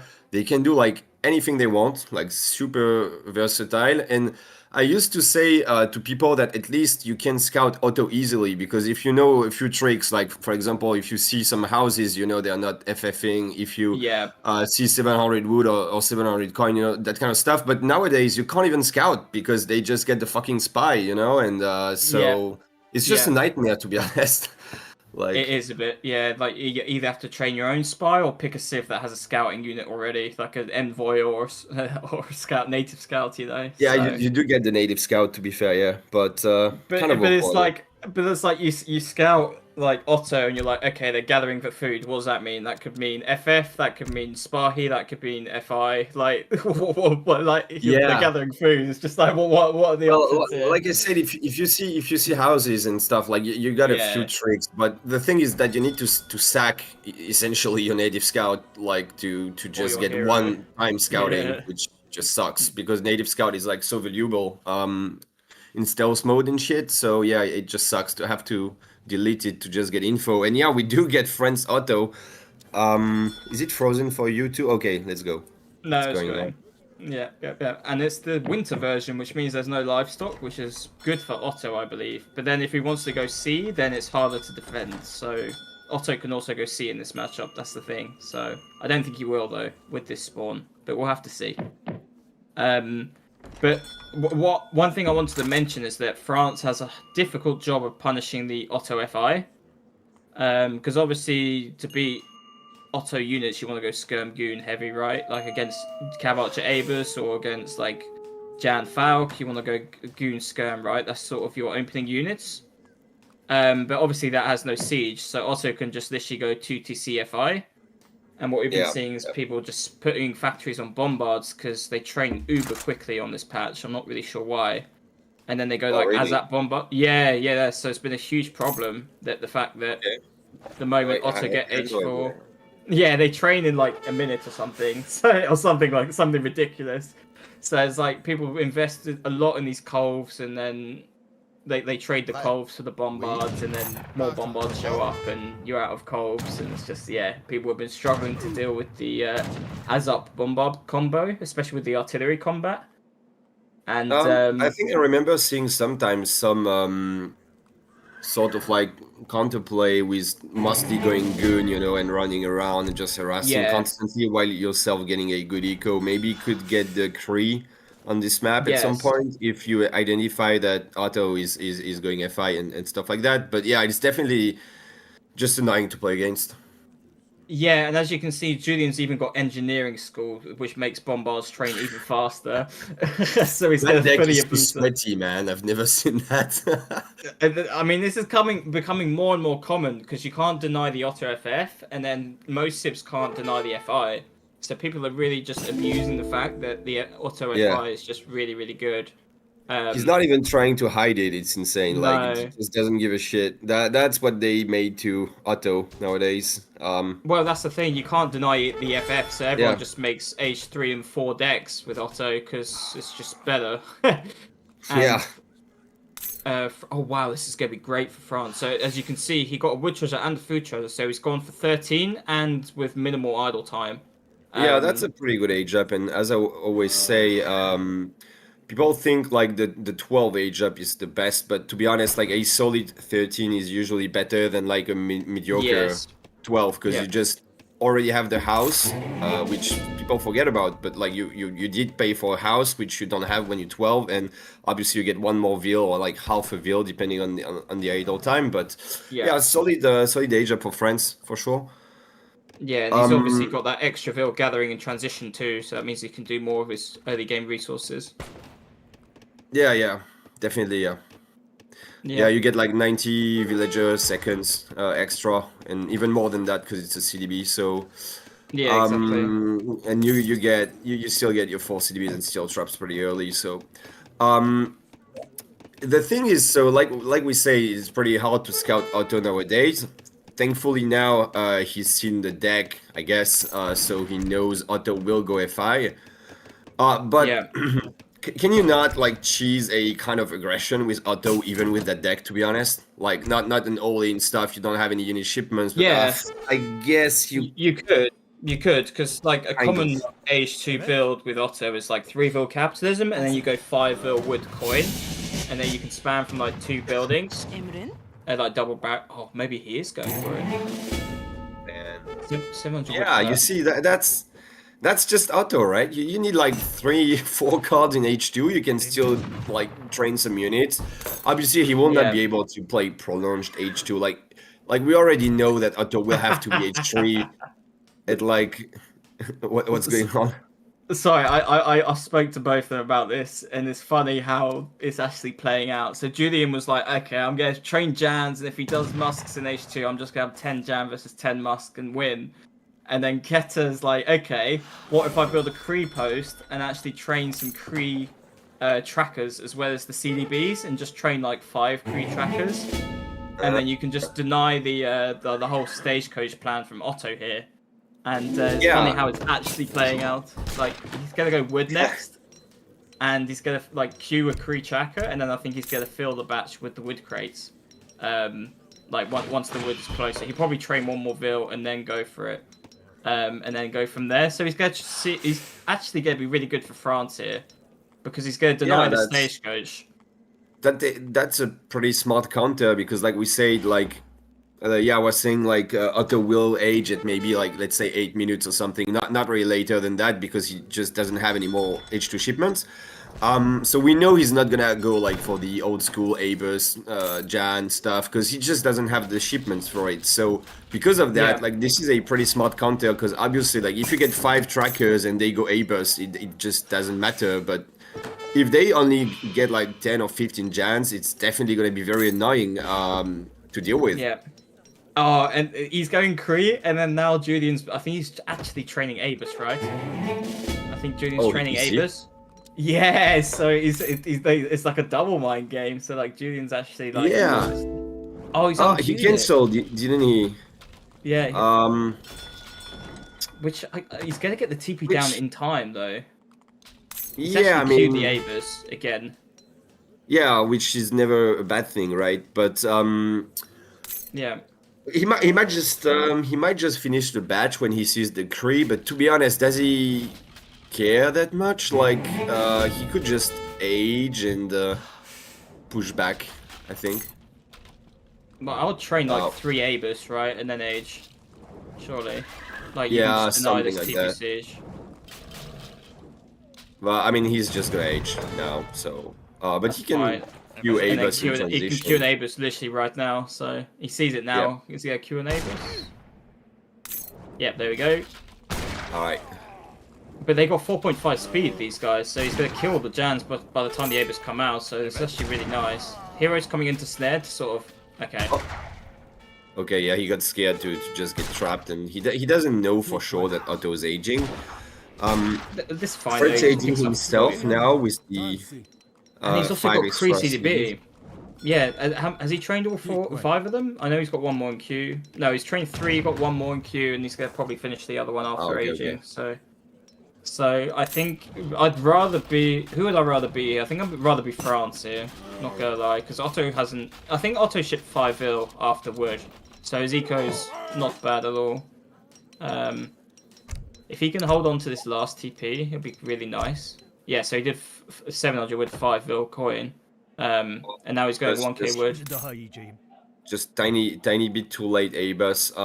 Sometimes it's good to queue, like to not cancel your batch even when you age. You know, like let's say he would have an Abus in queue, halfway in queue when he clicked up. You know, instead of canceling everything, he could have popped them earlier and probably saved that TP. But he will be able to rebuild it nonetheless. So it's not too bad for Otto, but it's kind of like wasting time, you know, like when you have to rebuild the TP, you also have to pay for veterancy for boss like Jans and A-Bus, but you only have like 5 Jans, so does it make sense to upgrade them, you know what I mean? And like you don't really have the scariest push as Otto. You know, it's not like the old school FF where you get like 20 Jans and Fox in your face very early here. So yeah, I think France will be okay here. Yeah, I think I'd happily be in France's position here for sure. He's got 5 extra CDB, and yeah, Otto, he's going 1k wood. No, they're both gone 1k wood actually, greedy bastards. And it looks like Julian is going to drop a TC. Yeah, he's dropped it already, and he's getting vet for both, and he's shipping Falcons right now, just to make sure he holds on to this stagecoach line, and he's dropping the Cree to catch up. And wow, okay, so Ket is going for a quick Cuirassier timing, which I think is going to go really well for him. I kind of like it, but at the same time, I question the 1k wood if you're gonna do that. Like, if you really want to push that early, why float like 600 wood? Well, I think I guess well he was housed to shit, but I guess yes, it is a bit overkill to ship 1k wood, right? I mean, right now he shipped 400 wood, right? So well, yeah, I guess so. Yeah. When Maybe you see it that way, like it just can't be good for your push, right? Yeah. But I mean, it's probably enough. Like, you're not going to have enough Jans to deal with AQ if you're going. What he knows Julian's playstyle, and he knows he's going. Yeah, no. I mean, it might just work anyway. I'm just saying it's not as scary as got it could have been. Got you. Yeah. I don't know if you noticed, but he also got the Kree tanning upgrade, so his cures also have more HP. Yeah, that upgrade is just insane, to be honest. I don't know if they maybe changed the cost or something, because I feel like it was too strong. Maybe they didn't change it, but like 5% HP, I think on literally everything is kind of crazy. Yeah, it's cracked, yeah. And I think it's only 100 food, 100 coin, so it's just really cheap. Yeah, it's super cheap. Doesn't even cost wood, so yeah, it's pretty good. Yeah. Like, it's very good very early, if you already have a TP at least. Like, there's no reason not to get it. Did Otto also get that? Oh, he's getting it. Oh, he's getting it now. Yeah. Also, one thing to note, what he spent the wood on is he got counter infantry rifling and an arsenal, obviously, and he's probably going to get the Cuirassier upgrade as well. But this is the thing, right? France is setting up for like a late H3, which is where they're better than Otto, and Otto like mid H3, where they have like, you know, lots of Jan combat Jans and Spahi or Mameluke timing, and now it's just going to be like CIR Skirm plus Cuirassier versus Jan Abus, which is where France wants to be. Yeah, but then again, like, give away like 3 TP Stagecoach, a middle map TC, and eventually France will have to get some more food, and like, the thing is, in this plan, what I dislike from Keter is that I feel like it might just not have time to already pay off, you know? Like, the timing from Otto with the Stagecoach resources income might just be faster, and I'm not sure, like, already investing into an arsenal and everything is that worth it, but then again, like, regardless, it looks like France is just being, like, he's pretty solid right now, so he might just get away with it anyway. Oh god, those cures stuck. Hang on, go to them. I thought he was trying to move. No, he will. They're not actually stuck, right? I hope. Well, I how saw many cures now. have though? Like, this is scary. And one thing to note: the Kree CDB, they deplete the map's res super quickly. Obviously, not as much with Otto, right? Because the vills don't cost food like their normal vills. Right. And he's got less vills as well. Yeah, exactly. And Julian was like showing presence there to sort of make sure France doesn't go H4, but to be honest, like, he's not really afraid of France H4 because the church card is banned, like the Grens are banned. So I think and Otto church cheaper church card is banned, so he doesn't have church card in deck either. So we don't have the broken armies at least, which is good. But then now it's like Ket is going to get cavalry cuirass, he's getting cav combat, and he's just going to click with a shit ton of gendarme. And Julian's going to need a broken cav shipment soon, and he hasn't got mams, so he's going to have to be Spahi. Just to sort of face tank this, right? You can't just have only Jans on the front because they're going to melt. Wait, he doesn't have mams in deck? No. What the hell? Okay. Yeah, I don't know. I mean, I get the engineering school meme, but like, It's a bit surely much, yeah. Mav's still better, yeah. It's better. Yeah. So Jan Combat is coming now. But I think if I was Julian, I'd also add Cav Archers if the game's going this long in H3. Just because you need something to DPS the cure. And Jans don't really do that. Yeah. Two Abers going south side to catch the Musk on the TP, I assume. Yeah. Yeah. And I think Ket is Vil pulling right now. Or is he going to that mine? I think he's going to that mine, maybe to Vilpool. Or wait, what? He's actually, wait. He was going to kill the Abers. Yeah. Bruh. Okay, I'm worried for Julian here. He's going to need some walls or something. He's got wall already there, but I think he's going to need a wall, like a wall in the middle. Like, this army's super scary for Otto. Like, It is, but you know, it's like Abers are still Abers, and even against Queer, they somewhat like deal damage, even though those Queers are fucking stacked. But the Abers also got combat in them, maybe? Yeah, Julian's packing up the Falcons, he's pull tricking, he's getting the fuck out of there. He's going to call both sets of Minutemen. Yeah, but I think fighting in the trees might have been better. Like, he just pulled back behind the trees, which I don't know, but yeah, this is gonna be rough for Otto, I think. Like with the CDBs being pulled in, pretty good micro by Ketur. They're splitting the Queers around. Might want to pull them back a little bit against Jans and Melee. There you go, he does. CDB is such a pain in the ass for Otto here. The Abyss aren't really being touched though, but the Jans aren't really killing the Cures. So it's like, I think Otto's just, the Cures are just not dying, right? There's almost 700 HP. There's no Cav Archers, there's no Jans. Like, this is a really rough fight for Otto. Like, could have maybe kited a little bit more. Like you get some tricks to like pull trick like your Abers with your Jans and so on, and but yeah, I think this is barely enough, to be honest. Like, it could have been like okay for Otto, but this is just enough. Sparhy. Is it going to be enough for Sparky? Like, he hasn't really got any Jans to back it up. That's the problem. I think there's a batch of Queers on the way, so now. Oh yeah, okay. Yeah, no, Ketur's fine. But I mean, I don't know. Like, this pub is like, I mean, yeah, maybe not. Okay, I was gonna say it's still a great trade for Otto, even if she doesn't clean up, but I'm not sure. The Cure's are almost as good as the Sparky at this point, almost. So, yeah. With all the upgrades, so yeah. And then Ketur's got all these. He's got 5 Goon coming across the map, I think, now 2 Falc, and he's. I think Julian's I know, it's 7 Skirm. Yeah. The 7 9 Skirms is I mean, surely Falcs. Okay, now he's gonna ship Falcs. He can just ship whatever. It's fine. Like, yeah. Just shipping whatever, just keeping up the tempo. Like, Falcs are a bit slow to cross the map, I guess, and vulnerable. So I think he's just shipping whatever and moving forward. still pretty good to siege the forward TC. Oh, 3 Vils going down. But yeah, I mean, yeah, it's just GG. Doesn't matter. So yeah, well played by Ketur there. I think it was a pretty good counter to what Julian did. Yeah, Ketur, like, that was a proper mind game. Like, it was just Kree delayed the stagecoach so much, it even killed the TP. Like, I don't think Julian's build was that good here. Like, I think he played into sort of France's hands. Like, France wants to sort of delay Otto's age up, I think.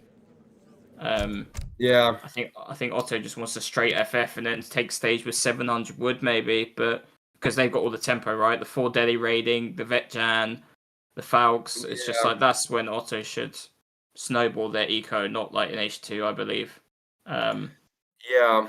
I think it also just comes down to Ketur. We didn't really mention that, but like, Ketur literally just blind countered the Ottoman composition, right? Like, I think he saw maybe that there were no mams. Even if you don't ship the mams, like the mere threat of them, is something you have to respect. And the thing is that they're not that scary on their own, but like, if they just don't die if you don't have goons, right? Like, even 4 mams, even if you have like 12 Queers, they're gonna take forever to die. And so I think without that, Ketur was like just comfortable going pure Skirm Queer, which is obviously just a pretty good answer to Jan Abus. Even sacking, I mean not sacking, but like not going for the falconets, you know, and just like completely relying on the skirm queer, and it worked pretty well. Yeah, absolutely. And if you think about it, if it's like Jan Abus Spahi, like the cures can sort of stand up to the Spahi whilst you sort of split fire on the Jan.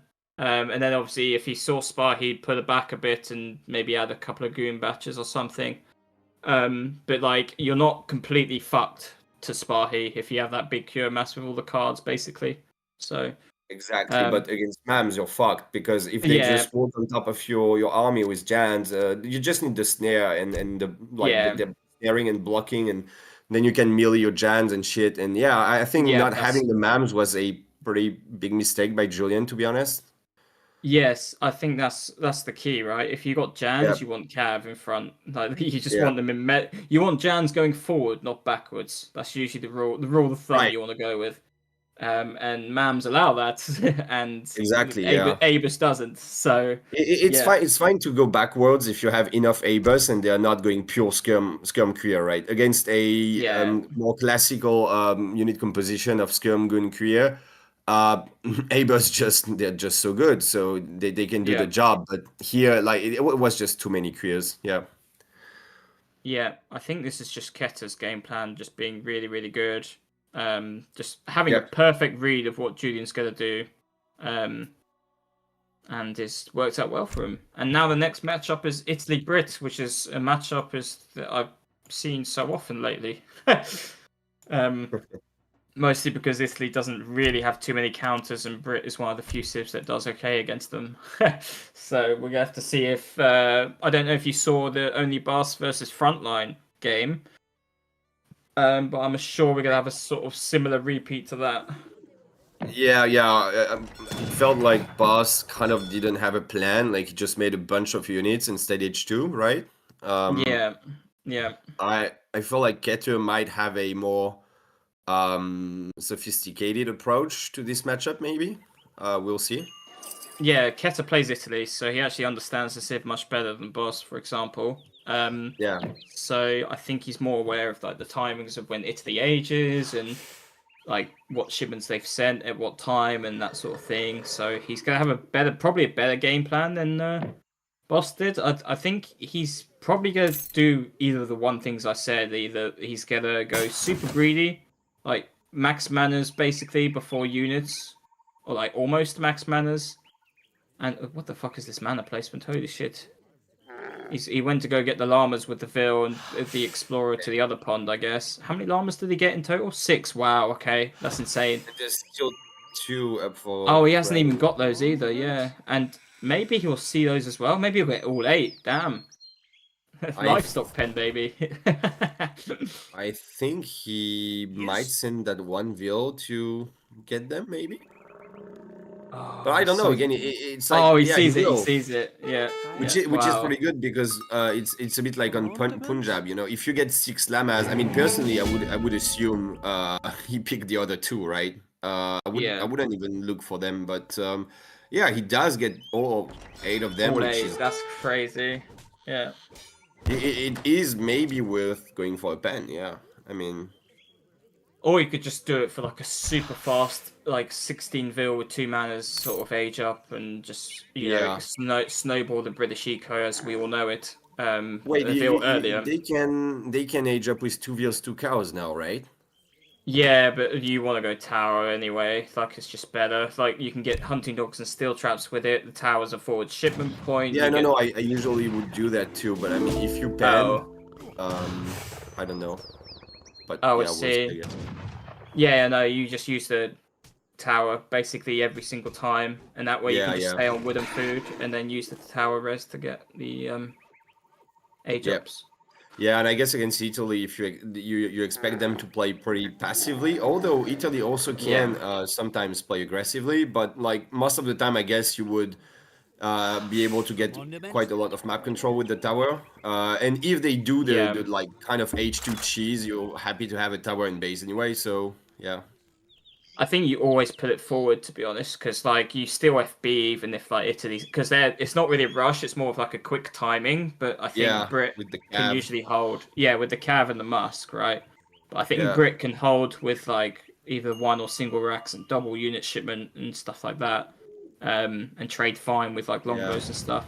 So Depends on the age of time, I guess, but yeah, they should be. Yeah. I mean, Brits is just pretty Brits. strong, you know. So Yeah, Brits is solid for sure.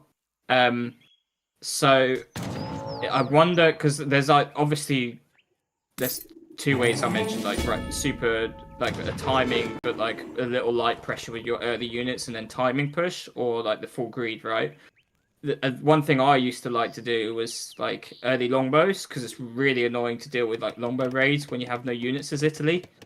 And you can try and snipe the architects, you can stop Vils herding, you can really like starve your opponent like that and then hit the timing. Or you could just go full greed, and I'm not sure which one Ketter will do. He likes to play both sorts of styles in general. He's very greedy, but then he can be very like aggressive at the same time. So I think it looks like he's going for the greed approach though, judging by his mana placements and like how he's spreading his line of sight all over the map and that sort of thing. We see a treasure contention. It's going to be like 120 coin, I believe.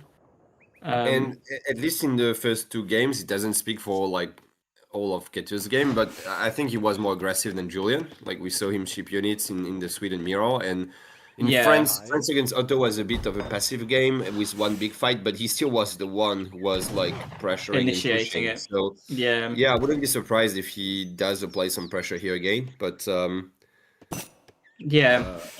but here it looks like he's going full greed approach. What's that dot? Blue dot? That's mid map. Is it a barracks or is it just manners? Oh, it's just an outpost. Is he scouting? Yeah, is the wagon going? Oh no. Okay. Yeah, no, that's not gonna die. Maybe baiting some TC fire, you know, just to waste some villager seconds. Yeah, Julian's going for the FF as normal, and it looks like Ketter's going full greed, like manners all over the map, line of sight. I don't think there's a military build. He has switched to food now, so maybe there's a military building somewhere. Possibly, maybe, no. Yes, I have no idea. No, not yet.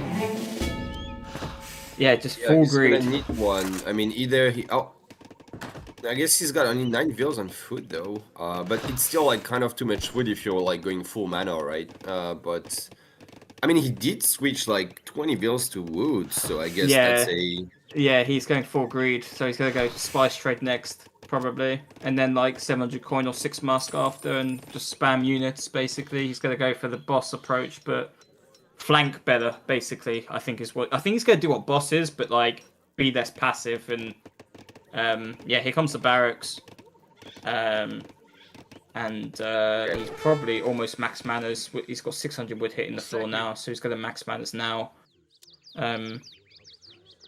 And Julian's doing like the full greed FF, so he's gone for the church wagon into Lombard wagon, and he's got 4 Lombards already, or well 2, but 2 more going up.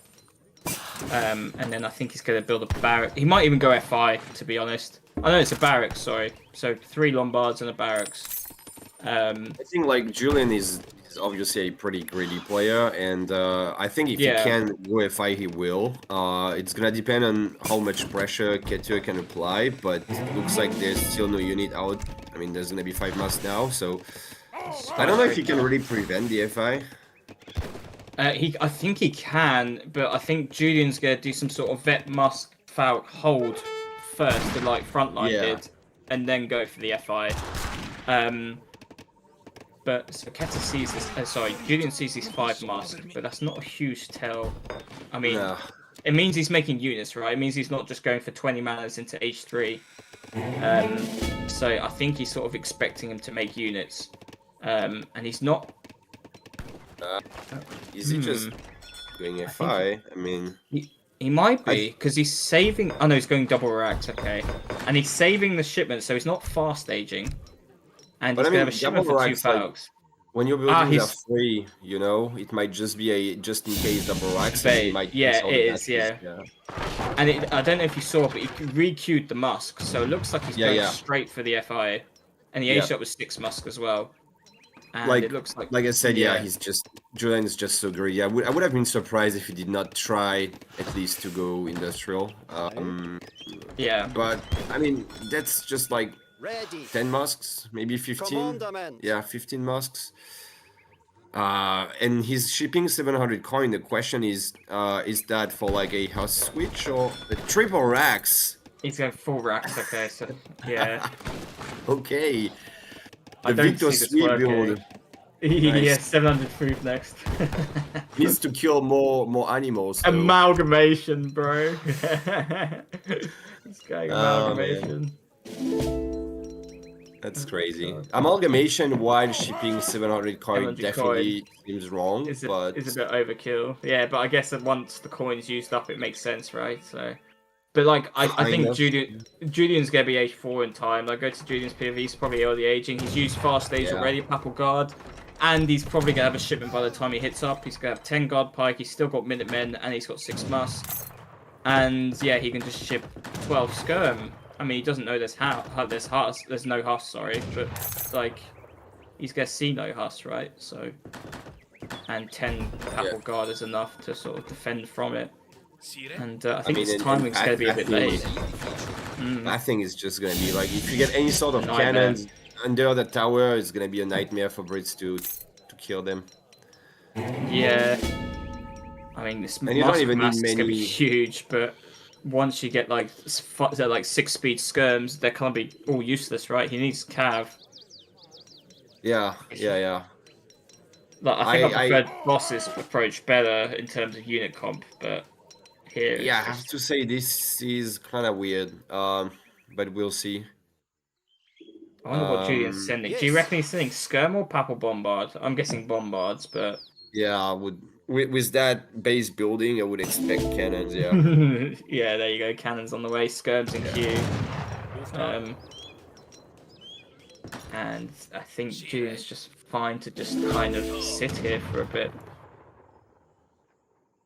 Yeah, I mean, definitely, and Brits has like the best eco they can get, kind of like just all manors, and I guess maybe he did not ship 4 wheels, but he got Spice Trade, I think he got Amalgamation. So Spice Trade is just better than 4 vil at this point, really. Yeah, 35 vil, so, and it makes Totally. hunts last longer, so kind of huge. especially if you greed, right? Because the more wheels you have, the better Spice Trade gets. Look how many muskets he's got. That's crazy. 130 pot. He's got like 80 musk right now. I think if Julian ships skirms or halbs, I think he might ship halbs, to be honest, for the block. Yeah. I think he's worried. Yeah, about which makes halb. sense. I mean, like, you know, if you can protect your cannons, you can't really lose a fight, or at least you can't get a bad trade at the I think very he least. should wait. He should wait for the halbs, though. I don't know why he's going super gun ho. I think he's expecting an age up, but Ketur's just kind of like setting himself up for a huge flank and a bait, basically. Is he getting guard halbs, or what is in queue right now? Yeah, that's guard halb. So basically, the papal guard makes the age up, not the age up. The age up makes the like vet It's pike cheaper. and guard halb cheaper to like 400 Okay, res didn't know instead of 1200. So yeah, so yeah, he got cheaper. makes Oh god. So he sees like two groups of musk now, and surely a third one with his explorer. So surely he's like, oh fuck, maybe I should go back. What the hell? But I mean, these are 5-speed skirms that also Yeah, stun your unit. I mean, these skirms are just going to get great value, right? And they've got great information. So Julian just backs up here, right? Like, he doesn't need to sort of push. Yeah. And even if he kills them, which he probably will, it can't really be a good trade, right? And that's when you question why Ketur doesn't even have like just even 5 Huss here, you know? But he will trap the skirms, but again, I think at the cost of quite a lot of musks. I love how he's made a spy just to snare them. Yeah. Why make cab when you can make a spy? He's got like 6.25 speed, so... Oh my god, that bombard shot. Yeah, so he's just going to go skirm halb, and like, Brit has, well, no real answer to this. I guess just more units. Like he's gonna get vet mask in combat and try and surround, I guess. Yeah, once he only gets chance. H3, he definitely has some options with like a Foundry maybe. I think he might want to build a Foundry while aging so he can Q Yeah. a Cole straight one age up. Yeah, but then you're like playing like vet musk Cole versus Skirm guard help, you know, guard Skirm guard help. So it's like Yeah, I mean, even you can probably Q Coles and ship faults or shit something foul. like that. Yeah, that's probably your best bet, right? Yeah. Or just like I don't like how he's going in now though. This seems Wait, wrong. is he really going? I think he is. We teach every beginner to not push while aging, but I guess he feels like just he's has got so a many window masks. here. Yeah, I feel like he probably feels like he's got a window here. He should put his stuff in cover mode though, like his helps and stuff like that. The Skirms are going to get great shots here though, and the purple bombards are like 600 HP, so they're not going to go down anytime soon. Yeah. Like they got deflection as well. I don't know what it actually does, but they have it. This is.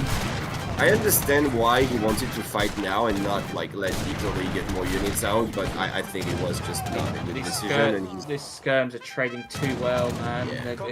They must. He's got to back up soon though, because there's lots of Husk coming. I mean, that's are they like- vet? No. That's like H4 skirms against H2 masks, by the way. Yeah, and like they can stun the cab as well. So these 5 H2 Husks are gonna do fucking nothing. 10 might do something, but like maybe he can stun them. I don't know if he's got helps coming. No, more Skirms though. Hmm. I don't think they will do nothing though. I think they will not clean up the entire skirm mass, but definitely get some nice Wow. hits. Although, forget Sorry, about that. you were saying? Yeah, I haven't played this game for a long time, and I forgot about Italy. But yeah, it's just it's disgusting to be honest. And now they just one-shoot a Huss as well. Dude, they stun Vils as well, so like you can like triple split with mine, they can't even run away. On top of the fact they're 6 speed. What is Ketur pushing for though? Like, what he's trying to achieve is like one Huss against like all those scams, you know? Yeah, I mean, this is the part where Brit just want to cry because there's no answer to this composition, right? Like, even if you make Falx, you just run around with 6-speed skirm and just be happy, right? With your better units and better. Well, I wouldn't say the eco's better. Actually, I don't know. Ecos are probably quite similar, especially with the factory and the Lombards. Yeah. So, but Julian does not have much map res at all. He's building TCs now, though. There's one going up on the right, one going up on the left. Like, it's like Brits just relies on that huge eco of them, but he just lost all his mass trying to fight while he was aging, so it just kind of doesn't matter. I didn't like that. I think he should have waited a lot longer and get Vet Huss and Musk combat, like fuck Falx or anything like that. Just get like Vet Huss, Musk combat, and click with 10 Huss, and he would have traded. Like, sure, Italy would have more units, but like he would have like 30%, like 20% better units, right? So, yeah. Or more even. That was a game-losing mistake, I think. Yeah, that's unfortunate for Kedah, but like you definitely need 2 racks, 1 stable for sure. Otherwise, you just get run around by skirm. So it's just I think he relied maybe on the surprise of like just going for 1 billion masks with the triple racks, but I think it's kind of a cheese and it's just not that great if counted properly, like Julian did. So yeah. Yeah, like the timing was like he managed to get H4 right, but like Kedah still had a shot, right, if he had the right units, I think. Yep. Like obviously Italy's kind of bullshit once they hit H4, like 5-speed auto tech, shadow tech skirm, and then shadow tech pike, shadow tech like bombards, which are better than heavy cannon, and cheaper Halb tech, and everything is just like so good. Yeah, but Germany has a 9-Ulan shipment. True. It's bullshit. It's utter bullshit, and the resources is how many resources? Yeah, it's quite telling, like the eco gap, but like just how it did not matter at all. because yeah, just a massive deletion of like 50 mosques while he was aging. Well, the eco gap is bugged, right? Like the Lombard, I think the res you put into Lombards don't count, or the Ah. Lombard res it gives back don't count, something like that. Oh yeah, that would make sense. Yeah. So like Italy res is always like underrated. Yeah, makes sense. So the ecos are probably quite close, right? Like he was training a lot of guard skirm, guard halb, and he got industrial, right, without shipping crates. So it's just there's a lot of res that's not counted basically. Yeah. So it's Like probably quite regardless, similar I eco. think we would have needed to check like how many resources invested into units, and I think like Brits must have spent like triple the resources into mosques, and Probably. like yeah. because Italy just mostly shipped stuff, and he trained maybe like 20 or no, maybe a bit 30. more, maybe like 30 skirms, 40 skirms, and yeah, that's about it. What did he do? He aged up with units, ship skirm, ship bombard, ship halb, and trained 30 skirm, and that was it, right? But And that's enough. yeah. I mean, again, Fine. it's enough also because Brits deleted his army, but yeah.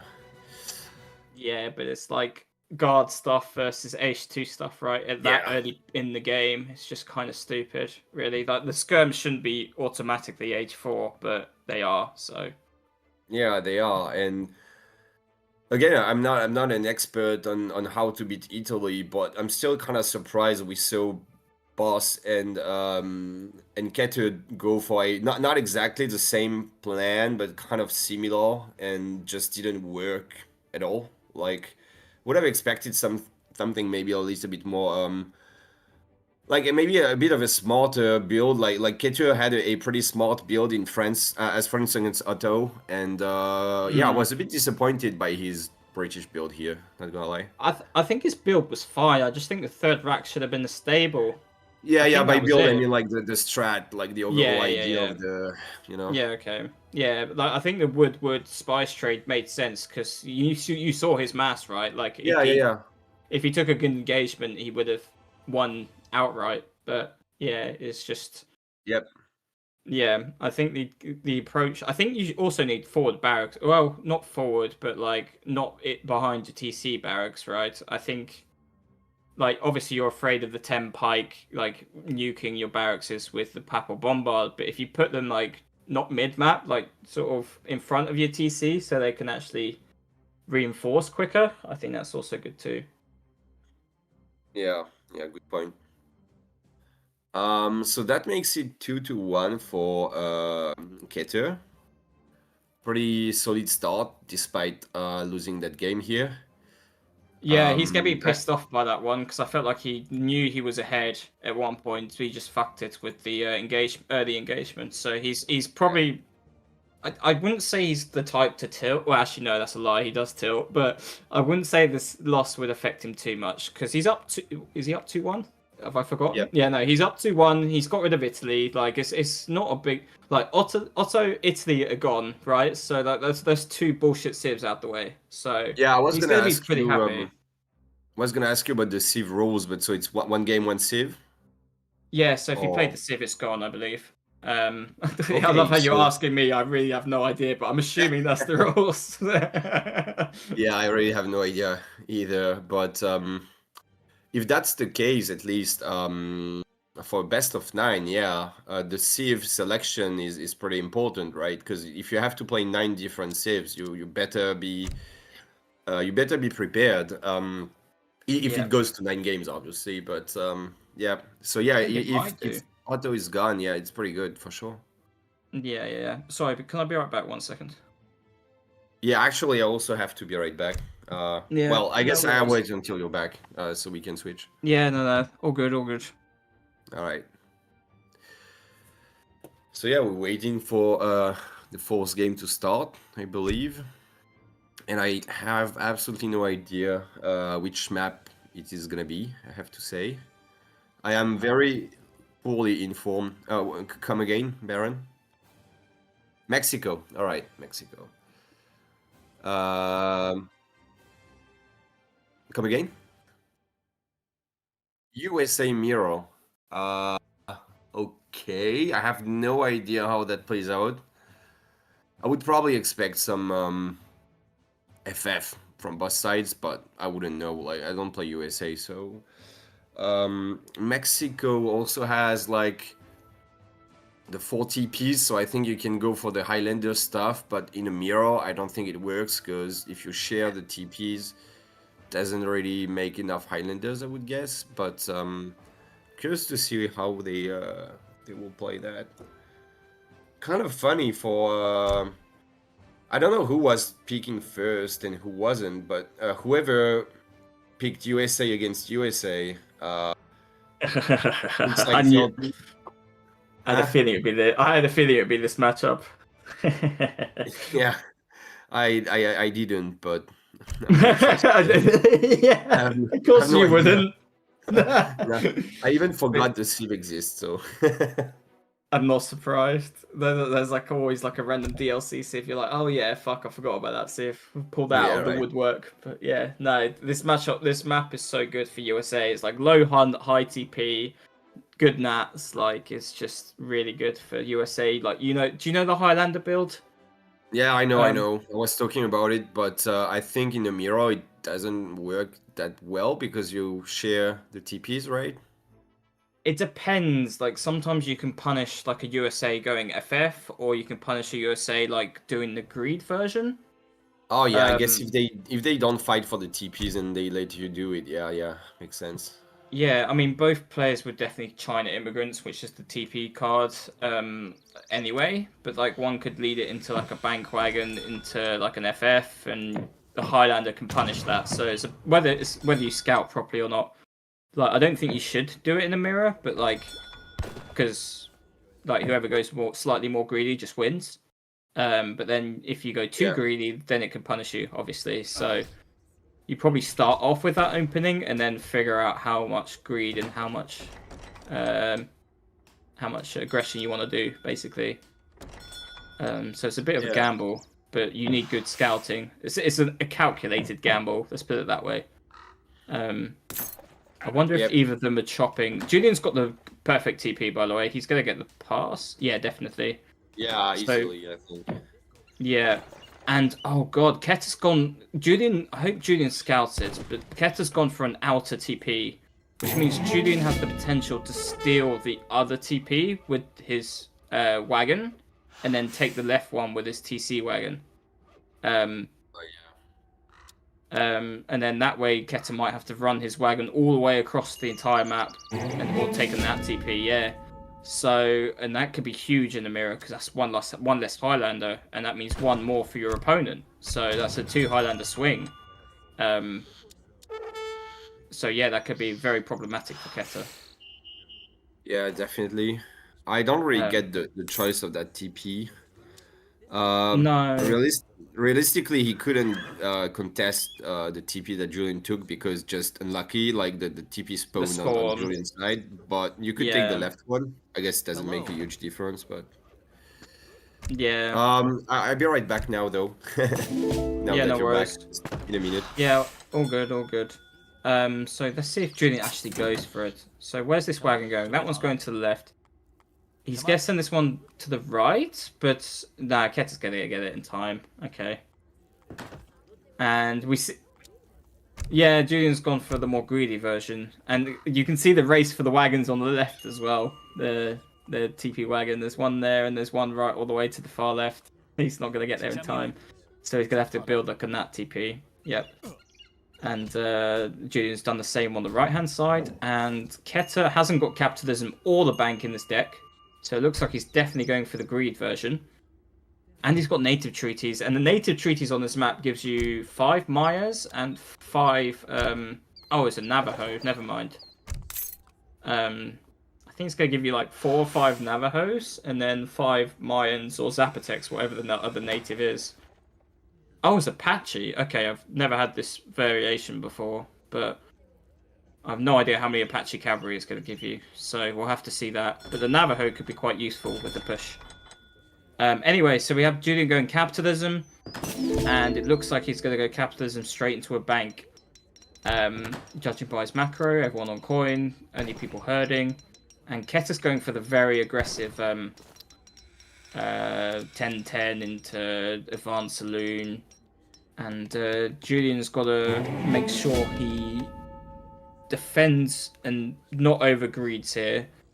So he might have to skip the church here and go straight for 700 wood Seminole to hold the Highlander. But whether he identifies that is another story. And whether Keter identifies that is also another story. He's going to see in the age up time though. Like, he knows Julian's going to age, like, what, 20 seconds later, maybe a bit more. So he knows he's gone for the bank, basically, even just by looking at the deck. So he knows he's got a big timing to do some damage here. But we'll see. We'll see how it plays out. Keter's also taken a Nat TP in transition with the Explorer, and the last Nat is going to be used with the post from the TC, or this TP, whatever the ones is closer. And yeah, he's even set the rally point to it. So yeah, he's going to get that ready. And yeah, going to go from there. Shipping the church card first gives you a trickle, and obviously church build limit. So adds a build limit. So and obviously it ships one Highlander per church, saloon, and TP. So it's another Highlander build limit. Catching this Explorer here, that's actually quite a good defensive unit. He's got a lot of HP and can snare the Highlanders. So if he loses this out in the middle of the map, it could be a bit of a problem. And yeah, Julian's going. Hello. Well, hi. So, Julian's going for his usual greed stuff, and it looks like Keter's going for his aggression. You know, standard story really. You're probably going to be saying that a lot in every game, but anyway. Who called the flag though? Whose flag is that? Keter's flag. Not sure why. Not sure why, yeah. I don't think it makes units faster, does it? Maybe he was trying to run away? I'm not sure. I don't think so, no. No. Yeah. So we've got the Huss and Highlander stuff from Julian, or he can sell the Huss? So Keter's going Highlanders, and Julian's sent wood first, and now he's going church card. And basically, he sent the wood first to basically get XP from building the market, the houses, that sort of thing.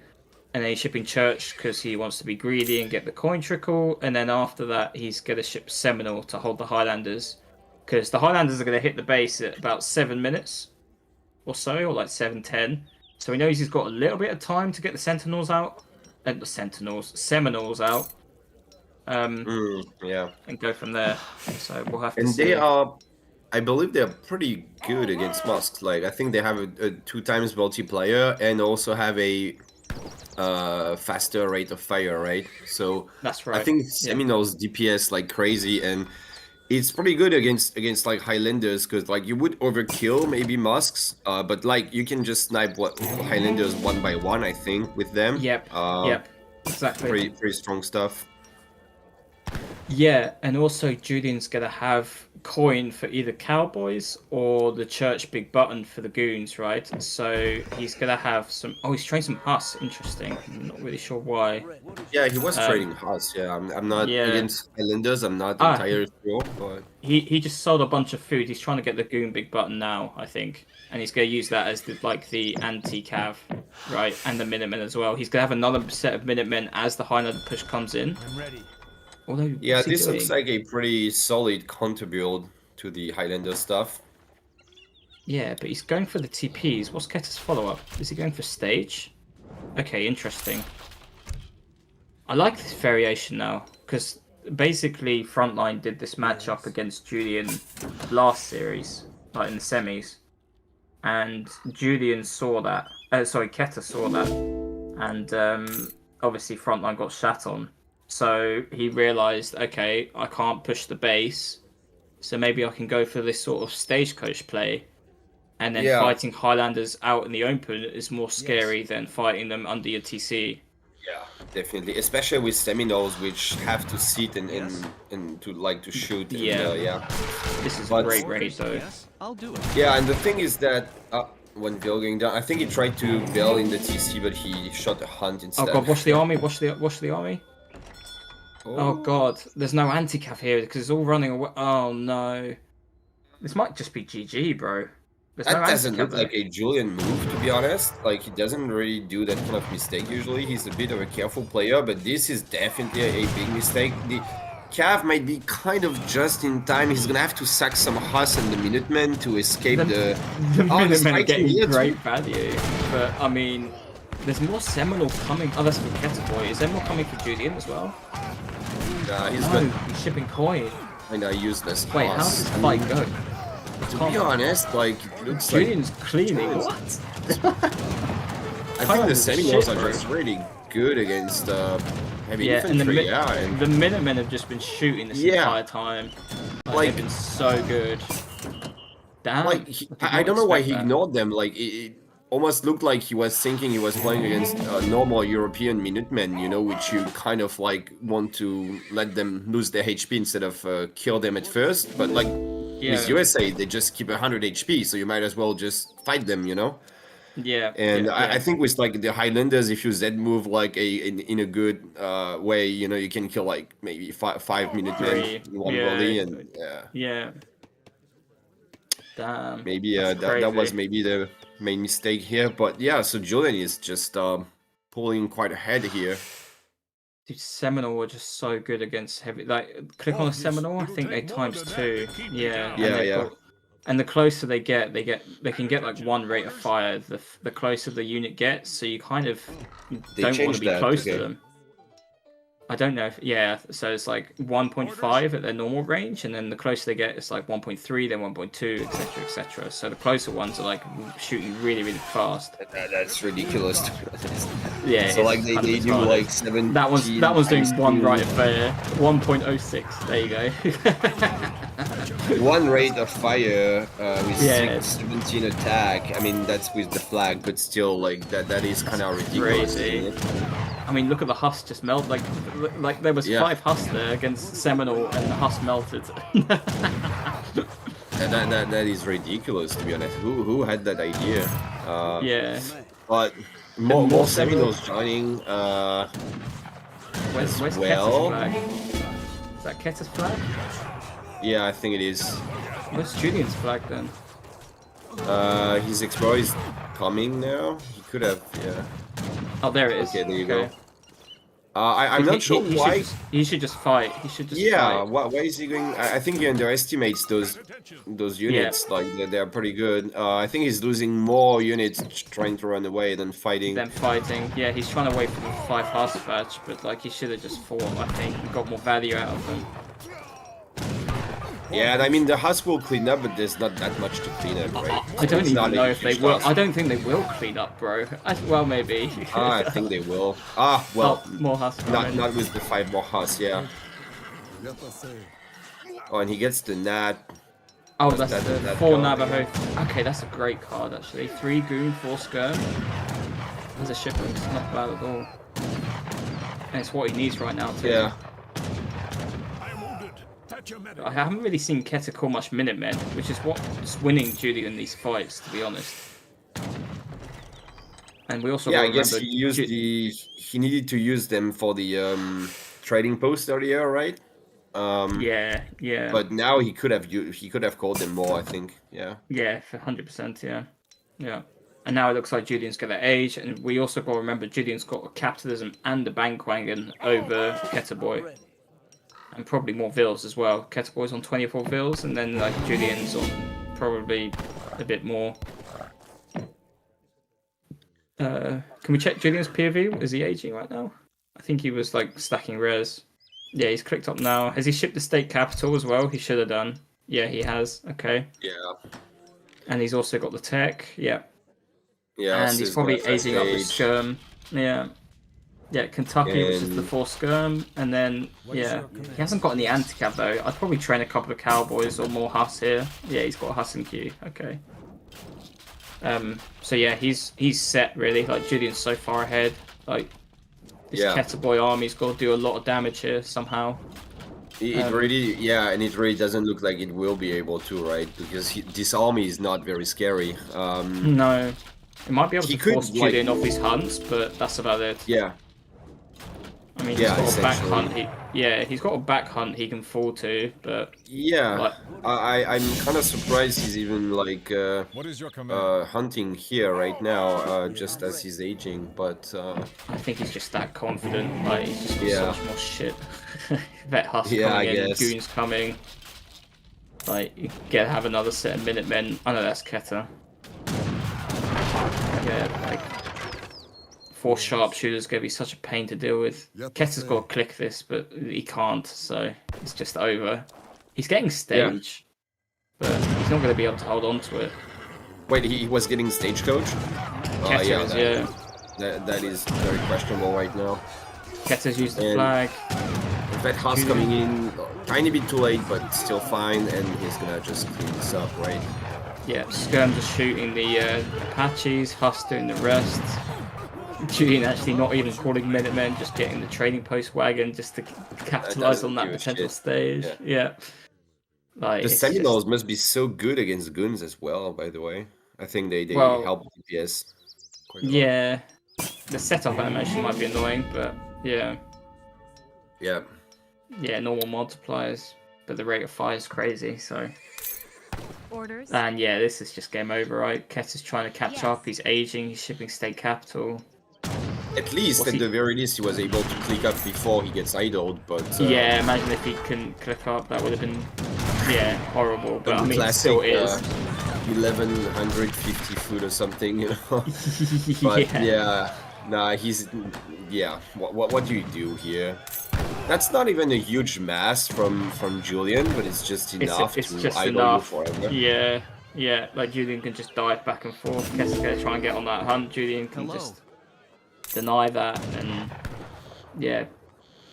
And Julian is probably gonna see the capital as well, so he's gonna know that Keter is aging and be very confident to just right-click TC.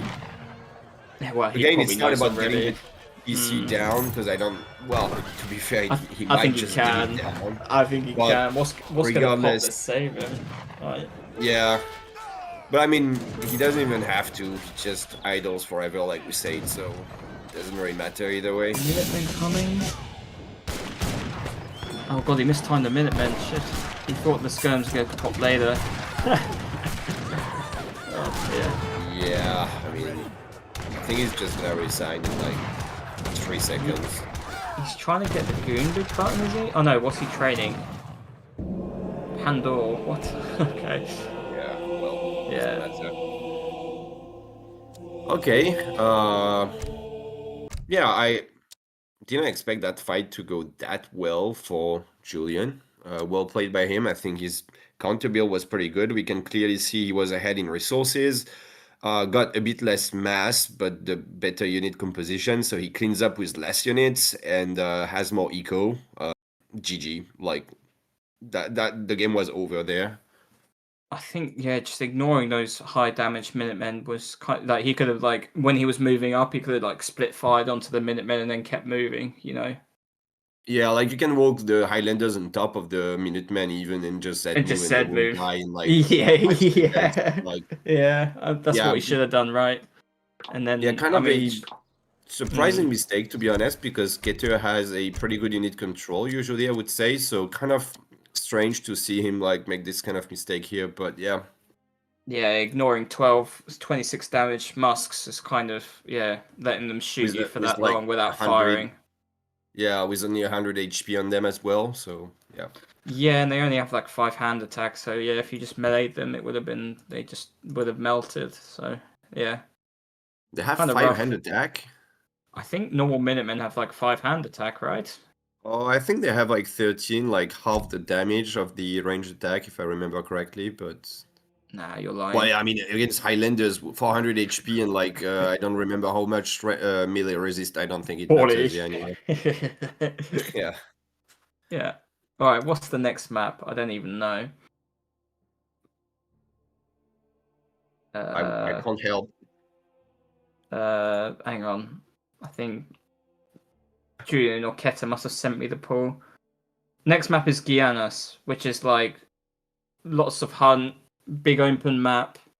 So this is kind of like, you know, your Brits, your Italy. So we've seen that already. So maybe it'll be like a reverse of this matchup on Guianas. Could be like your Aztecs, your Spains. It's like kind of a lot of Civs are viable here too. Is that the map with like the 2 TP lines or? Yeah, so you know the matchup that I played against Keter, like that Brit Japan, that map. I think you casted it. Yeah. Like Kind of last rings year? a bell, yeah. I'm not in full possession of my brain right now, but yeah, I think I did. Damn, man. Come on. But yeah, it's the map with 2 TP lines basically, and lots of hunts like spread out. So it's a good Brit map basically, or like good anti-Brit map as well. If you're like the aggressor. Yeah. But there's not too many mines, so like a Civ like Germany it'd be okay, but it wouldn't be the best basically. Yeah, I would feel kind of sad picking Germany on that map, honestly. Like, your TP is not especially safe. Your second mine's not safe, yeah. Your second mine's not safe, yeah. And there's a bunch of really good treasures which you don't really benefit from. So... Yeah, like as you can tell, you could like a Japanese mountain warrior or like an Aztecs could also be quite good as well. Like anything like that. Like Warchief Civ is probably not bad either, but first picking Warchief Civ is kind of risky. So, yeah. Then again, we need to keep in mind that someone's first picking. I guess it depends on the Civ rules, but like for example, I think Julian can't auto anymore. Yeah, Julian can't auto.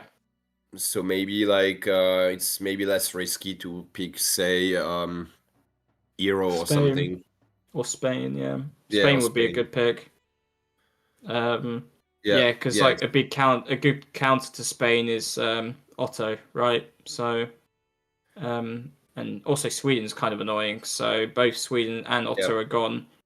It's still Brits, though. Yeah, you could. That's the thing you got to worry about with Spain, like Brit and what else? There was another Civ that was really annoying. I can't even remember now. But yeah, Brit's definitely a big one. That's a pain in the ass for Spain. No, I think Spain could do okay against Italy. There was another one, but I've lost the plot now. But yeah, Spain's usually a good first pick basically because there's not too many counters to it. So yeah, you can go from there. Spain's just pretty good. Yeah. It's pretty good, and yeah, with all the treasures and the potential TP play as well, definitely a good pick. Yeah, I think the hardest matchup is Brit for you, which is not horrible nowadays. It's not great, but it's not horrible. So, especially on that sort of map, yeah. Yeah. You can contain Brit with Spain if you wanted to, like, yeah. So go from there. Right. Is the next game started yet, or are we still waiting on the...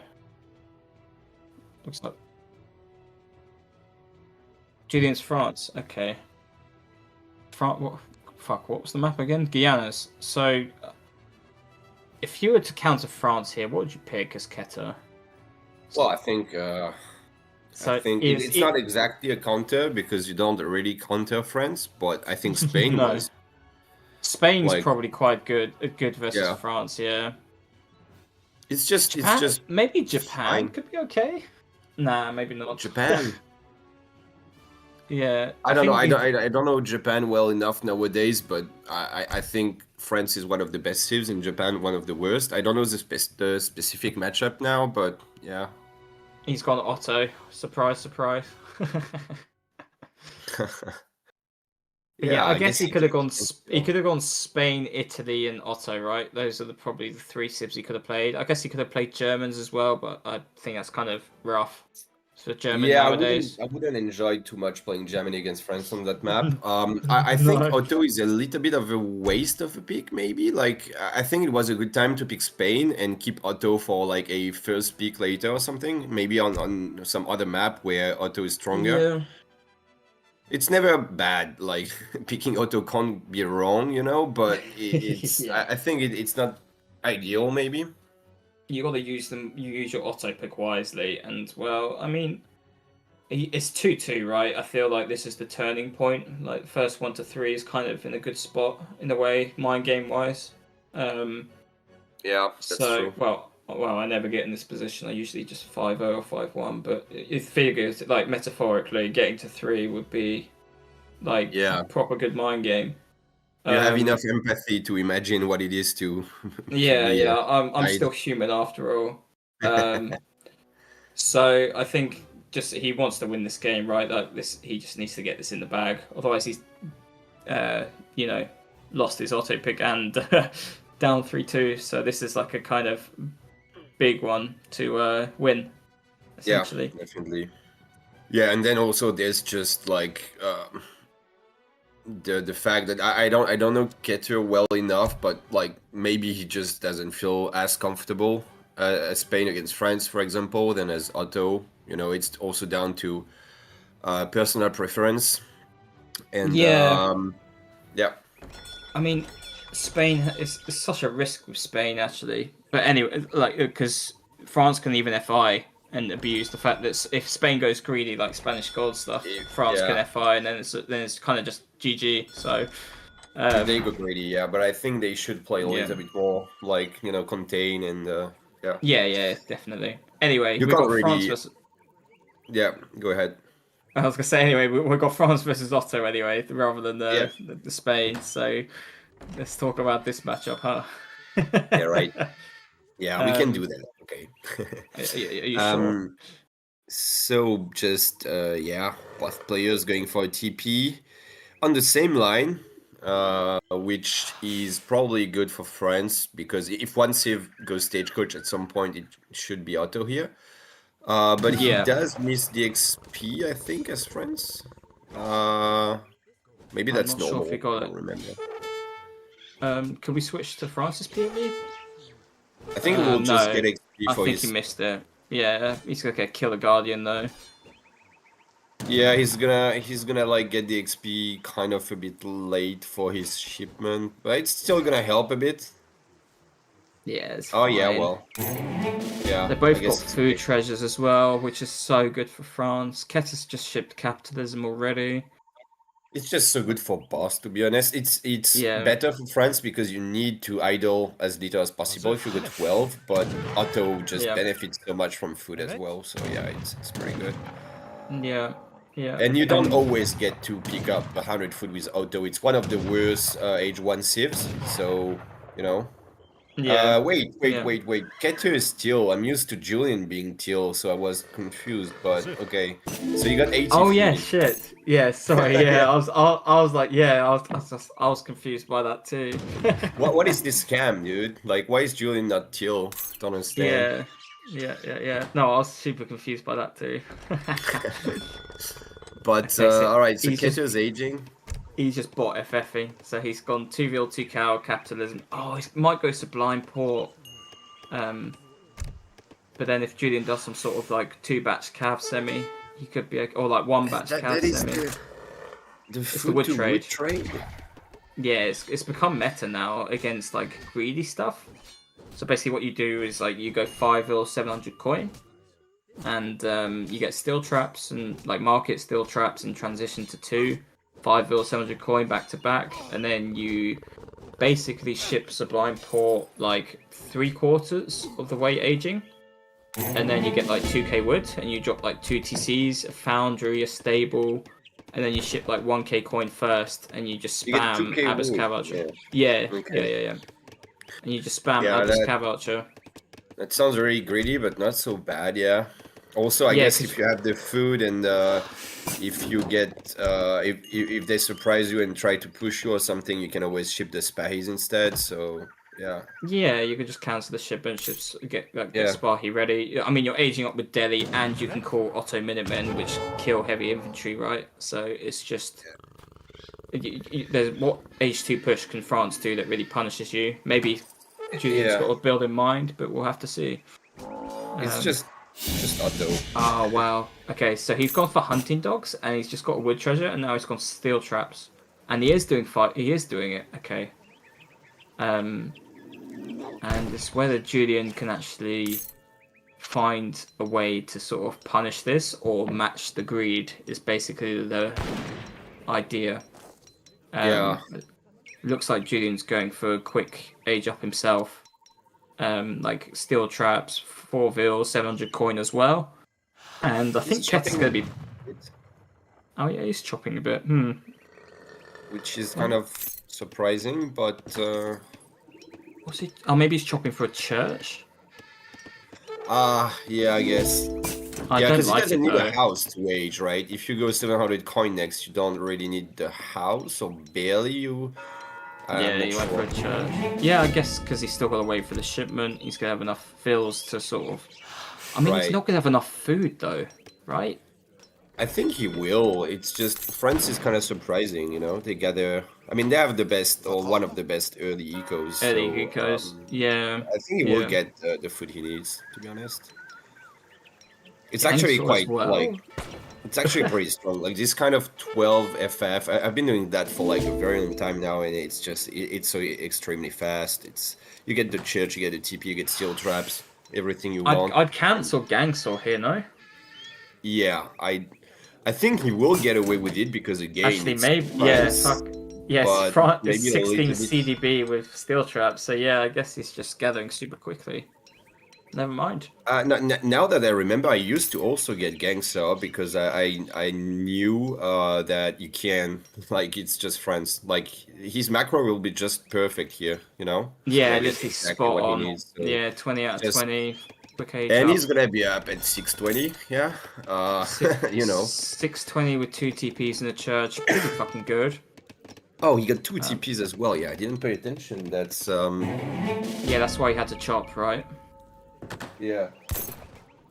So he's got 1 TP on each route, which is quite hard to punish. And then, yeah, Kets is just going to go super greedy, Sublime Port. 5 vil, as I said, did 5 vil, 700 coin. And he's going to click.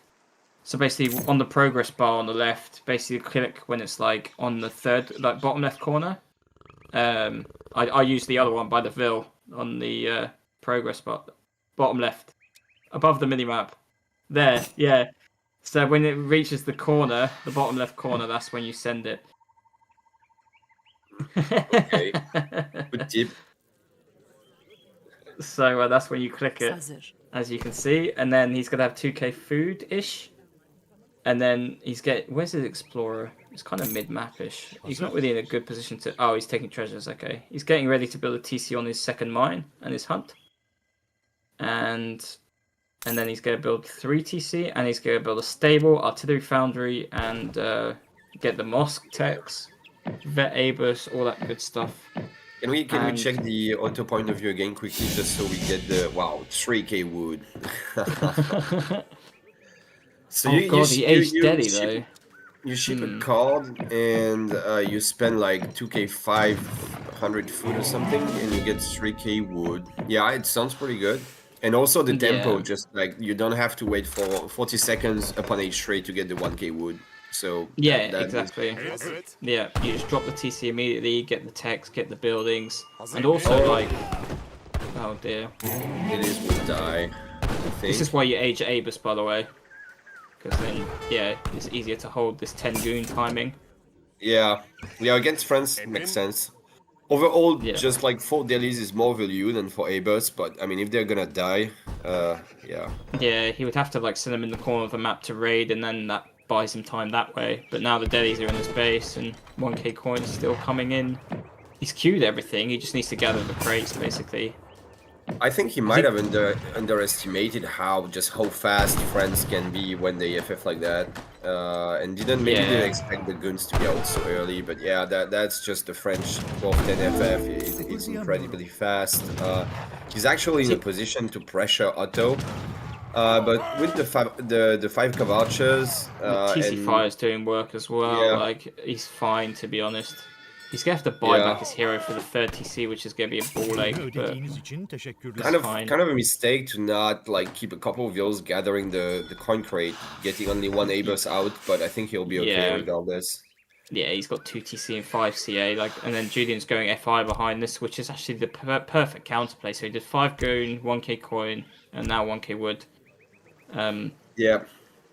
And Yeah, I this kind of 1K like wood- this sort of semi-FI build.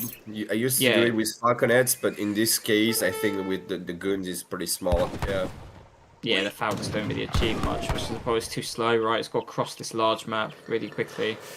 Yeah, and you need to Um, cover them, so you need to wait a bit more until you have more units. So yeah, it's a bit slow. Yeah, so Julian's done like a good sort of counter. Like he knew what Keter was going to do, right? Like he did the typical 10 goon timing into H4. And then with this 1k wood, he's going to get staged to the top side and probably a second TC.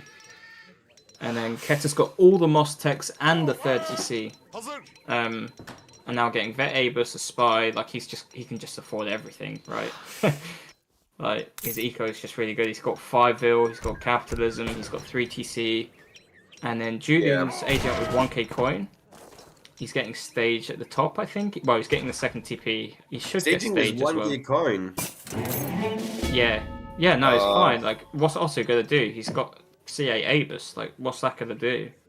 It's low siege. Yeah, I mean, no, like I don't think Otto will be able to punish it. It's more a question of do you not want like to push yourself a little bit quickly, because Otto is still like sitting on 3 TCs, and I don't know, I feel like the Falconets is never like a bad decision. But think maybe the he idea wants to is- get the guard Yeah, goons, maybe? No, he wants to get mercantilism to get both factories, basically, and he's just going to get Okay, yeah. more res that Extremely way. greedy. Okay. Well, it's probably better because you just get out eco Otto with that for a long period of time before these 3 TCs pay off, and then you can just use your guard units when they do pay off to beat his army, Yeah. basically. I guess against such a passive build from Otto, it just works. Yeah. Yeah, and it looks like the stagecoach's been denied just by the siege of that TP. So Julian's probably cancelled that. I hope he's cancelled it anyway. Otherwise, that's going to be a pretty waste of stagecoach. Yeah, it looks like he cancelled it, Yeah. judging by his wood count. And he's getting a factory, shipping mercantilism. He's going to ship a second factory, and then he can ship whatever he likes. 2 heavy cannon, 6 cure, 14 skirm. Yeah, he's got a nice FI deck, and France actually has a lot of good industrial cards. shipments, which Yeah. is not the case for every civ. Like for instance, Germany has, well, I mean they do get the winged horse and stuff, but like they have just 12 skirms. France has 14 and stuff like that. 8 goons also. Yeah. So he's gonna be just fine, like with mercantilism, indeed, to get bust like factories and then any Yeah. sort of units he wants. So Yes, so I think the plan is probably guard goon plus heavy cannon, right? And then like 14 Yeah. skirm to thin out cav archer, I think is the plan. Looks like Ketter's, I think he's he just could housed. I think he could even basically like go pure guard goon into heavies, and it would work as well. Yeah, But yeah, Keto getting housed. Needed to planned ship 1k wood after the 3k wood shipment, Yeah. because yeah, I 2 mean, pop units. 3 TC boom is pretty expensive in terms of wood, so he's just aging. Yeah, and I think he's going to age with 1k coin as well, because he knows guard goon is going to be on the way. Yep. Like, Sparhy would make no sense, right? You could 8 guard Sparhy timing, but like, versus guard goon makes 0 sense, so he's just going to Yeah, and age up Falconets also don't make sense against goons, obviously. So yeah, 1k coin is pretty much forced at this point. Yep. Oh, hello. Didgeridoo. Okay. Cav combat, dude. What? No, What? bruh. I mean, yeah. Well, it's 14 just extremely skirm, greedy. like 8 goon. I don't know, like maybe I even think 4 cove. 6 like- queers maybe. even. Like, there's quite a lot of caboches, but you have guard goons to snipe them, and I don't know. I mean, cav combat's not horrible, right? You could probably No, just it's click not. this army with it. It's good to get the upgrade in, let's put it that way. But like, I feel like there's better shipments for this timing. Yeah, especially now. But, well, he doesn't know that, but Otto's aging, so it would have been a great time to be pushing with a unit shipment. And the thing also is that CAF combat, let's not forget, it's just not as good on guard goons as on vet goons, right? Relatively speaking, like the extra 15% doesn't matter as much. So when you're H4, you know, like, yeah, you kind of would ship something else. But Culverin's coming out for Otto. 3 as well, 3 goals. perfect. He's set for defense right now, and Julian's going to be like, okay, maybe there's Sparhy, maybe there's Bombards coming. I don't think I can push in, and I think it's the right call. So he's just going to play the long game, but then Otto's on 3 TC, so he's put his heavy cannons on factories on heavies. I know you pointed that out earlier, but I just completely glossed over it. I completely forgot. But he's housed right now, so neither of them are going to pop, which is kind of unfortunate. And they don't train as fast as Bombards too, so. Well, I mean, he built a house and he does get 2 more heavies right now, so that's still like 4 heavies at the moment, which is definitely scary. Then again, yeah, 3 Corvs is just the right amount to one-shoot a heavy cannon, so it's gonna be pretty easy to pick them off. Trouble is, I feel like this is not. I mean, maybe it's okay for France, but I feel like this is not the type of game you want to get into versus Otto, because like art combat, bombard training, like, does he have cav combat in deck? Yes, he does. Like, it's just he's got AA even. He's got church. Why has he got church card? He can use it, but like he hasn't got the cheap attacks. I guess the bombard one is good because it makes them less pop, because they needed that. I didn't even know that. Jesus. Yeah. So he's got that for that. What's he getting now? Guard CA, or is that Guard Colv? CA. Okay. Yeah, and I would also add that you said it's not the type of game you want to get against Otto, and I would add maybe not against Julian as well, because obviously he's a good late game player. So Julian's France. Yeah, that's what I meant. No, wait, what? Okay. No, I'm an idiot. Yeah, no. The colours are completely throwing wrong. the fuck off. Yeah. But, I think this is the thing, right? In theory, this is better for Otto, but like Julian's artillery control is obviously much better. So maybe he's just happy being in this type of game. He just shipped 4 Colvs himself, so adding more heavies, Colvins were fuck. If that was Gendarme, that would have been crazy. Then again, besides artillery control, there's also just ABUS. So you know, you never know. Like at any point, like Otto might just walk on top of your shit and just kill everything with ABUS. So that's also something to take into account.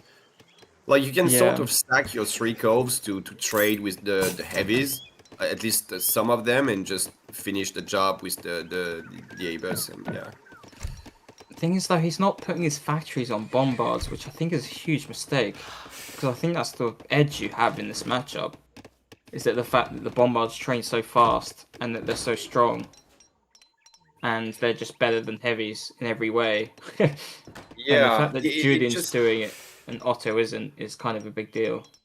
Yeah, but that's maybe a mind game, isn't it? Like maybe he knows that Julian expects a massive artillery war, and he might just only get Corvs just enough to win the artillery war and invest the rest of your resources into just more shit instead of bombards. But then again, bombards are pretty strong, so.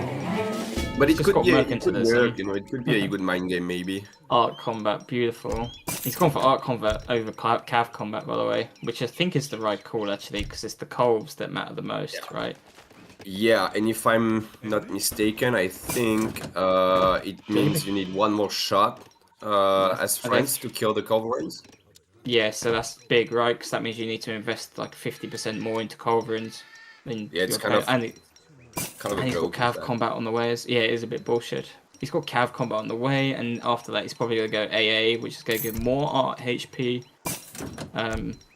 and more obviously Abus damage and HP as well. Oh god. Maybe alt HP, yeah, one of those. Yeah. Let's go. So we've got a billion heavy cannons. Bounce the cannonballs bounce, by the way, and kill the billion Abus as well. Wow, and looks like it's a great hit for Julian. It's like great, yeah. Also just lost a whole bunch of cav archer for free. Yeah. By the looks of it. Yeah, right. Just took a bad trade for free, and he's fighting before cav combat for some reason. Which could, you know, that heavy, that Kolv that was on low HP. Is he gonna revolt? Nah, surely not. I wouldn't. Free way to lose.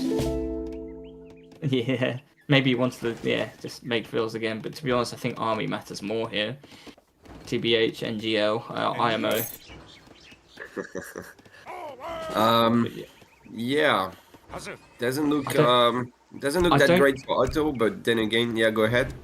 I was gonna say I don't like that. In fact, he's filling up his pot with Abus. I feel like he needs more Kolv, to be honest. Like he's like Abus against 7 heavies, man. I mean, like... Yeah, what I said earlier about going in with Abus doesn't apply when you have 1 Abus per heavy cannon. So yeah, I think you might want to rethink that. And it's just so many heavies that, like, one could argue that you can try and walk on top of the cannon with your cavalchers, you know, because there's no skirm to counter them. But it's just so many goons and so many heavies that they will then kill the cavalchers to some extent. So yeah. Yeah, cannons are just good against cavalry in mass, like heavy cannons and bombards. Yeah. But this is the thing, right? Otto has Abus instead of bombards, which is just kind of rough. Yeah. He has more Kolv though, which is something. Yeah, 8 Kolvs is definitely a thing to take into account. And no matter how good Julian can micro this, I think you're not gonna kill 8 Kolvs with 4. He might. It depends on control, because like only 4 Kolvs can shoot right now. Like if he can get a good angle, he can get a Kolv for free. But then again, yeah, I mean he might Kolv for free as well. But 1 Kolv going down. Yeah, just lots of Abus going down as well. Silib is joining the fight. Okay, that's gonna be annoying. Well, 1 Kolv left only for Julian. Yeah. And I all don't... of a sudden looks great for Keller. Yeah, the only drawback for Keter is that he doesn't really have many Abus at this point. So, yeah, you know, it's just cavalchers against goons, and the heavies will... Oh, ouch. He didn't move up his Kolv quick enough. That's so low HP. Can we go to Julian's deck? I want to see if he's got AA as well. No, he doesn't. Yeah, like Ketter's got the every upgrade he could. Oh, Julian's revolting. Oh wow. Canada. Oh god. Ketter's eco is way better, by the way. Yeah, he only has. Damn. Yeah, actually, yeah. Otto's so far ahead. But I don't know what Canada does. It makes your fields broken, but that's it, right? There's other stuff that. Yeah, pioneers. And I think you can train Vils and... fuck, I'm so lost here. I think you can train Vils and batch the 5. And you can send... Okay. And he can... I have no idea. Can we click on a Vil? So, because I have no idea what the stats of them 28 attack, times 2 versus art. Yeah. 28. Yeah, that's pretty good. You can send, what was that, like 10 water buffalo or something? Oh, fucking, I don't know. What the fuck is the green one? 10 elk, 15 elk, 10 great buffalo hunt. Dude, what the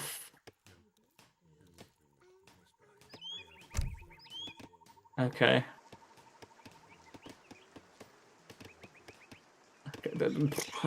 Okay. Just information for us. Yeah. So you can get. Baron was saying you can get a bunch of nats as well. Okay, so Julian's just trying to overpop with nats and fills. How's he 185 pop? I guess heavies, right? The fills and the heavies. So I guess if he ships nats, maybe he can crush a fight. Maybe that's his thought process. Yeah, that's like 200 pop of shit, right? Which is definitely scary. Oh god, oh god, oh god.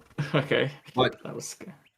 all Keter has to do is, I mean, if he can snipe enough heavy cannons, he's in a great spot, I think. There's just no calls for Julian. I would just go fucking Imperial, getting Imperial Cove. No, I'm not joking. I would just go. Yeah, fucking I mean, he Imperial might, or maybe Imperial Cavacho, but I guess he doesn't really yeah. have enough of them. That's the problem. Like, okay, Otto doesn't have a lot of weaknesses, but their units are not pop efficient. Like the Cavachos and Abers, like you very quickly reach the 200 pop. Yeah.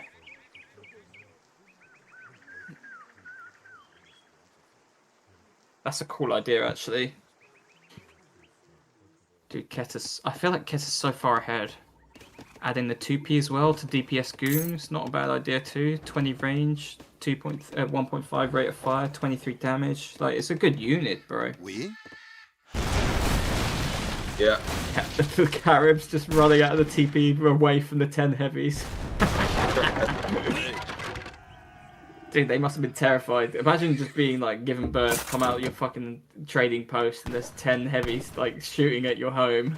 It's like you just spawn.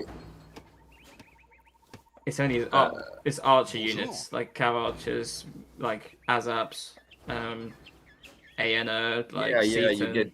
Bow They all Rider. get a multiplayer against Bills, right? Or is it only carries? Oh god, here come the Bills. I hope he's aging with Bombard. What's he aging with? General, I think that's Bombard. Yeah, probably. Dude, he wasted a shot on the CDB with the cold. What the hell? Yeah, that was. Okay, here come the weird. Bombards. Oh, and the Bombards Minutemen. joining in the games. Okay, that's another 2 heavies down. Another. Oh god, this. Yeah, that's holy over. shit. Okay, that was a good great. split. That was a great split. And the thing is that any sort of like okay-ish trade is always going to be good here for Otto because he just needs to not die. pushing his skills. He just And needs to Otto not is die. Imperial. Yeah. 2P coming, 2 Bombards coming again. I don't know why he's training 2P and not getting like Imperial Cav Archer, but what it's fine. But like, yeah, the Bills are dying, and yeah, this is just over. Yeah.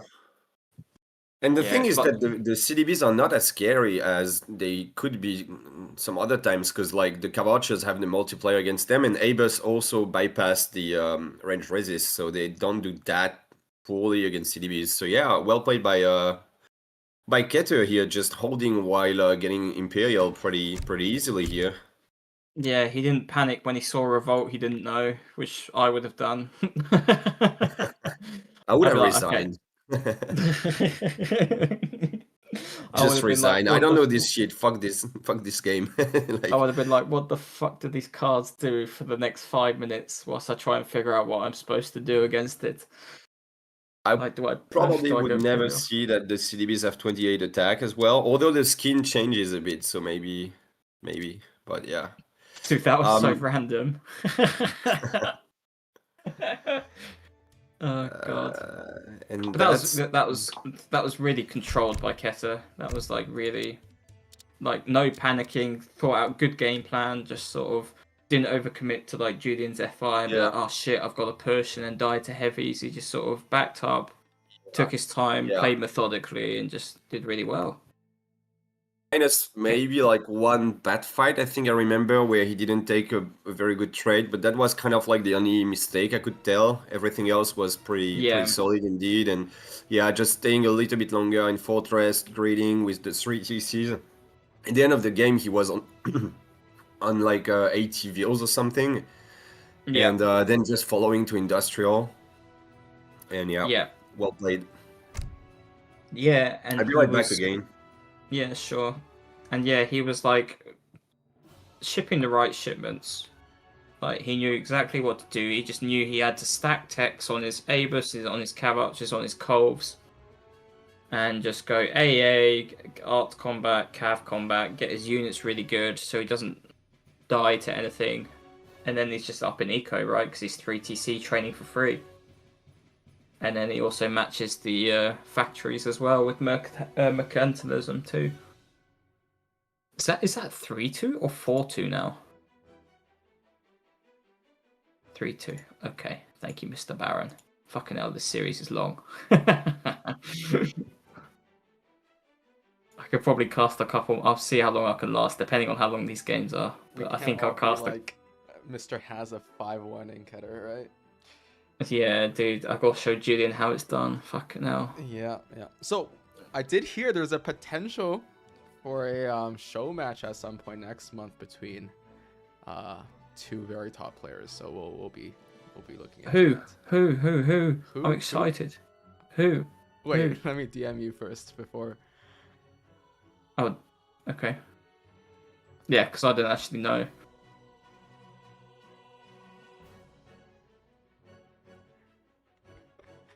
What? Wait. Yeah. Anyways.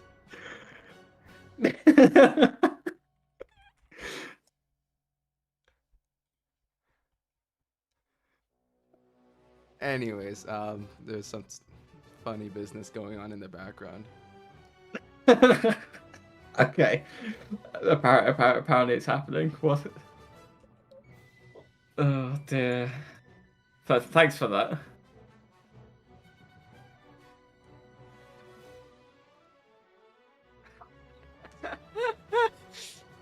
Dude, he's Okay, such but a in other troll. news, we actually recently got a large donation of for the next big ESOC tournament, and that tournament is going. The signups are going to actually happen starting next week, and this tournament will have a prize pool of.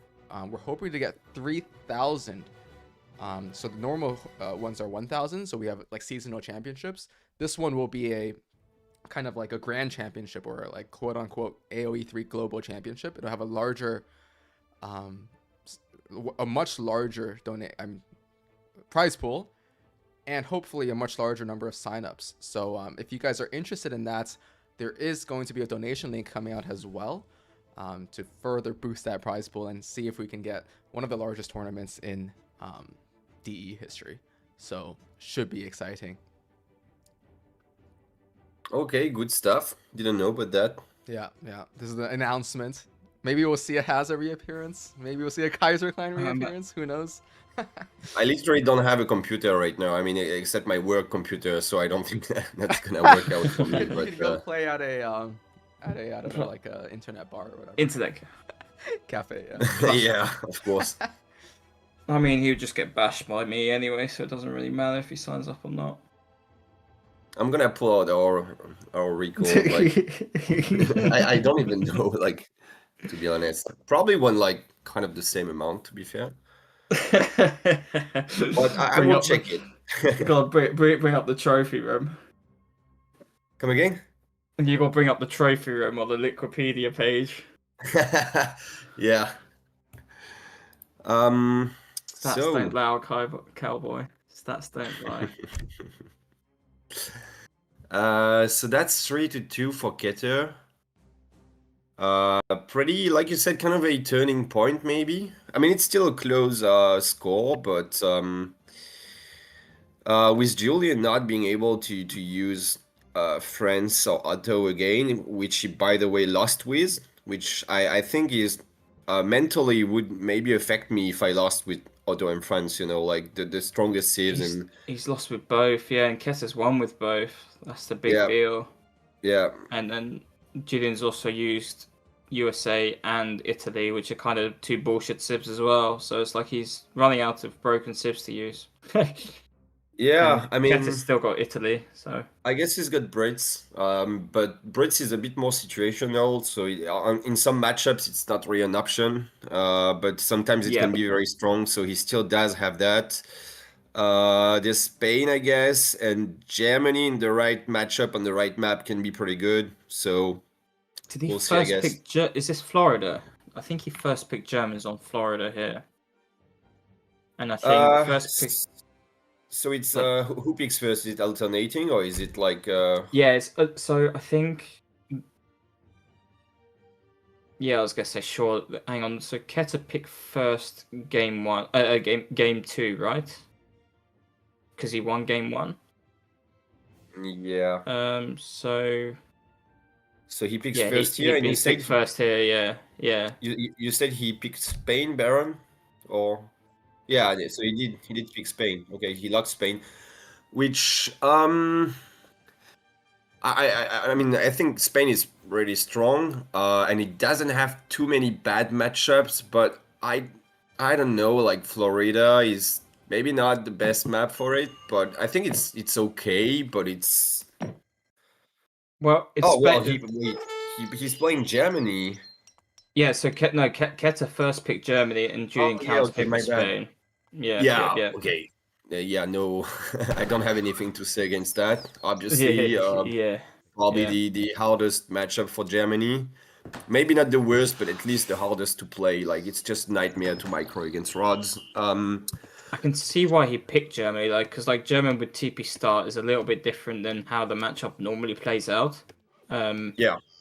Because I mean, obviously, German with TP is kind of really, really good, which is why he picked it here. Obviously, it's like old school Germany.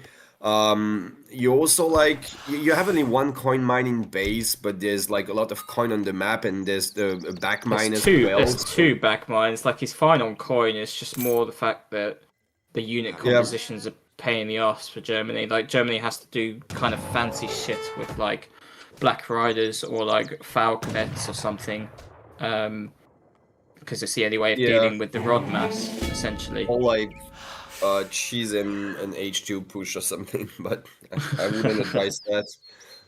Mixing dops or something like that. Yeah, it's just a really awkward matchup to play as Germany. So yeah, but you're right that it's definitely different with a TP, and one of the things that you can do way better with Germany with the starting TP is the FF, because when you don't have the TP, your 700 coin always comes in a bit late, especially on this map. I don't think there's too many XP treasures, so you can't really rely on that either. No. So yeah, I think like he's just gonna FF.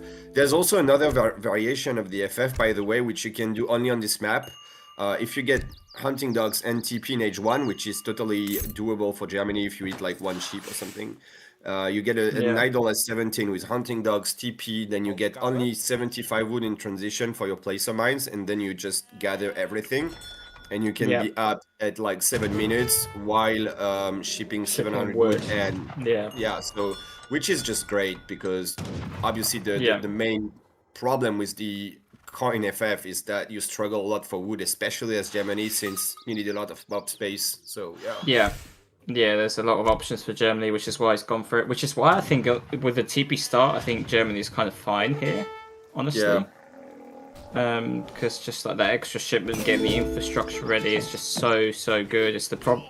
Like normally early fortress, Germany has to chop a lot and chop for the stable, buy for houses, ship like 3 war wagon, try and push with 8 war wagon. But here they have no need to chop at all, right? So.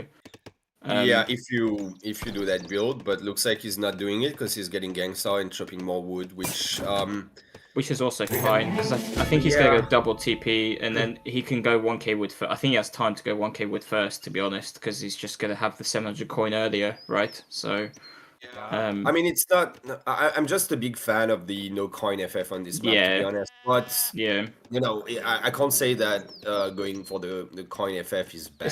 It's not a bad option either. Yeah, it's a good option. Not bad. Yeah, because it's gonna be quicker. It allows for 1k wood, right? Because you're up so quick. Yeah, and also like the no coin FF, you have to know about it, right? It's not like a standard build or something. It's like something you prepare for tournament. Maybe Keto doesn't know about it, or so. Yeah, I think the coin is fine. I mean, I'm assuming he will go for that, but we have to see what he does upon age up. He does chop quite a lot of wood. He's gonna go for a church for sure, and steel traps probably. Yeah, I think that's 225 for steel traps. So maybe no church. He's got a second TP, so I guess he doesn't need the church. No, that's Julian, you fool. Oh, Jesus, man. Yeah, it's a rough day today. What's he dropping? That's the church, right? Or is it a barracks? Oh, it is a barracks. It's a barracks. He's going dops, probably. to sort of nuke the second. Maybe okay, this is a good adaptation. So he sees that TP right, this out of position, the forward one, and he's just gonna go burn it for free. I guess he's gonna put a tower and dogs on it, but Yeah, I would tower on top of the TP, but it looks like Julian is going more forward with it, which is also okay. Like the dot thing is an option. I'm not a big fan of it, but it's an option. But again, on a map like Florida, where you have so many FF options as Germany, it's maybe like one of the maps where I definitely wouldn't go for dots. But I mean, if he gets the tower down and the TP, it might just be okay. yeah. Well, the question is, can you get the tower down? He looks like he's going straight coin after this, which doesn't make sense, right? If you're training units with early TP, it seems bad. Like you go wood. Yeah. Like you're never gonna have enough food if you want to get a decent batch. What's the plan here? He's gonna try and get a full batch, but I would get only 4 dubs maybe. I don't know. he's gonna get a full one. Nice. But like, Yeah, now but- he's gone coin when he just look at his res. Like he could have gone wood easily in between. Yeah. Yeah. Okay, that's good. also, Leading with the hero. Yeah. I don't know if you needed like 5 dubs, but I think it's good because I mean you just secure this tower, don't die to dogs, and you can kill the TP afterwards. He's gonna go start sieging it now with the Ulans, I think. I know he's gonna raid. Okay, that's fine as well. the thing is, but the yeah, dogs, like, with the early TP and shit, you get your 4 Ulans pretty early, and I don't think dogs are too Yeah. much of a problem, but No. yeah. would you only make like 3 or 4 dops then? I guess, and then still age with Maybe, coin. yeah, to age a little bit earlier.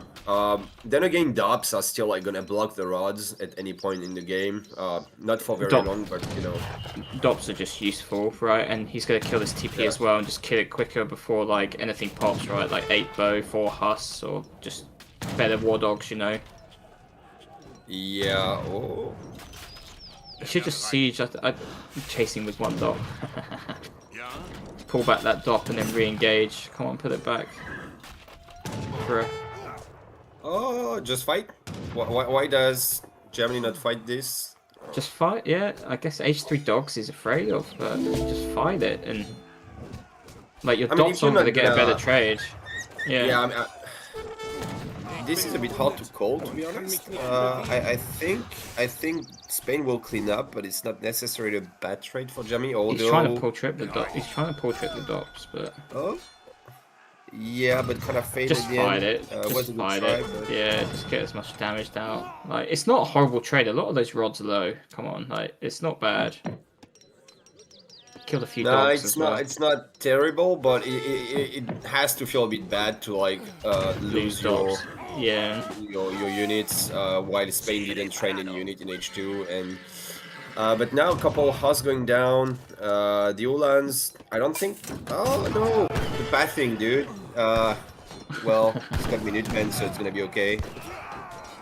The thing is though, like Germany's like fighting for his life here, and Spanish just going Spanish gold after this, right? So it's just, and now it's like Germany's got like 700 useless wood because he's just not been able to spend it, right? Because he's idled. So it's like Wait, if he so managed he- to, He shipped the wood after the coin then? yeah, he had the shit. That's what I'm saying. He had early TP, right, and burned the tower and killed some stuff and trained 5 dops. Like he could have just gone wood then coin. It would have been more streamlined. Yeah, I agree, but then if you don't go wood first, I would just wait for the 1k wood, right? And I don't think I would ship 700 wood, especially, let's keep in mind it's Germany, so you also lose an Ulan in the process, Ulan. you know? Yeah. But yeah, regardless, like, he's able to hold his position. I would say Spain is a bit ahead, maybe, but it's not, like, GG or anything. Well, Spain. The trouble is Spain's getting away with Spanish gold 1k wood, and Germany's gone 3 war wagon, which is going to do fucking nothing. So Yeah. Germany kind of had to gamble there and go 1k wood. Yeah, but then and again, 1K if you coin. ship 700, you know, you're not gonna ship 1k, Need I it. guess. Okay, like maybe 1k coin then for like a foundry and some fowls and war wagon. No, but I mean, Okay, we're so- back to the same problem that 700 wood was not so good, I think. But Yeah, yeah, 1k Oh, coin God. would have been. Oh, God. Why? Is that war wagon Half a war dead? wagon going down. Not the worst, but A priest. he's gonna heal it. Yeah. Yeah, not a bad idea. That was just a flex. He was like, yeah, you can shoot me down. I don't care. Just Yeah. kill my I'll guy." get a free volley and go heal it up. So, does he have Vet Yulon? That looks like Vet Yulon. Yeah, he does. Okay. Now he's going 1k wood. Okay, cool. And then with the 1k wood, I guess he's just going to build more houses, maybe a second TP, maybe a foundry like we were saying. Yeah, that could be an option. Definitely against Spain, it's one of the tools Germany can have to try and have like the upper hand in terms of unit composition, which is pretty hard against Spain as Germany. But like if you get cannons, you might achieve that. Vet Woolans, I'm not a very big fan of. Well, especially if he goes for the cannons, but we'll have to see.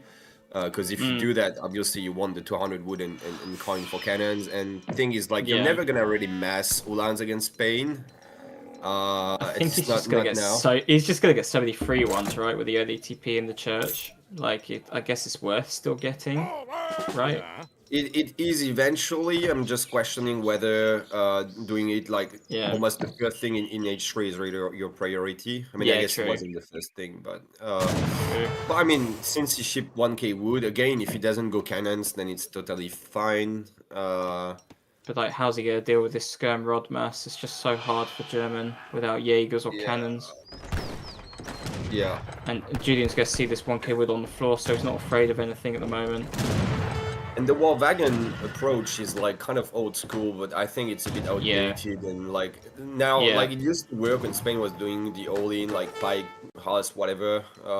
Push, but now you're just like up against a bunch of infantry with like the worst win in the game almost. So yeah.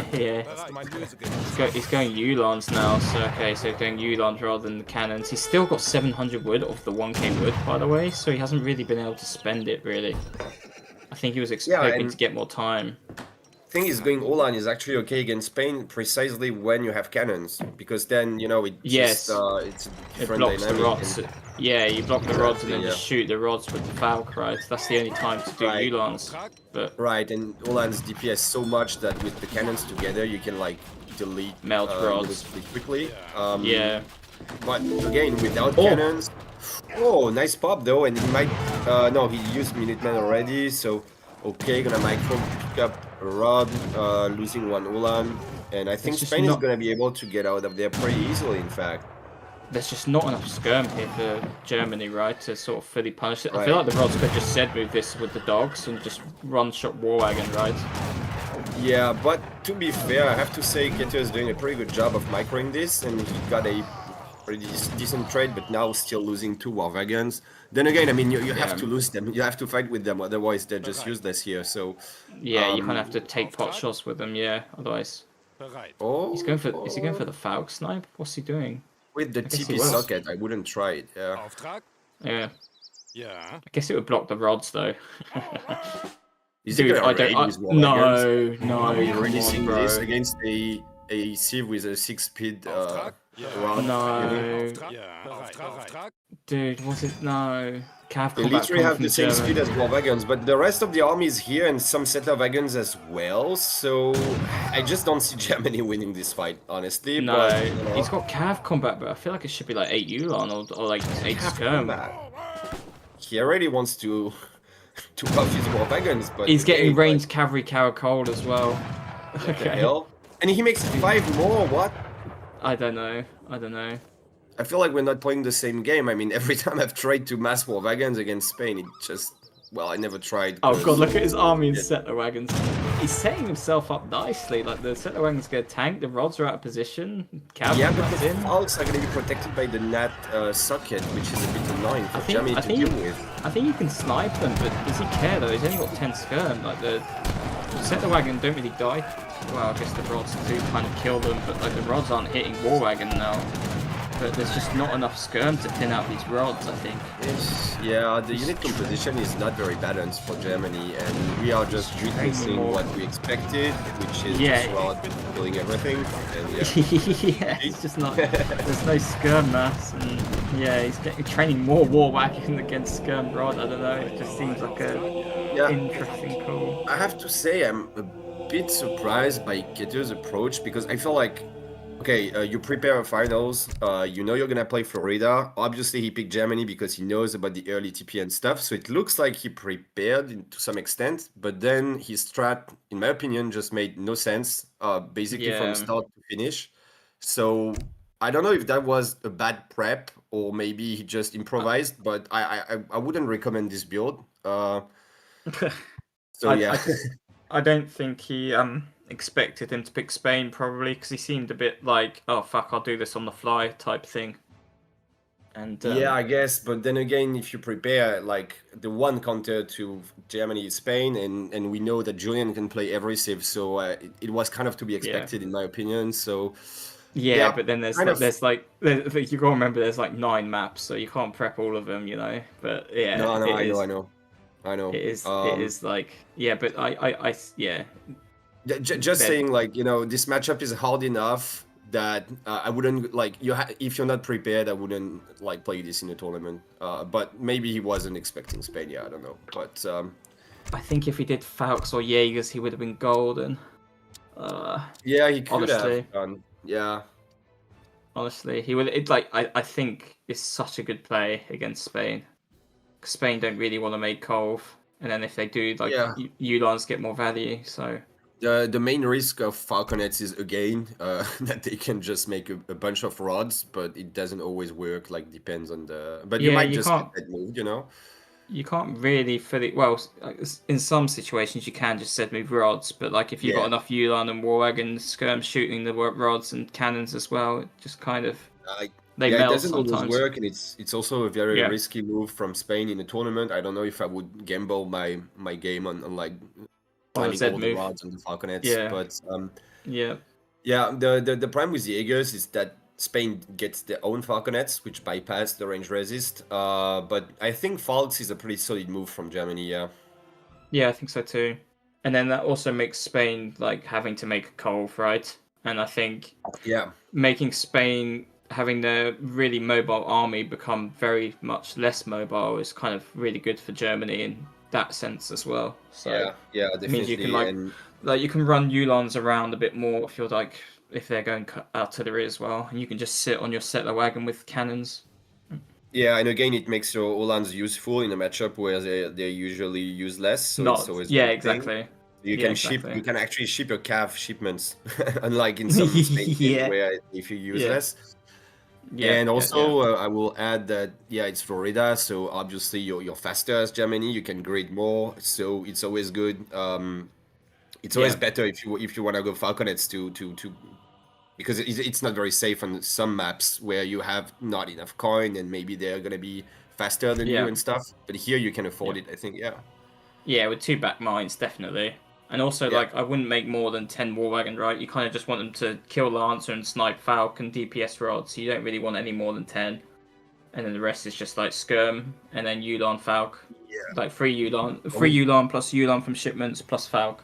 Like, just Skirm Falk. If I Falk, I would probably not even get more than 5 War Wagons, I think, because, like, you need to invest resources into other stuff, so Yeah. And he made, like that.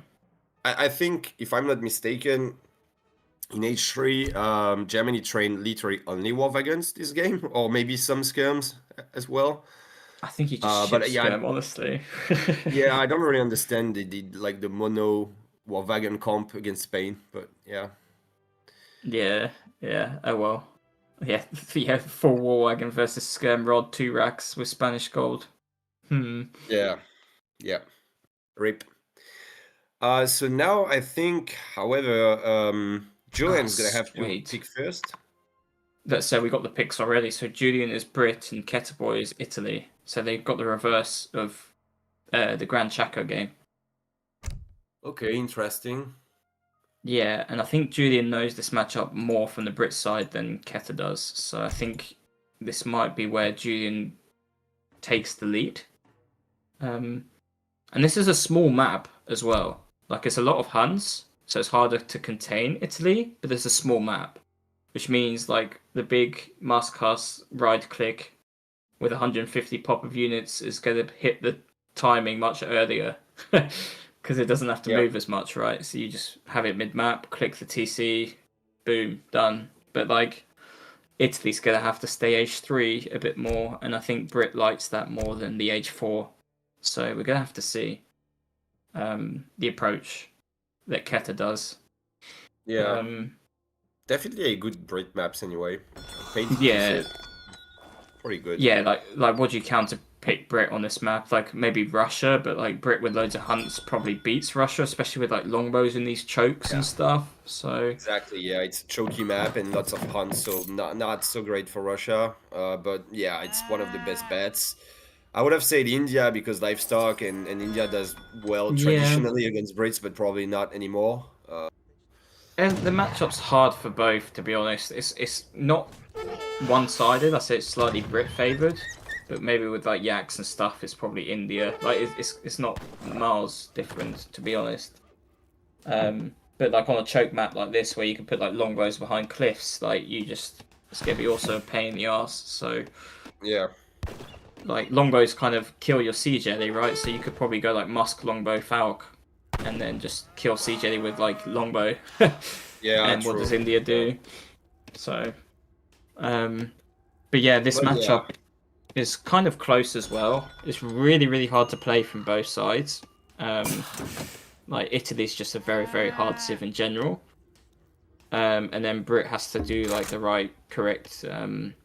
Like obviously their macro and massing and shit is not difficult, but their decision making is very difficult in terms of when to push, when to surround, how much to greed, what the timing is, that sort of thing. It's quite hard to pull off, as we see.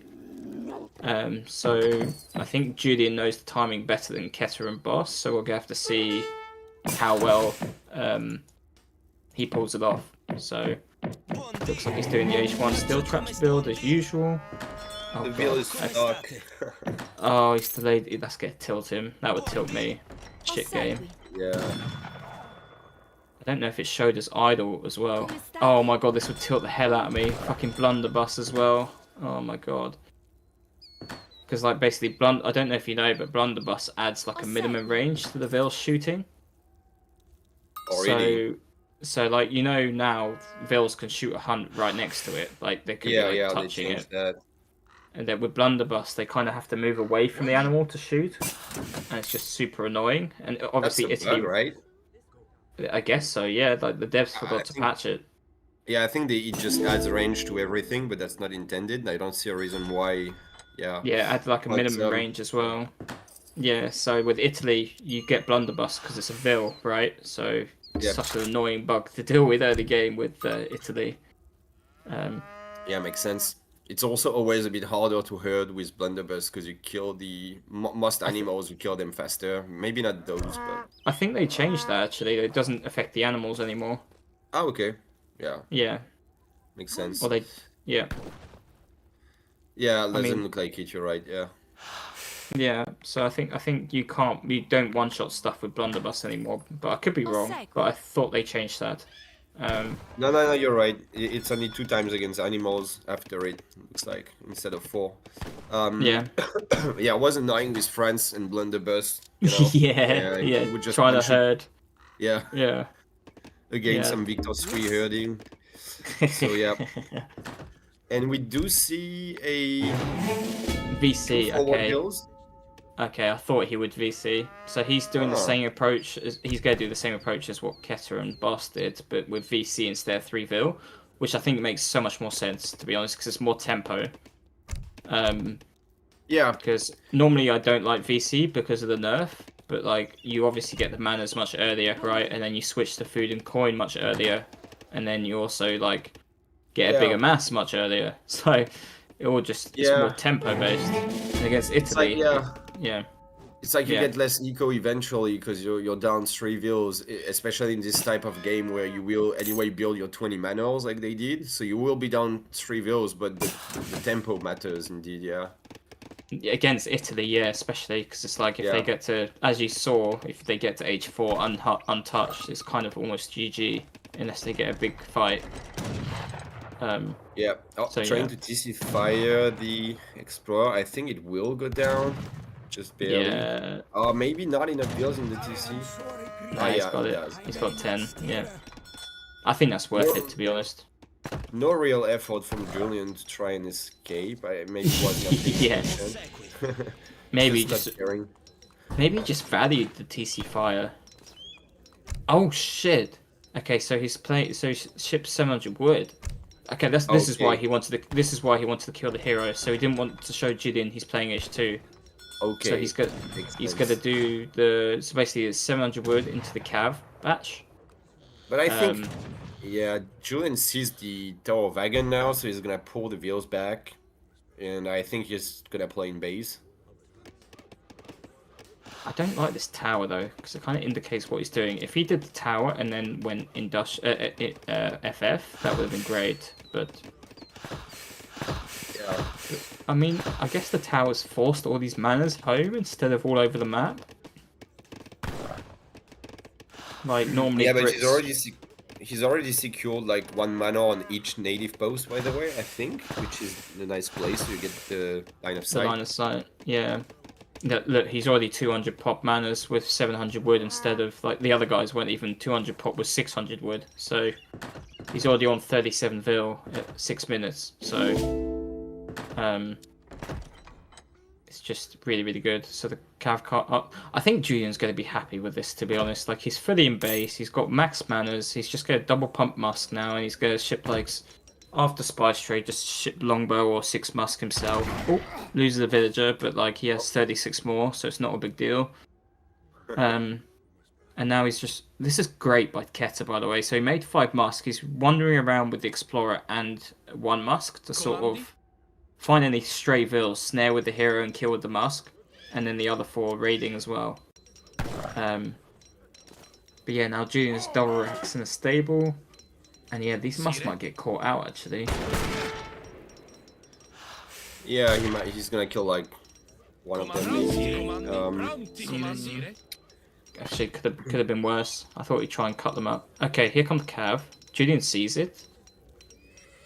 But like, how much damage can they really do? Yeah, that's minimum coming. Let's get a cancel. Cancel a minimum. Yeah, okay. 6 musk coming. He has to go to his deck. Has he shipped spice trade? No, he's had to cut spice trade because of this timing. Makes sense. So he's gonna pop 6 the musk. 6 must pop up at the perfect time, I think. Oh, he needs to cancel Minuteman. Yeah, he does. Okay. Yep. Getting Great Goat as well, which makes sense. Yeah. Steel traps is quite late, but I guess VC makes that. Yeah. Actually, 730 is kind of good. Actually, still when he's gone max mana, so he's all good, I think. Ready. But now Julian's just kind of in a good spot, I think. Yeah, I mean, don't really understand the idea of the Musk cap against Brits in base. But then again, I don't know Italy well enough. But I feel like you sacrifice a lot of eco for maybe not so much return. I think he was like hoping that Julian would FP. Yeah, I guess. This is why you don't go too far forward with your axis. Like I was saying, you go forward, but like still within TC range, right? But he's clearly had a great read of what Keter's doing, so he's put them behind his TC. Yeah, and the thing is that the rush distance on this map is very short, so Brits doesn't really have to FB anyway. So I wouldn't have involved maybe on that. Yeah. And it's quite different because like Arctic territories and Grand Chaco are huge maps, right? So like this timing would take a bit longer to get to your base, but here it's like you don't really need to FB at all. Yeah, and he's sitting down some manors, which is gonna give him some XP, but it's also some extra VC manors that Brits can rebuild. It's usually good to siege manors, but here I'm not so sure. I don't think it's good here because like it's 80 wood manners, right, or 90 wood. Yeah. It's like against 140 wood manners, it makes sense, right? Because you don't want to invest that into eco when there's so many units. But 90 wood is a different story. Then again, he doesn't necessarily know that Brits ship VC, I guess. But yeah. Yeah, he has it in deck, so he could just suspect it. But... But yeah, Yeah, so Italy not really doing too much, just running around, getting some manos down, and just making a bunch of mosques. But kind of like trying to beat Brits at what they're best, which is massing mosques, kind of. So Yeah, and Italy only have mosque HP, whilst Brit has both. And they've Yeah. got church card actually, which you can get the I think it's like 15% mosque HP as well from the church, and the rangers too, if you really wanted, I believe. yeah, So yeah, like, which would make sense actually. Rangers, yeah. yeah, I mean it's expensive, but it's a unit you need, right? So it converts all longbows to rangers, and it ships 5 as well, I believe, something like that. Yeah, I'm not too sure, but yeah. So, well, I'm not asking you. I know you don't know. I forgot Rangers existed before you mentioned them. So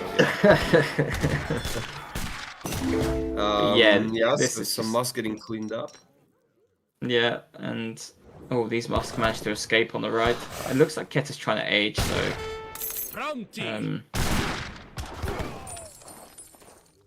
Wait, is Julian clicked up? Why is his score so low? Okay, he just jumped a shit ton of score somehow.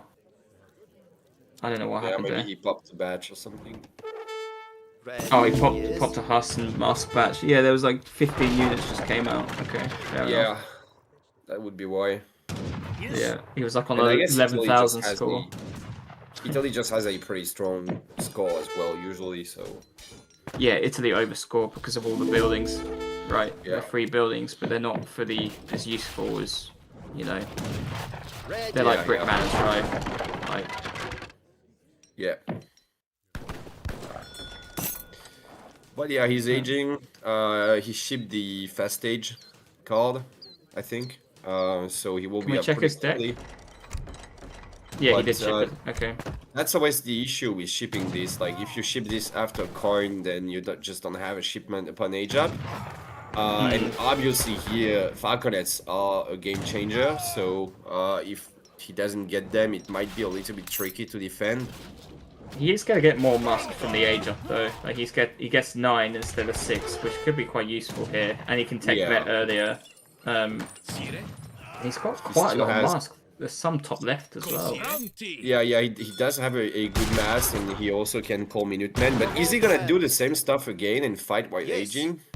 What's he doing? Because he just gets vet and wins, but like he's just Yeah, I I don't don't know why know. he's taking the risks, and he's always And- trying to fight when he's not in an advantageous Yeah. position. he's just giving a reason to Brits to just dive in, and it's exactly what he's gonna do. And I Yeah. think Italy might just be okay, but definitely it's just not as good as just not fighting. Like, I don't know why he had to fight now, but veterans, he will come in, and Falconets are on the way. Actually, I guess he gets a lot of XP from the non-bouts. Yes. So that's gonna be good for him, but most of the Musk are gonna die before that, which is just I don't just a know shame. why he was trying to trap with the 9 musk pop, but like why fight before vet? You're fighting with 20% weaker units for no reason. Yeah, Ketur seems a little bit impatient sometimes, I think. Yeah, he's like over eager to take the fight. Yeah. It's Which, just, especially in a tournament, is, you know, you Yeah. would tend usually to be more careful in tournaments, so... yeah, people are very punishing of that, and yeah, he's shipping church card to make his musk even better, but it makes him slower. So, Yeah, nice split Yeah. by Ketur there, so he's gonna clean up some masks. yeah, But the British masks are, it's deceiving, but they're just as good as veteran masks, in fact. I know they have a little bit less HP and attack, but Yeah. it's the same amount of shots to kill each other, so... This is Yeah. essentially a vet mask war, so yeah. yeah, and he's gonna have the church card, which is gonna give them even more HP, so they're gonna be better than his musk, basically. I don't like this Vil pull from Julian though. I feel like it's not necessary. I feel like you can just take it. Oh god, the Falcon bug! What? What was Dude, that? Did they bug? they bugged like 4 times somehow. I don't think it was the hunt. I think he just pressed like the limber mode. It's like spammed it too many times. They just kept doing the fucking limber mode. Holy shit, that's like game changing.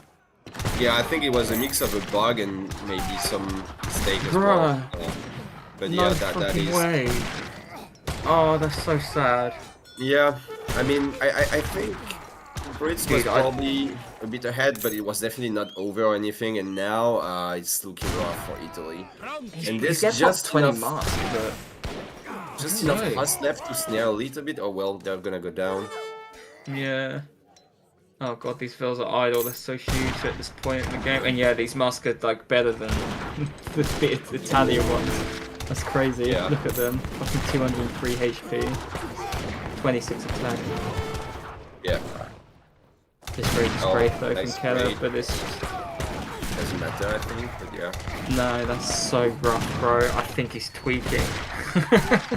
I'm gonna tweak. Bro, I'd be so pissed off after. Yeah, I'd definitely. be so pissed off. Oh fuck. Yeah, in a tournament, that's a bit rough. But Dude, Church card is so clutch here. Holy crap. it's the game we all love. Yeah, Church card is. It was the perfect timing as well, by the way. Like he already it crossed was. the map, so the speed didn't matter, and he just right as he was gonna fight. So, GG. Bit sad for the Falconets, but yeah. Dude, that is crazy. So is that 4-3 to Julian now?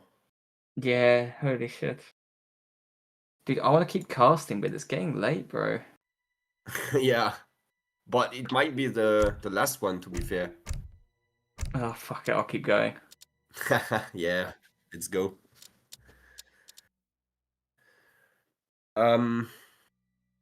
So game 8.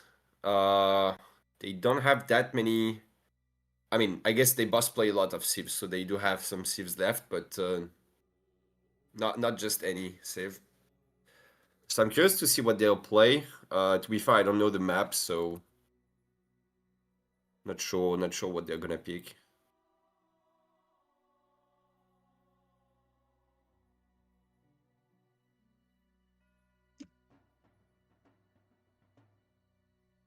Okay, so we get Of course it is.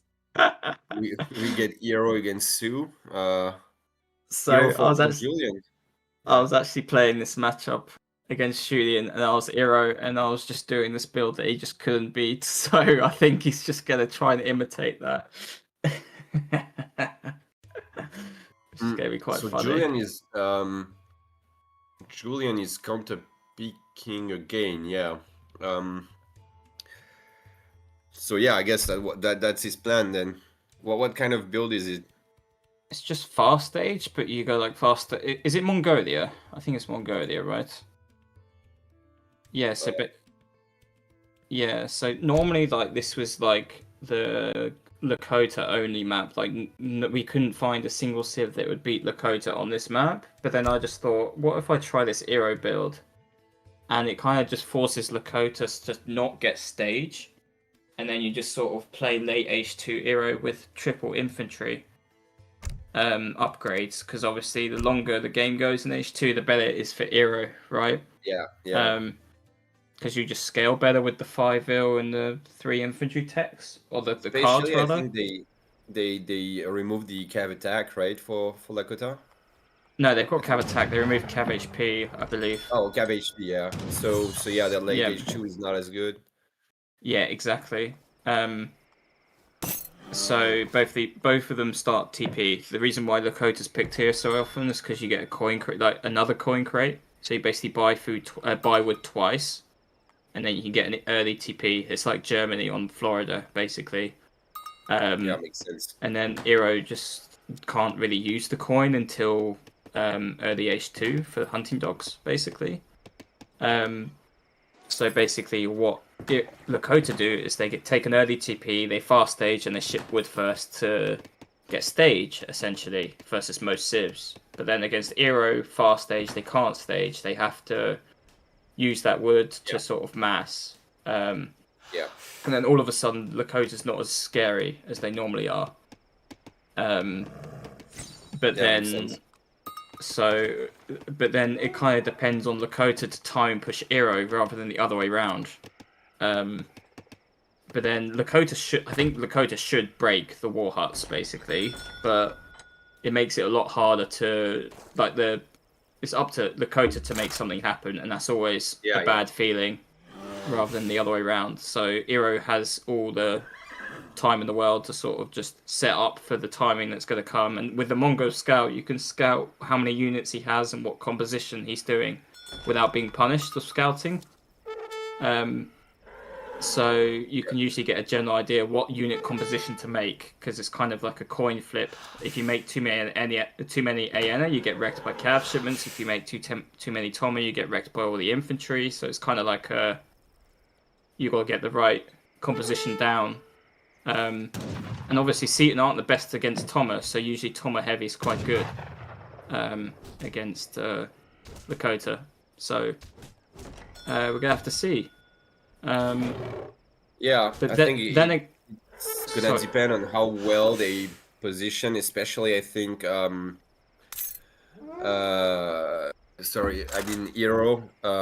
like well, it's really getting hard. I'm getting really tired, but I think Eero might want to have a nice FB, maybe with double war hut and just some nice pathing issues and shit.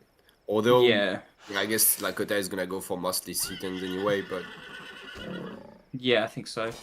The question is, what I didn't really test properly was the FB war, and the fact that Lakota has more unit shipments and better unit shipments. However, I think if there is an FB war, I think Eero can just ship 6 Thomas first and Big Button.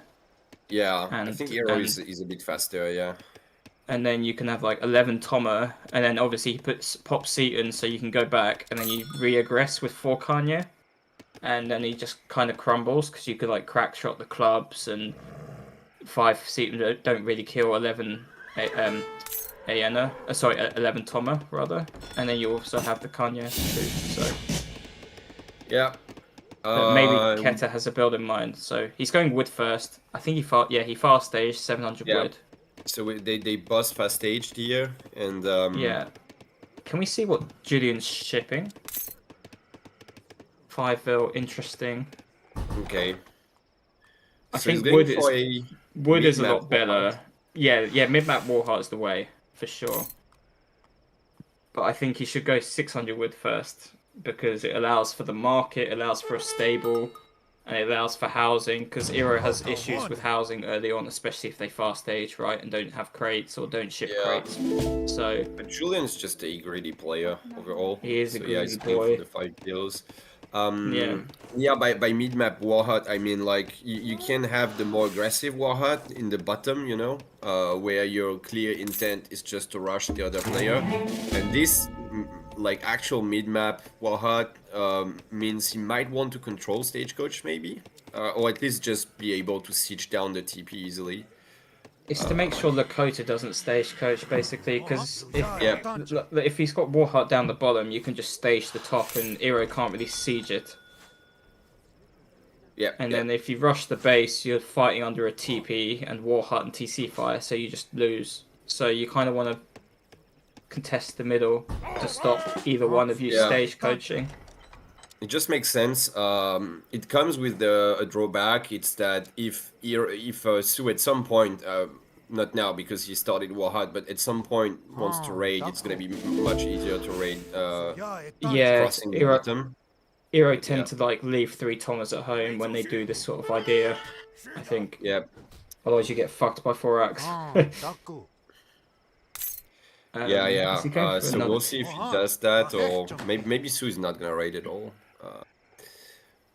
So we see some clubs and axe on top, just postering. I think he's trying to deny if there's any Thomas sieging, like if the Thomas got overconfident. Oh no, he's going for the XP treasure, I think. Is that an XP treasure at the top? Yeah, that's big. Okay. 300 XP, that's huge. Yeah, so that was the treasure I was trying to get with my Thomas, basically, that I usually got. But it looks like Lakota's gonna get it instead. Which is huge actually, because that's like another unit shipment in the fight, right? Yeah, that is actually quite massive. And he's gonna ship the Setons as well, so it looks like he's gonna go Seton and then Dogs and then Click, I'd guess. That's a lot of Kanye on the way though. Yeah, I think I would maybe wait for another shipment before I push because of the 300 XP. Like, it's a bit of a waste if you only push now. Like, the real strength of the treasure is that you get the second shipment now. Yeah, that's what I'm saying. You go like Dogs or 3-axe next and go, or 6 club, like anything really, I guess is okay. Depending on what you make, really. Yeah, I think Dogs are a pretty safe call. Yeah, Dogs against Hero is usually quite good because Thomas are low damage. Yeah, unless they get to melee, of course, but yeah. So... He needs more club, though. We'll see if he... Wait, what's on the way? 2 Dogs. What's that called? Oh, it's the Dogs. Okay, they changed the skin, I think. Yeah. Alright. He's gonna need more clubs, though. Like, Hero's definitely gonna make Kanye. He hasn't got enough Aena. Huh. Oh god, he's shipping conservative tactics, but like this is where you just train Toma and ship 7 Aena. Like I don't think you have time for conservative tactics against this 300 XP timing. Maybe against normal Lakota, but yeah. It is exactly like kind of the worst timing. I mean, not really because he will have it in the fight. But it's smart. Good. He is going to do it. So basically, TP obviously gives 10% on all your units. So he's going to send a couple of vills to build the TP. So he's fighting with basically Hero's Civ bonus, right? Yep. And Hero knows he can't hold this, so he's just backing up. He's going to sack it.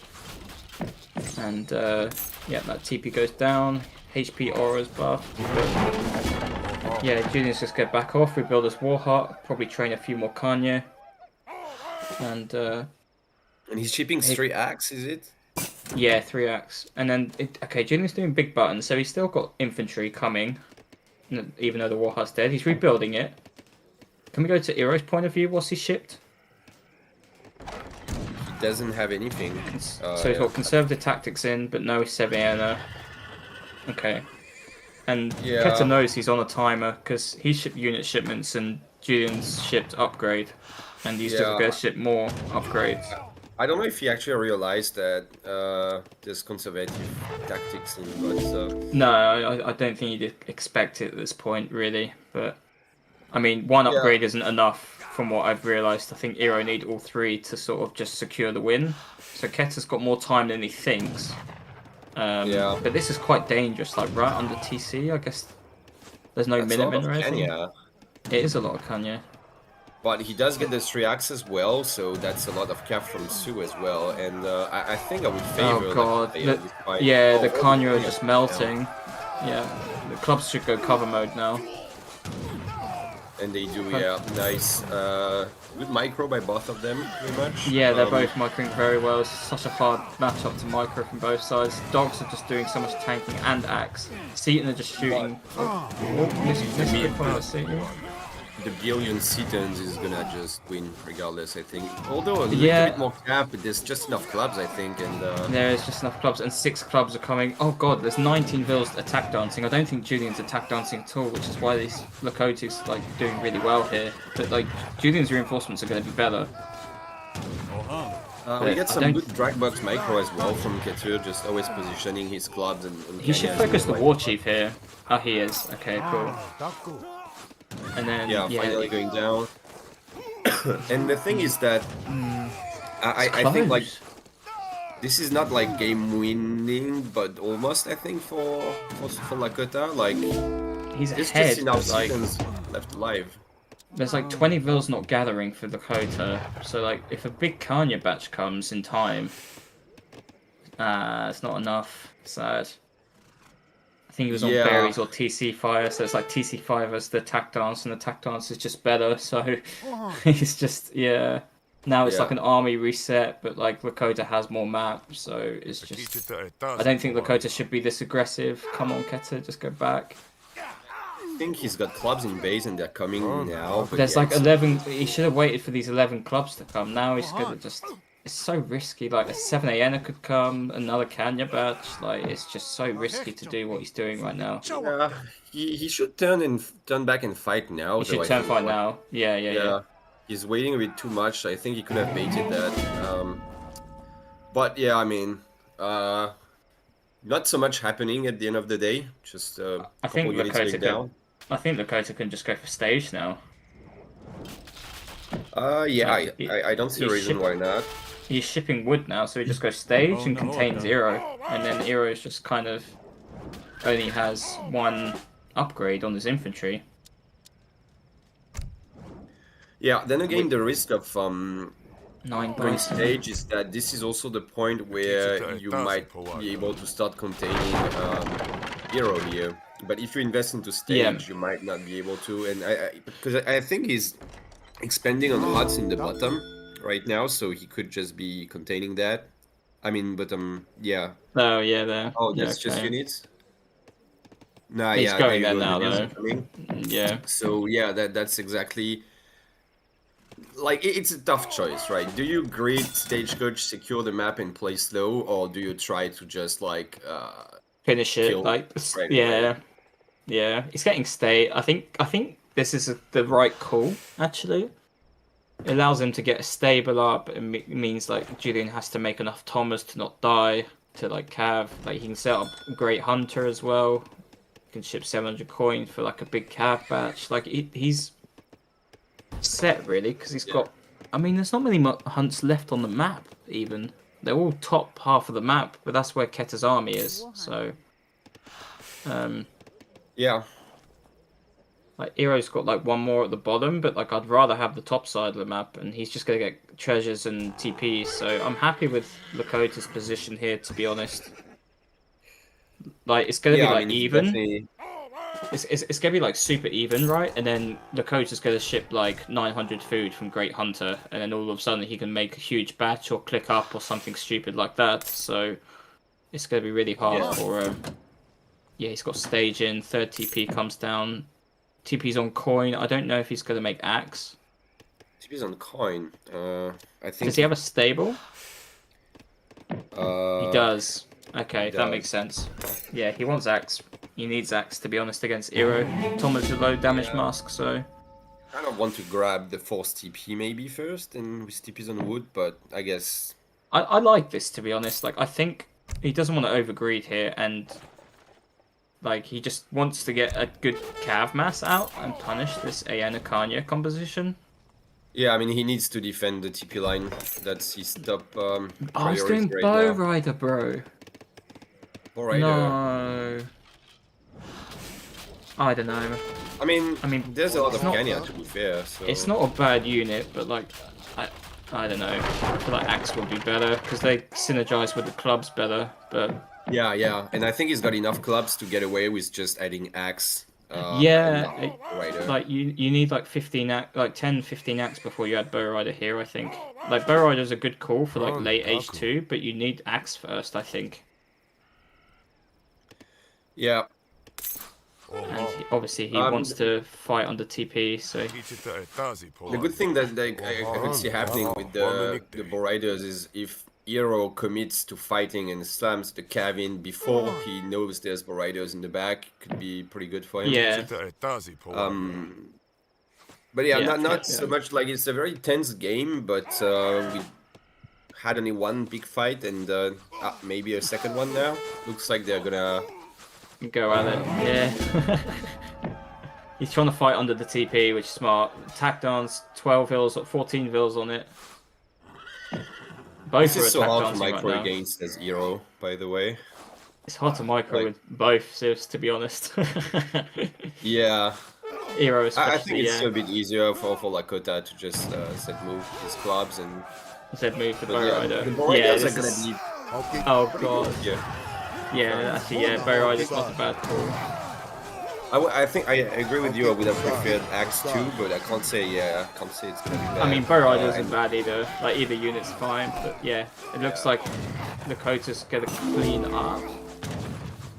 Yeah, there's just too Yeah. many Seton. and then if he's got a batch of anything like Bow Rider or Axe on the way, he's just going to clean. And I think Seaton trade well against Aena, so you don't really want to be ranged infantry warring against Seaton. They got the same damage despite having like 2 cards on them. Like, yeah, they're a bit cheaper, but yeah. Yeah, it's just more stuff from. I think lower food is actually good on this map. Honestly, like full food is just you lose hunts quickly. Yeah, that's a good point. And now he's gonna have to stand his ground a bit because of the vills gathering there, and I just don't think he can. Like, I think Julian still needs to go back and pull the vills the back. Explorer. The Explorer's gonna be huge. Dude, send the hero in. Okay, yeah, there we go. He's just dragging it to the front. This hero can just clean the Aena alone. 10 damage, 2 area. Yeah, GG. Yeah, and Julian resigns, so we'll go to a game 9 actually.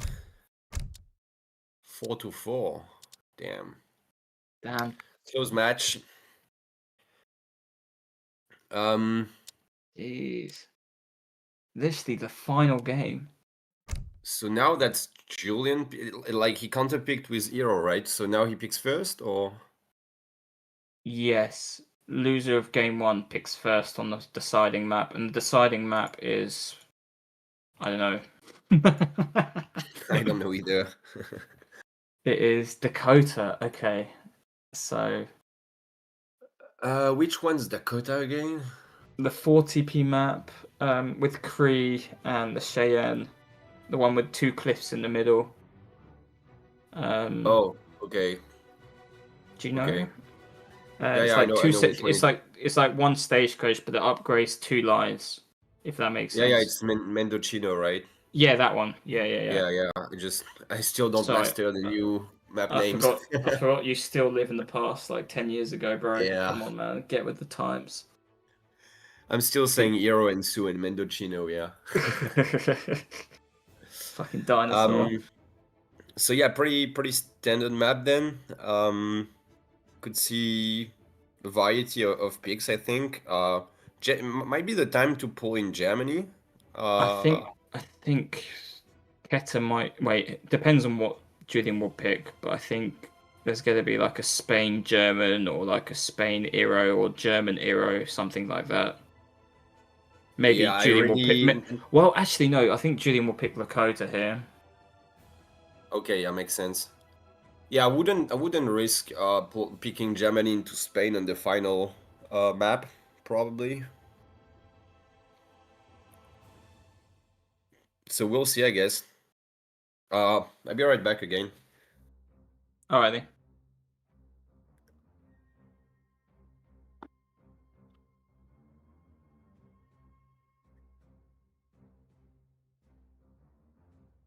No love for Asian civs? Well, Asian civs are only good on specific maps, and I think China's kind of bad at the moment, and I think India's not the best in this meta. Like, if we see all the civs on the screen right now, they probably all shit on India. And then Japan's just, well, kind of bad as well. So...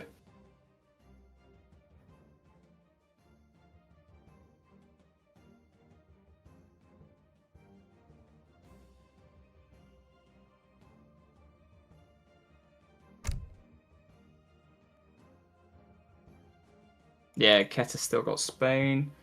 He's still got German. He's still got Euro.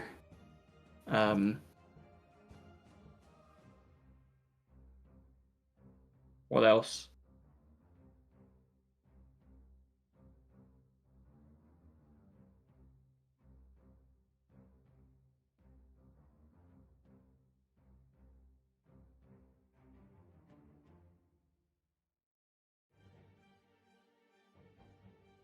Okay, interesting. Yeah, I figured that. Yeah, because, well, Keter PM me saying that he was Malta. What do I pick? And I just gave him a bunch of civs and just throwed them at him and see what he would pick. I basically listed all the civs that he hadn't played. And so, do we have the matchup or? Yeah, so it's Malta versus Spain. Malta versus Spain. Okay. Yeah.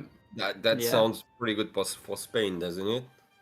I don't. People say it's Spain favored, and I'd agree. But I've seen like this Sentinel Huss shit Yeah. Yeah, I've seen do that too. so yeah. well. Because the Sentinels are like really, really strong defensively. Yeah. So I think Julian's going to go for a huge Sentinel plus like 5 Cav mass. Yeah, I mean, work. And defensively, Sentinels have like 200 HP, 13 range. It's like basically like playing Brits against Spain, right? Just a weaker version. And then you also have like longbow. What kind of sucks, I feel, is that if you want to push out, your masks just get worse. So I could see Spain kind of containing, maybe getting stagecoach or just Spanish gold, and you know. Yeah, but I guess then if you do that, Malta might age. So the thing is though that if you push out, I think people were testing this, so you can build like a commandery with like 4 settler wagon in like 10 seconds. So if you just send 4 settler wagons to the FB, plant like a commandery there, your sentinels get the buff and the rate of fire, and you can build a depot as well to get the rate of fire buff. It's a big investment, but I think it's definitely worth it. Yeah, makes sense. And obviously his outpost don't buff sentinels. Outpost 2 as well. Outpost 2 as well. It's just commandery. It's just, I don't know, a better building, right? It's just you can pop units, you can teleport units to it, you can train stable units from it. Like it's bigger blocks pathing. It's just good. Yeah, makes sense. Anyway, so it looks like he's chopping and mining. So he's going for the usual market buy wood for TP start. And Julian's going to build TP. Keta's just going to TP house, probably. And this is going to Pirashiki FF. No, he's chopping. Okay. Yeah, he's chopping. He finds a nice 90 food next to his TP. Definitely going to help. That's good. Oh, and he sent the dog right away to the Malta hero. Dude, why does the hero regenerate when building? That's so dumb. Look, it just goes they changed that. That's so dumb, bro. I fucking hate that change. Yeah, it was completely unnecessary. Like. Of course you love it, fucking Germany nerd. So he's getting 90 food. What's Julian found? Is it 95 wood? Top right? 85 wood. Yeah. Dude, that's so good. And he's stopped chopping as well. It's just a good treasure overall. Oh, but, is he gonna die? Commandment. Ready.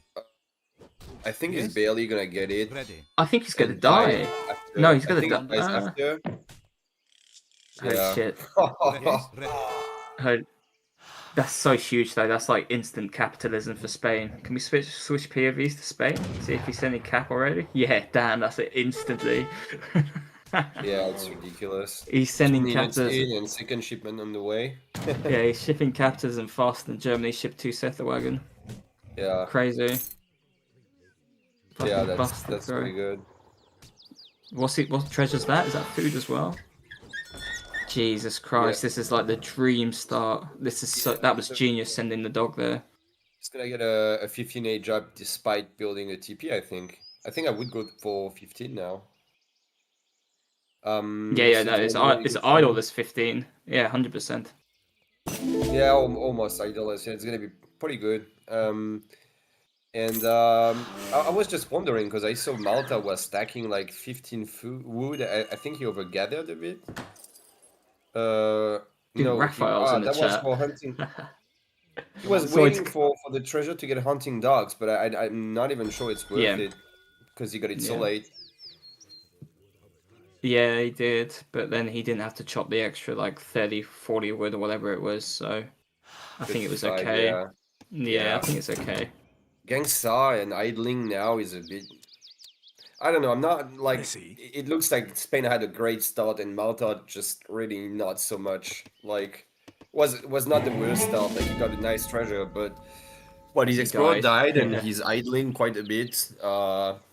Gonna be up quite late against a very fast Spain, so it's gonna be a little bit risky.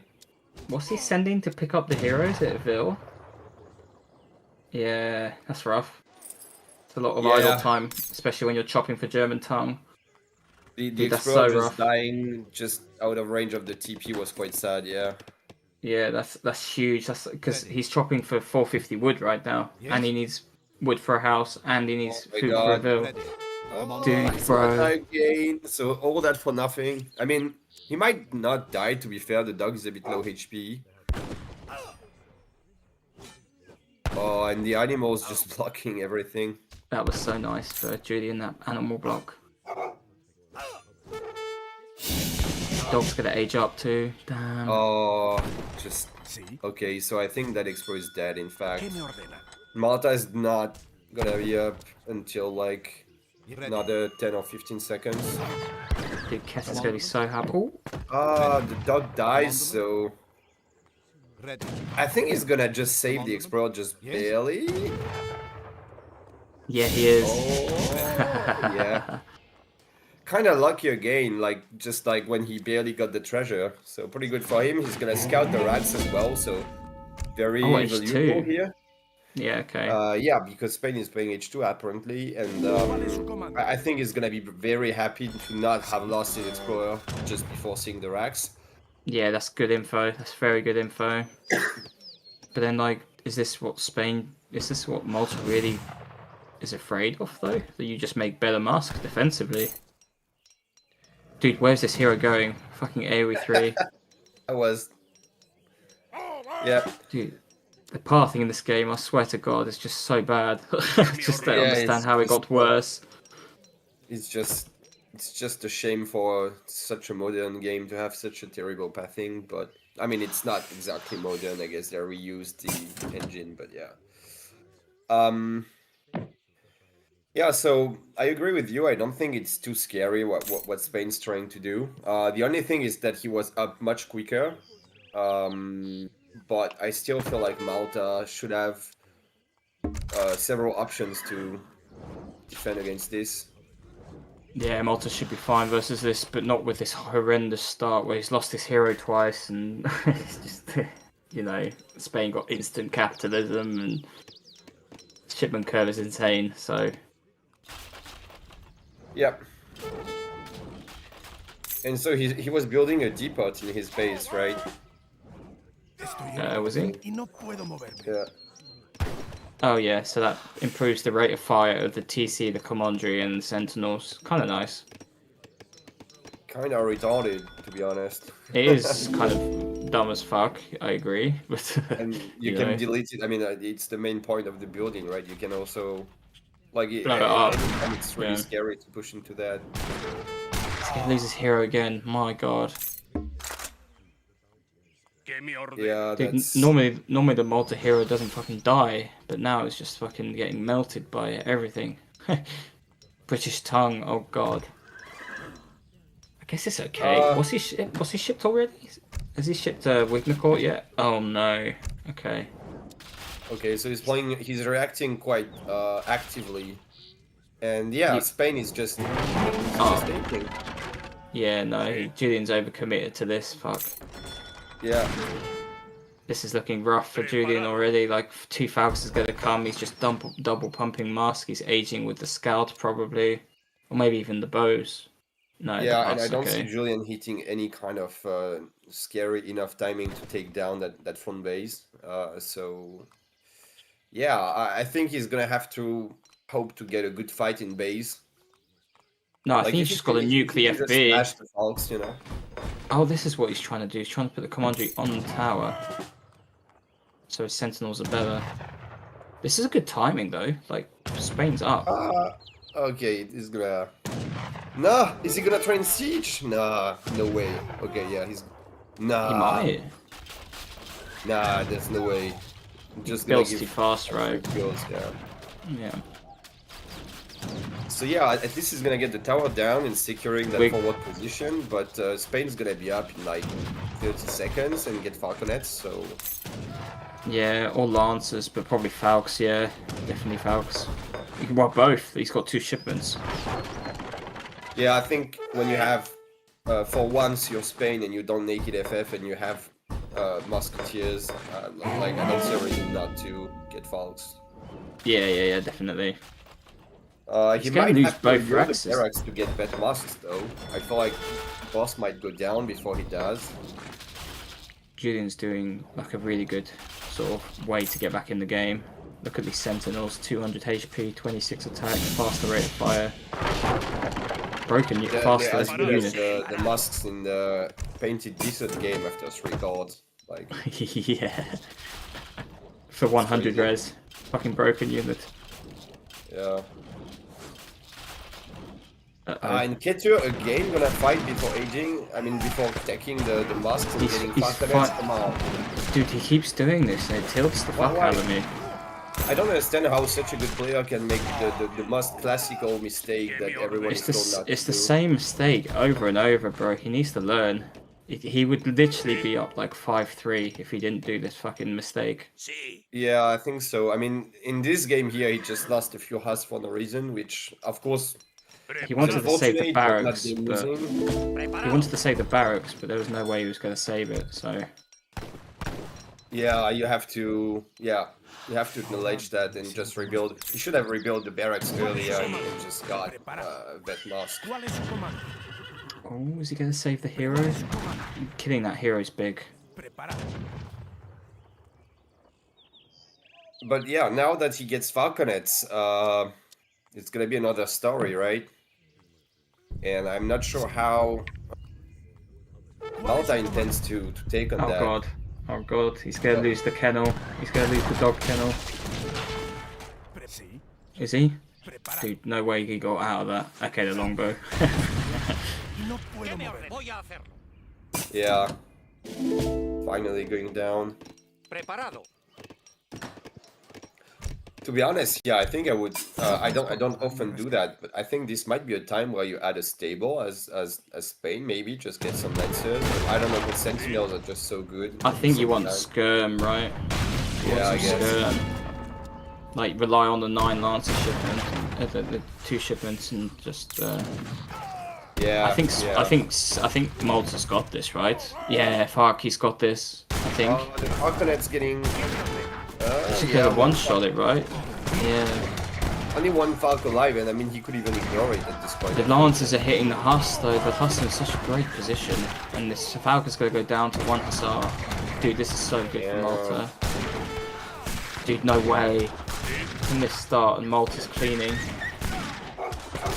Yeah, the thing is GG. that I think he just donated some units he didn't have to, and he also like was too slow to rebuild the thoraxes. He could have had more masks out, I think, with better macro as well, since he's creating some kind of wood. I think with like 10 more masks, it would have been a different fight. But yeah, that was rough. Dude, what's Keter's win? He's got to train some skirm here, surely. Or is he going Falcons? What is that building he's building? Okay, he's going Yeah, Falcons. looks like he's going Falcons, but what he doesn't know is that Malta is about to age right now. Is he? Oh shit. And Wait, so can we click he Malta's will deck? He might not. He's already he sent already the shipped fast the fast stage. stage card. Wow, okay. So, and he will have a shipment again, which is not always the case. So that is really nice. He's Really in nice for such a Julian, and I solid just don't see spot. much. I don't see much of a window for Ketur. 5 Huss, bro. Oh my god. Yeah. I mean, Julian could have won this in H2 probably, but like, this is a way of securing it, right? How's he gonna kill Vet Sentinel with combat? You could literally just click Falcons with them. Yep. Like 2 more Falcons, 5 Huss, Vet Mask. This is go time. Julian's just got to go back, sack the commandery, get Vet Sentinel, send Sentinel combat, and just type GG easy. Yeah, No I re. think the only win condition for Ketur is if Julian does the same mistake as he does, which is just fight before he gets his veterancy and shit. Yeah, but like Julian waits for Vet to actually fight, so. Yeah. Yeah, I don't think he will be patient. Commandery not being repaired, gonna go down very quickly. Combat is better. Does he have combat in deck? Yeah, he does. I feel like it would be better. Yeah, maybe. I guess he just wants a pop, right? He's gonna pop it for the commandery, melee them, and type GG easy, no re. Okay, that was a bad pop, but it's fine. Oh no, he's training Cole. That's the thing is, there's just new units for Keto. To be honest, he's got like 20 masks, and Yeah, just click this shit. Why are we making a Cole? Fuck this shit. Just go in. Easy. yeah, I mean, Come on, big guy. Just kill it's the as good fucking of a cab and trade go in. as Keto can Yeah. get, I think, but I'm not quick enough. Yeah, The Arcanets are getting infinite value though. Yeah, I don't know why Julian's going back and forth. I guess he was trying to dodge, but just click the bastards and end this. Oh, the cold pops out. Okay. Yeah, looks like it's over. Right, the bastard has been clicked. The game is over. Yep. That was a close series.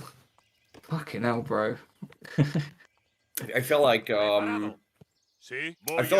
could have Cool, definitely won the series if he avoided a few mistakes, like we said. Yeah. Oh, he's got Skirm though. And he's got nothing Yeah. to kill the Skirm. Well, he can get Falx. He's got a Foundry, so I think. I guess he could also just make 10 order longbow, right? Yeah. As well. That too. Sentinel combat coming in. Oh, the 6 longbow hit. Where were they? What the fuck? I think he might have forgotten about them, maybe. Well, they're putting in work now. They shadow tech too, so they're like better than vet longbow. Yeah. Dude, look at these sentinel stats. They're like better than vet Jan. 270 HP. What is this joke, dude? Do 36, 35 attack with more range, more speed. Nice. Yeah, that's kind of insane. And that's GG. Yeah. Yeah, well played to Julian. I mean, well played to Boss, really. It was a really close series. Yeah, damn, son. Well played. Yep. I'm trying not to be too loud. It's 1 AM. Well played. Yeah. Can we just have a quick look at the stats, maybe? Yeah, let's have a look at that that fight. Military, maybe, and resources, yeah. It's just weird in the court. Malta. Did he train all settler wagons? How many has he got right now? I think he has them all now, but I saw him training them like on the way to 3. Yeah. So I don't know. I don't know when. I don't know if he trained them all. I think to ship the longbow thing, you need to cut some settler wagons because it costs some money, Yes. right? Yeah. He probably But only he trained must like have 1 or waited, 2. until after that. Yeah. I know Julian is a big fan of this longbow card. I He like does it. a lot. I like it too. Because they're like 1 pop long, but they cost more, but they're better. So, and then the Sentinels are 2 pop, so it's like you're paying more res for a longbow, but it's 1 pop. But then you pay less res for the Sentinel, but it's 2 pop. So you kind of just you can afford to train a longbow, but you can't afford the housing, right? So it's just you have a stronger 1 pop unit, but then you have like a really strong 2 pop unit. So pop effectively, it's not bad at all. Yeah, and they're just 2 good units, right? The Sentinels, like we said, are pretty broken, and longbows are just pretty strong. So yeah. Yeah. Absolutely. All right. Well, that was a long series. It's 2 AM for me. Yeah. Jesus Christ, man. But good that you could stay for the entire series. After all. Yeah, I'll probably get a bollocking tomorrow, but it's fine.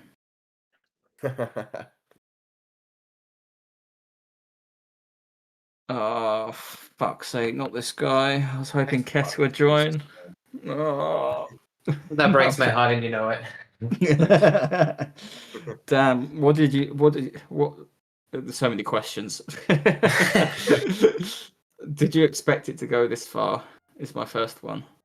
The 9th game, no, I was trying to avoid it, but he played very well, and I threw a bunch of games, and he would have deserved it just as much. So yeah, that was fun. What was your thought process going down 2-0? Like, did you feel like you still had it, or did you like were you a little bit worried? I was fine. I think mental is like what I'm good at. I knew the first game was bad positioning with a superior build. I'm pretty sure more leather cannons is better than less leather cannons if you don't position yourself badly. The second game, he made a phenomenal timing, and I should have channeled my inner Ravnak there. I think with one wall, it's all good for me, but not enough Ravnak there. And then, well, it was well played by him, obviously. And then, yeah, given that was my 2 mistakes, I was like, okay, that's not tragic. We can just avoid doing that again, and then it's okay. God, what is this comment from fucking Lionheart in chat? We're just gonna gloss over that one. But yeah, no, he did. He had a solid timing for sure, and I think you needed like a sort of. I think you had 2 mistakes. You needed like a cav. I needed mams. Yeah, you needed mams. Yeah, we pointed that out. Yeah, I was surprised he didn't have mams in deck. Because like we were saying, space are good, but on their own they're not like they don't force friends to really train goons to kill Spahis as much as you need them to kill mams. I feel like. Wait, did I actually not have them in deck at all? No. Yeah. Oh man. Yeah. I thought it was going to be my next shipment. I should have put TPs on XP or something. I just couldn't really tell what he was up to. I saw some curves and skirms, so I knew he made units. But it was a bit hard to read.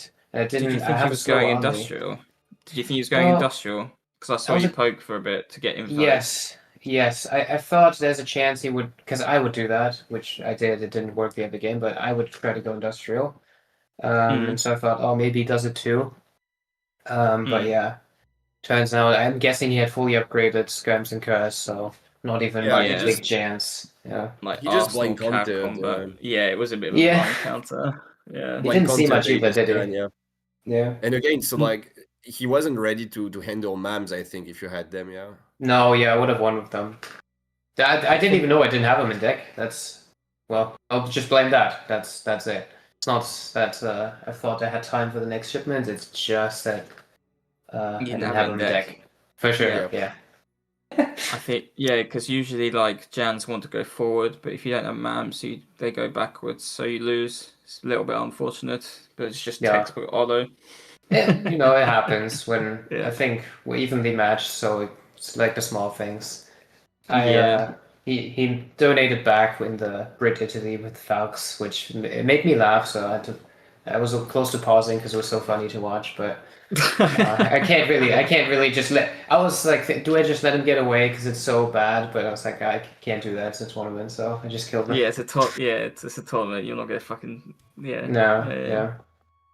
I don't know if his Falx just bugged or if he also fucked up somehow, because I don't recall getting these bugs. Like I don't know what he really did.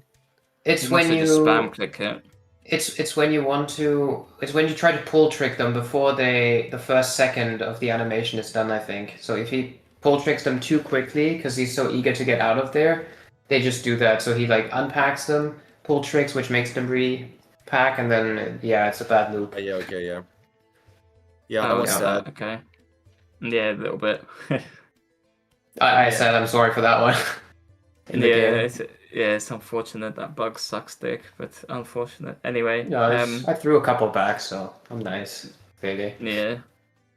How did you feel about your Italy? Were you concerned about his mass, or were you just like, why the fuck is he doing triple Rax mask instead of some stable units? That was another smirking moment. So I wasn't sure if he was going to be aggressive or not, but I just couldn't find a Rax for the life of me until my Explorer died to 5 musk. I was like, okay, he's going to be very greedy. And I definitely didn't think he was triple Raxing. So, but I knew when I sent the 10 skirms forward, I knew to stay back with my bombards and to help. So I knew there's a chance of getting trapped, and I was like, these guys are pretty fast. There's a chance they get away. But bro, had 200 musketeers, so caught them. You got a great trade in that fight where you killed your bombards. That's what we were saying with Haza. I think Ketur played really well overall, but there's just one mistake he's been doing several times, which is just to fight when he was aging, and that's what he did in that precisely in that fight. He just went in like before he gets veterancy and before he gets falconets, and I think it cost him the game. Maybe it cost him the game in like 3 different games. Like the Oh. last game, the last game. So like when he was trying to save his barracks, is right. Yeah, I saw his You low ki- score and I was like, he must be aging. Like, You killed Yeah. about like the 3 age up Huss and like 10 Musk for free, and he was trying to save his barracks to get vet, but he should have just sacked it and waited for the Falcons because he just deleted so many units there. And then the same Yeah. thing with the same thing with the Italy game. He was trying to trap you with a 9 Musk age up, but like if he just sat in base, age up with like the 9 Musk and got vet and shit Falcons, you're dead. So it's just like he just was too over eager to take fights, I think. Yeah, a little bit impatient. Yeah. He's too impatient in those scenarios, and that's costed him like 2 or 3 games. So I think Yeah. that was you punished them perfectly. So like you can't really make a mistake like that in the finals. Like the opponent's just Yeah. gonna definitely punish that. So make more Musk. Yeah, walk more forward. yeah, send more upgrades. Yeah, I had everything on my Musk, I think. thin red I line, s- baby. I was slightly worried because I kind of forgot how choky the map is. I was like, oh man, if he really gets like 50 Musk in between 2 of those native posts with Falcons, can't really trap him. Even if I Yes. have 200 Musk. So I was pretty happy that it went differently. I was like, do I have a chance to maybe age myself and use the same chokes, buy time? I wasn't sure if that would work, so just tried to Mhm. all in. Yeah. Yeah. I don't think you could have aged in that position, to be fun. To be No. honest. I think that was the No. right call to stay aged too. Yeah. Yeah, it was kind of out of hunt, I think, as well. Mm. Just couldn't find him gathering anywhere at the end. Mm. A lot of the games was like either a lot of your victories and a lot of his victories was just like you both had like the perfect read of what each other were doing, and Yeah. it's just like in like the two, like a lot of your victories was just like you knew exactly what he was gonna do and you countered it very, very well. And then the victories like his France and his Sweden, for example, were like he knew what you were gonna do. Actually, the Sweden was a bit of a Yeah. mispositioned fight. Look, no offense, I think my build was clean, but Yeah, your build was I better for fumbled that sure. big time. Yeah. But no, sorry, the French one, his build was very well thought Oh out. yeah, it was. For I sure. think Yeah, I the- played this the- against him before, that's why he knew what I And was doing. Yeah. And the Sweden mirror, yeah, I agree. Your build was definitely better. Like he shipped a Yeah. bunch of units which he didn't really need at that point. But yeah, Yeah. if I remember correctly, you pushed a bit hard with the 4 leathers, but they are just not that scary, you know. I guess. I had 2 levels on the way. I should have just waited for them to pop and then Yeah, go with another batch of yeah. Caros. That's I think true. Yeah. you just want more Caro like as a meat shield. Yeah, and then you're fine. Yeah. Just needs I'll to just wait forget until that game it- happened. Yeah. That was like a throw, and then the second game he just played really well, and then third game you just had a good read on what he was doing. So Yeah. and then the USA game was kind of clean too. Well, kind of clean. He nearly got me because I Yeah. underestimated how much cav. I thought he only had 5 Fuss, and I was like, oh, he's not really going to be able to kill my like at 12 Minutemen. I thought that's enough to like kill them, but then he had 10. I was like, oh. But yeah. I just about got back in time, I think. Those Minutemen did so much work. He didn't Yeah. focus them at all. Yeah, they're insane. Yeah. Well, it's like a vet musk damage, isn't it? So Yeah. yeah. Anyway, well played. Congratulations. A very long slog. Yep. Congrats. Yeah, well done. Just what did you think about the Spain Germany? Like, do you expect him to go like full war wagon? What the fuck was that one? No, I mean, I figured Keta isn't a person to add Falks, but I was kind of waiting for it. I was kind of willing to just go back and make my own, but figured I'd wait until I actually see some from him. So I shipped my own 2 Falks. I thought I was gonna Falk War probably, but yeah, I mean, War Wagons is not the play, so I was pretty happy to see that. Yeah, we came to the same conclusion that Falconets would have probably been his best chance as Germany on a map like Florida, where you get the early TP, Yeah. so you have a bit more time to just do stuff. Yeah. But yeah, now And he two didn't. he had 2 safe back mines as well, so you could probably make a lot of foul. I was so greedy and I got away with it. Yeah. Two TPs, I added a church. I didn't even lose the second TP. I did 5 Vil, Spanish Gold, 1k wood, so I was quite certain I'd win that since I usually have the composition advantage with Spain.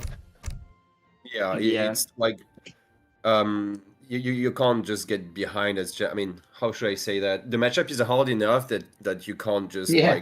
afford to make small mistakes. Like, for example, Yeah. the tops, I'm not sure they already paid off. Only got the tower, and also he shipped 700 wood after 700 coin instead of waiting for 1k wood, and that kind Oh. of stuff just put him behind, I think.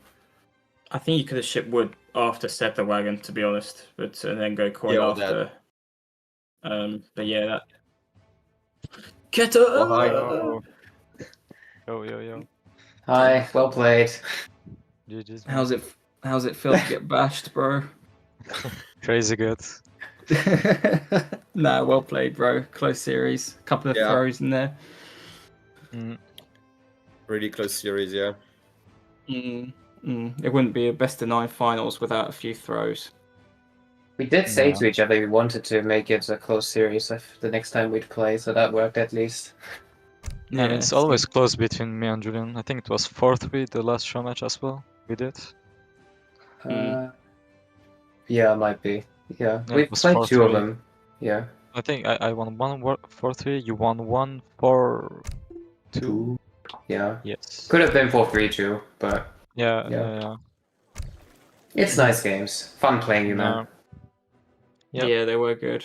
Yeah, well played, boys. Entertaining watch. Yep. Wasn't just I have sleeping one, here. one so. question for you, Ketur. Tell me. What was your thought process when you went in with the masks in that Grand Chaco game? Like, you just aged and you just... did you feel like you could smash regardless of not having vet masks and falconets?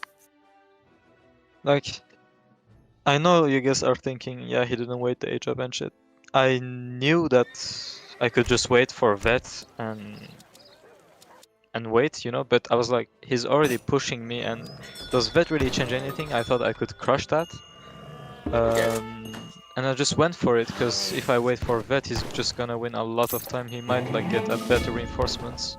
So I just Had a lot on the way, to be smash it fair. there. Yeah, well, I guess it was a good decision. It's just he didn't commit early enough. If he pushed with his early H4 units, like 15 skirm, 10 pike, and 2 bombard, he was dead. I had like 100 mask by then. Yeah.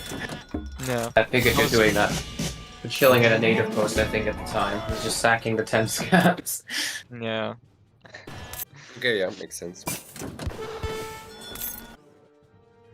I don't know, I still think waiting for because you're also training Huss, right? I feel like 10 vet Huss and Musk combat Musk with veterancy would just do so much work there. Well, stable came a bit late. I decided to go for a stable when I actually killed all the anti-cav. But trying to get through Huss through 20 guard pike seems quite impossible. I was like, maybe full Musk is better, but 5-speed skirm is not better either. Yeah, it's rough for sure. Yeah. It's just hard to play against those Italian units, to be honest. Yeah, that's definitely. when one guy has guard units and the other one doesn't. The other guy has H2. Yeah. Especially when all your guard units are guard for free, right? Yeah. Well, I had to pay 400 res for guard help. Don't forget that. Yeah, true. That's the biggest investment that entire game. Massive. Yeah. But yeah, the close series, boys. Keta, were you trying to save the racks in the last one to get vet? Yeah, I thought I could get. I thought if I can just save the vet mask, I could pull trick my Falk and push way faster. But since he denied the vet, I had to wait for the vet, and it delayed my push by 30 seconds. But yeah, I don't know. That game, he pumped a million units from nowhere. I felt like I killed his explorer in H1. He didn't pick up a single treasure, well, except 85 wood. I thought that I was super ahead, honestly. Yeah, you're in a great spot. I even tried to fake out the H2 play, but he suddenly just pushes me with 10 longbow and 15 sentinel. Well, he had a good read, I guess. Yeah, it felt slow. I don't know if I should have used the Trastamar age up. Honestly, I was hesitating. I'm not sure. I think it was fine. For 3 shipments, might be not worth it. No, I think it was energy coin. I think what you did was fine. It's just like we lost too many. Just trying to save the racks, and then maybe the second rack should have been a bit back. Yeah, true. Yeah. And one question, because like you had a great start, like you got a TP and still idle S15, which is insane for Spain. Exactly, yeah. Did you consider just like doing the kind of stupid aggressive FF? Because when you're that fast, it could be scary to just like play the standard like aggro All in. FF and have two Yeah. bugs in their face. Well, Julian knows me, and he knows that I like to play some H2 Spain sometimes. I thought that if I can fake him out, which was like Yeah, 5 plus 10 mask, he would be on his toes, like waiting in base while I'm aging. But he knew that I was aging. Like, despite seeing the batch of 10 mask, he didn't question himself like, oh, he might be aging. He just straight shipped longbows and pushed me.